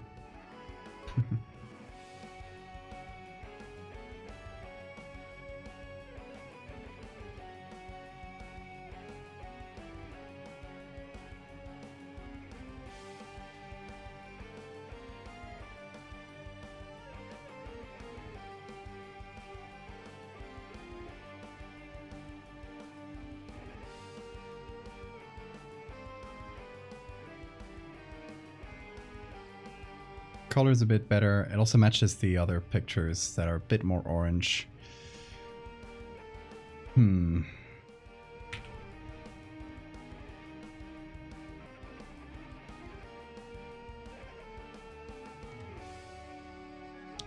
think I'm getting to the point where I've been looking at this for too long. I assume it's the same for y'all.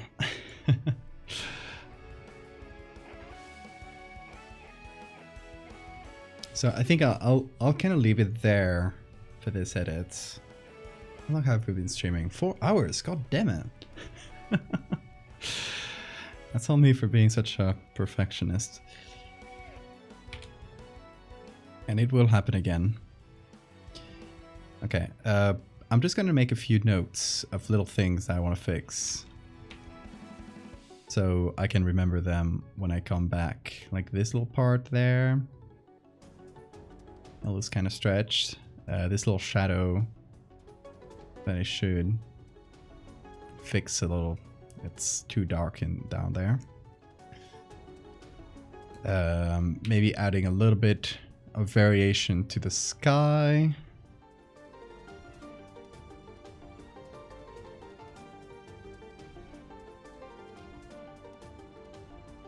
Let's see that. I think, as far as I can think, that's the parts that bothered me the most. That I can see now. I'll probably take another look at this next time I see it and find like another 10 things.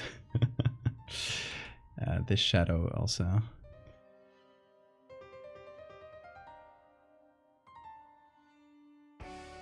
Flipping it.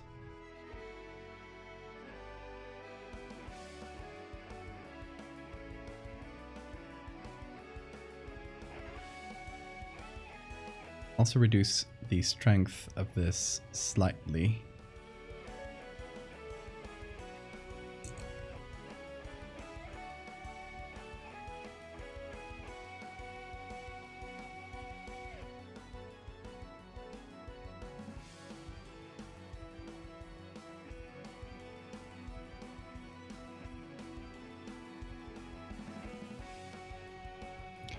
Apart from those little things, is there anything that jumps out at you guys, so I can know before we finish, or we leave that at that?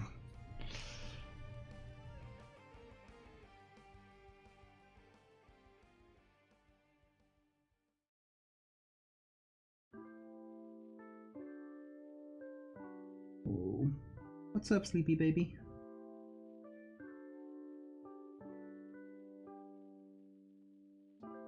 He's an extremely sleepy man.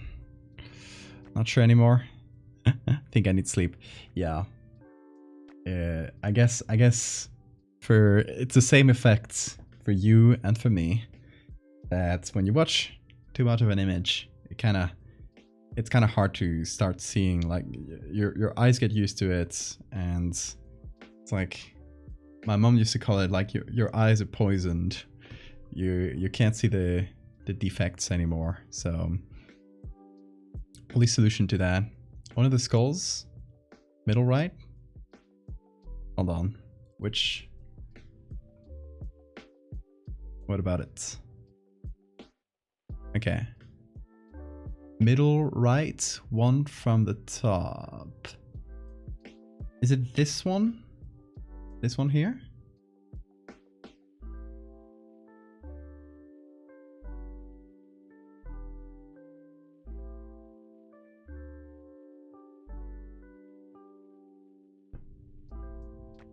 I've been looking at the screen, so you're good? Tell me then. Oh, I guess this is flipped. The real orientation is this one.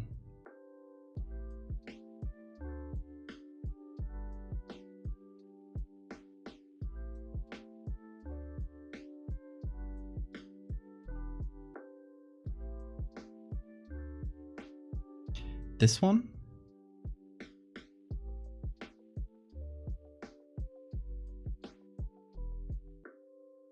feel like this here, yeah, this skull originally was kind of broken, but I think I did end up erasing a little bit of it, so I'll have to bring it back.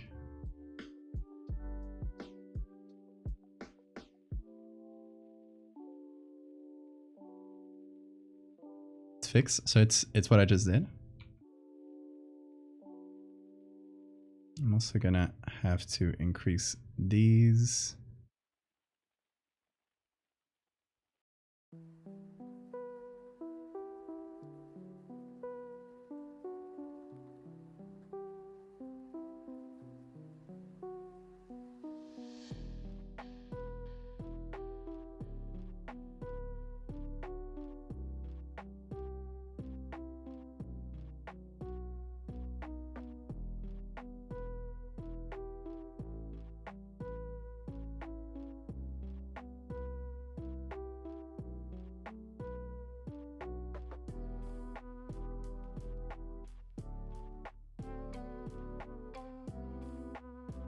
How to communicate when the delay is 30 seconds. Yeah.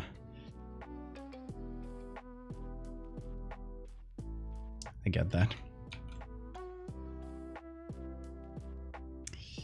Yeah, I was thinking that with the wings as well. That I might have like blurred them too much.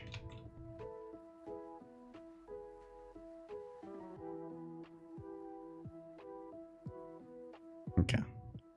So I'll put on blur.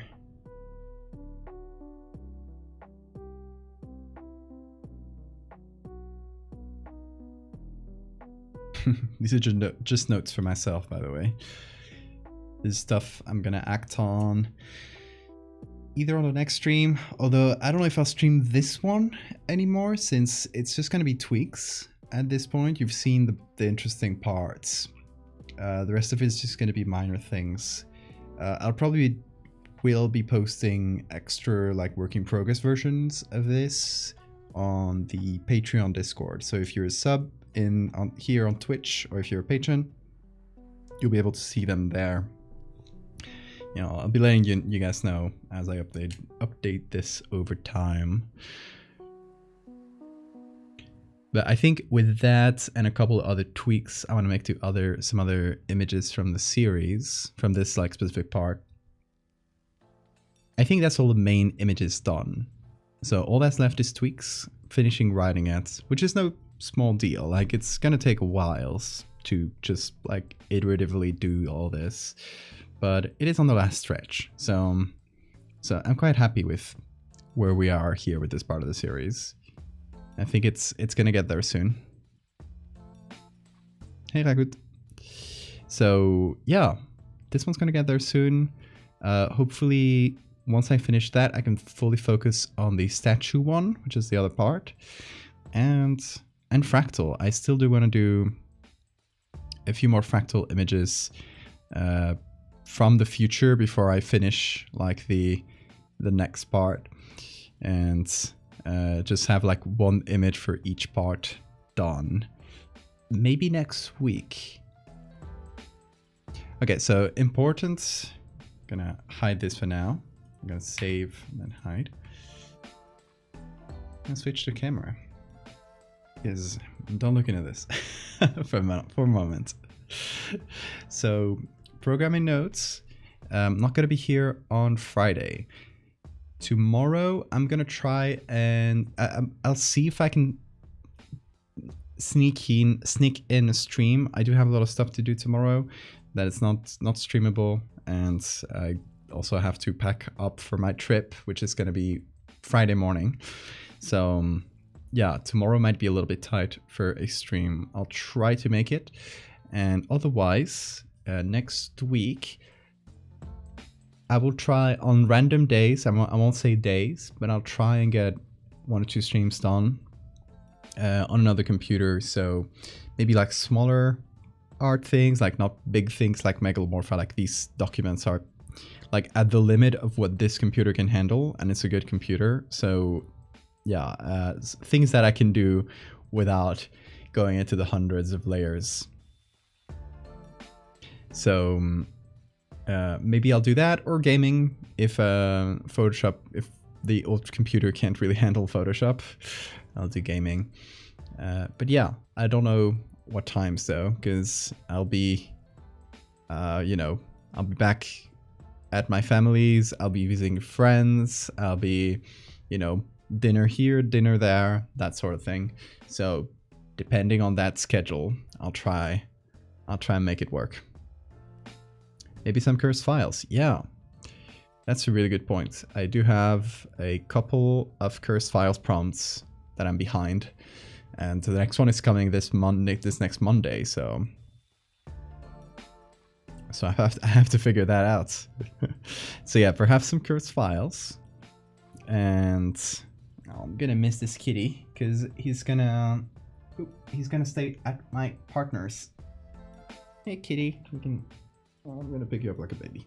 Don't worry, you can keep sleeping. Yeah, he's gonna be staying over at my partner's because she's got a cat. While I have 2 large dogs that don't really like cats, so he's not. He can't stay with me while I'm there, so he's not gonna pop in on streams. But maybe we'll get a sneak peek from one of the dogs. Hope you guys remember the dogs, Napoleon and Kawa. They're really cute as well. So maybe we'll see them depending on the times I stream at. If it's late, we won't. Oh, baby cat. Hello. Oh.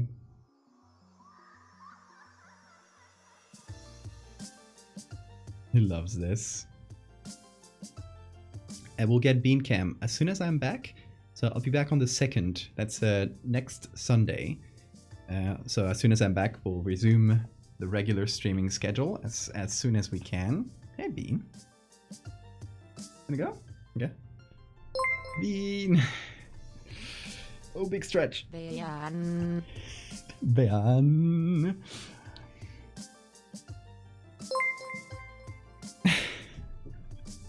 Bean. Did it twice? That's even better. It looped. Bean.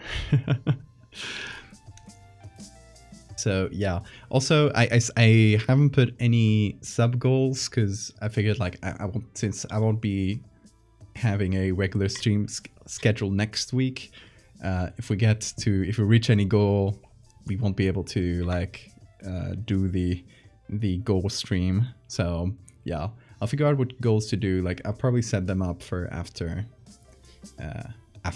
next week, so for April. It's April already, god damn it. Oh, it's gonna be. Oh, we'll have to figure out something for April Fools. I'll think about it. I'll mull it over. Goals, you say? I see that face. I know your intentions. Oh, Bean, he left. He probably went to get some food or something. I have a whole goal like paper right under my calendar up here. I still don't know which one I'll do. Oh, there's one I want to do. Okay, maybe that'll be the next goal. Is a Bean fan club t-shirt, and it has to be a really shitty looking t-shirt with Bean's face and like a Comic Sans like Bean fan club or something. It has to be shitty but well calculated shitty, not like 3 seconds. Like it's gotta be well tailored. Or mug or something. I don't know. I wanted to have something that says like Bean fan club or Bean heads or something.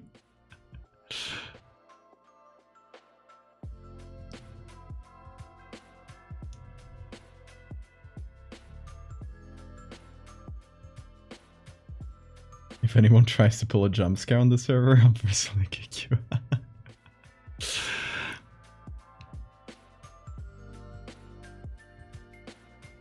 Lab refined shitty, exactly. Beanist. Beanist is really good as well. Bean team. Oh my god.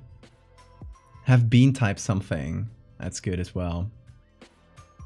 It says the words of our prophets. And it's like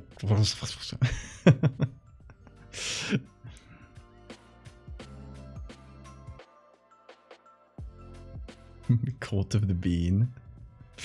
Oh, paw prints. That's even better. I like it. Okay. Should I? Okay, with the caveat of we need to, like, it's not gonna happen until April. Should I set up a goal?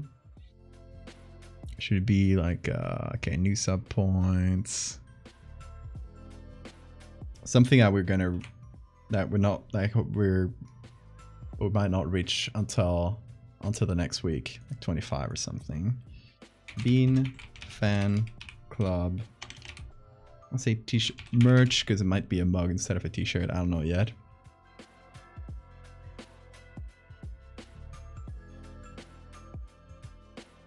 There we go. I set up the goal.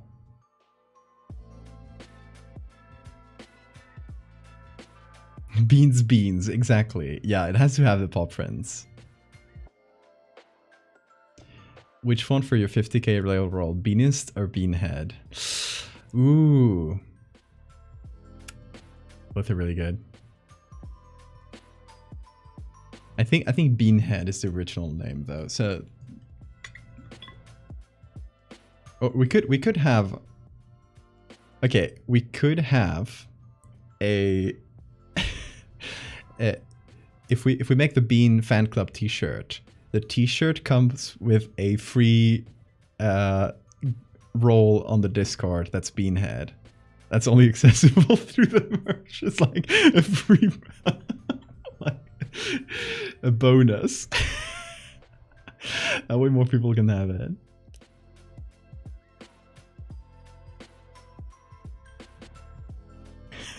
Jesus. Holding Jesus like a dam about to burst.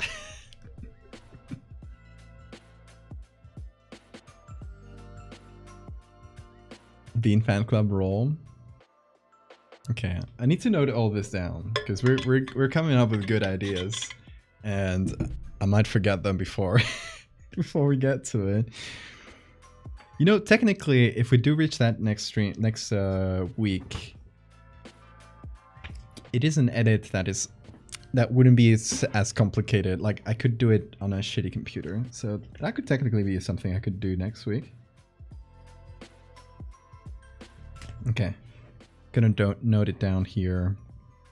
Bean fan club merch. I'm gonna include bot prints. Something. Oh, no, it has to be something where Bean is present. I can't do it while Bean is not there. So it has to be when I come back. Microtransaction gacha bullshit. Just a way to get a special Bean roll. Microtransaction gacha. Bean gacha game. So something typed by Bean. Can be Bean head, Beanist, or Bean fan club, or Bean cults. Noting down all of your ideas. Bean must give his input, of course.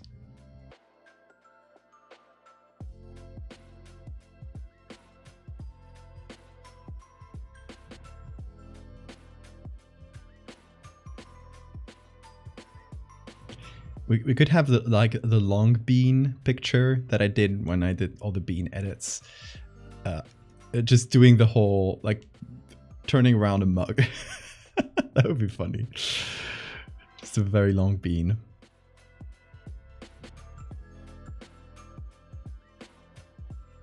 Resize it sloppily in MS Paint. Oh, absolutely. It has to have, like, MS Paint energy.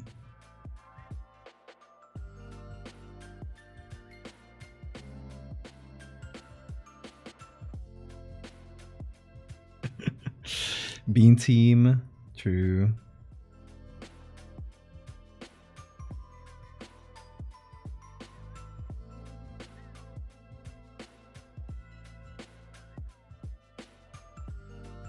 Long bean emote.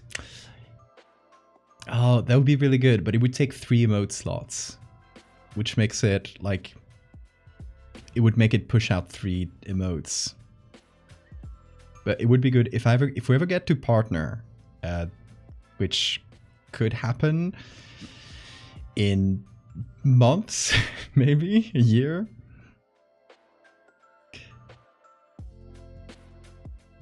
Hijolitos. But apparently when you get to partner, they give you like a bunch more emote slots. I don't know how many, but that should give us the ability of having a long bean emotes. Low resolution, really small text that you can't read. JPEG artifacts, absolutely. Twitch partner speedrun for long bean. Oh my god. I mean, to get Twitch partner, you need an average of 75 viewers for an entire month, which at the current point, I don't know, because let me see. Let me pull out the stats. At the current point, I think we're at a 50 average or something like that, so it's not super close. But it's definitely getting closer. To the point where a little while ago, I wouldn't said, okay, so the average for the past month is 52. So it's definitely got much closer over time. But I think it still needs, yeah, at the current rate, still at least like 6 months, I would say. At the current rate, so it might just slow down.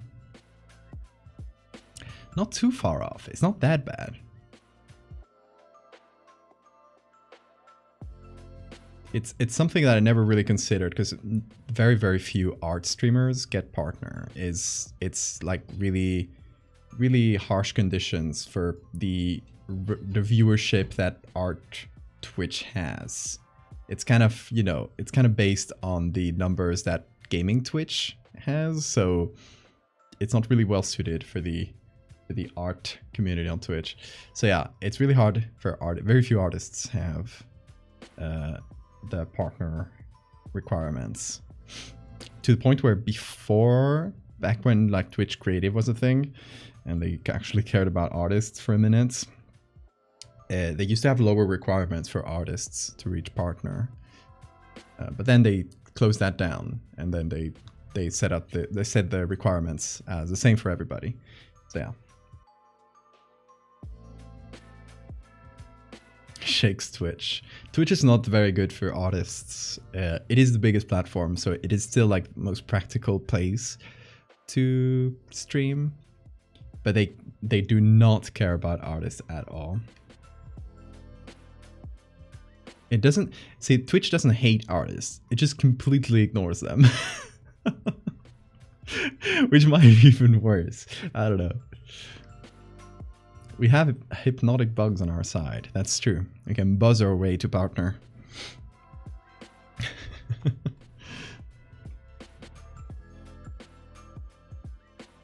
Apparently they just cut a bunch of jobs from Twitch. Amazon did like one of those, like, you know, every tech company is doing a huge like firing tens of thousands of people. Amazon just did that, following the example of like Facebook and others. And they, one of the like biggest firing streaks was on Twitch, apparently. So yeah, I don't know if Twitch is very profitable for them right now. Layoffs, yeah, lots of layoffs. Legumes and beans are the same thing. I would say beans are a type of legumes, but not all legumes are beans. Like peas. Are peas beans? I think they are. Also, the cat is really cute right now. Hold on. See if I can.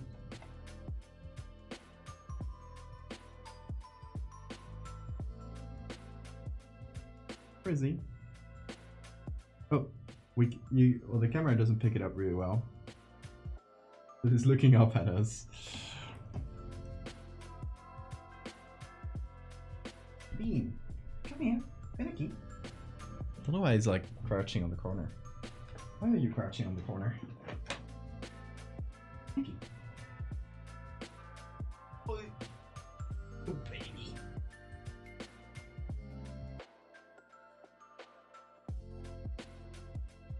Look at this beast.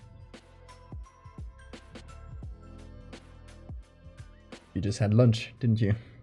You smell like it.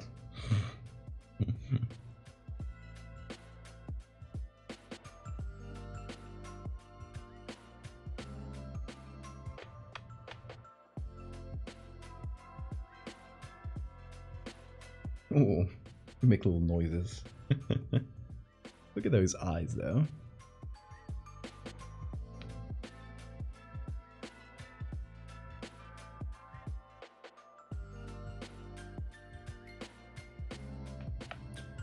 Alright, I think on that note, we will leave the stream at that. And we will see each other again someday next week. I'm not going to make any promises. I'm going to try, like, as long as the computer and everything lines up and everything works correctly, we'll be streaming someday next week whenever I can get it all to line up. So with that, thank you all so much for being here, for helping me make this little really complicated fly, and hopefully like getting this part of the Megalomorpha series like really close to being done. Just like tweaks left and some writing, and that's it. We'll be there soon. So y'all, Bean and I say bye. I hope you have. Can we raid Grumbly? Okay, let's raid Grumbly right after. Okay, I didn't know he was still streaming. Yeah, we'll go raid Grumbly, and we get your Nightcrawler emotes and spam them in Grumbly's chat once we get there. So yeah, just wait a little bit after the stream ending screen, and the raid will start. So y'all, thank you so much. Have an amazing time zone. And Bean is running. Run, Bean. Whoa. Bean changed the screen, but we're good. Don't worry, just Bean making a mess. Y'all, see you soon.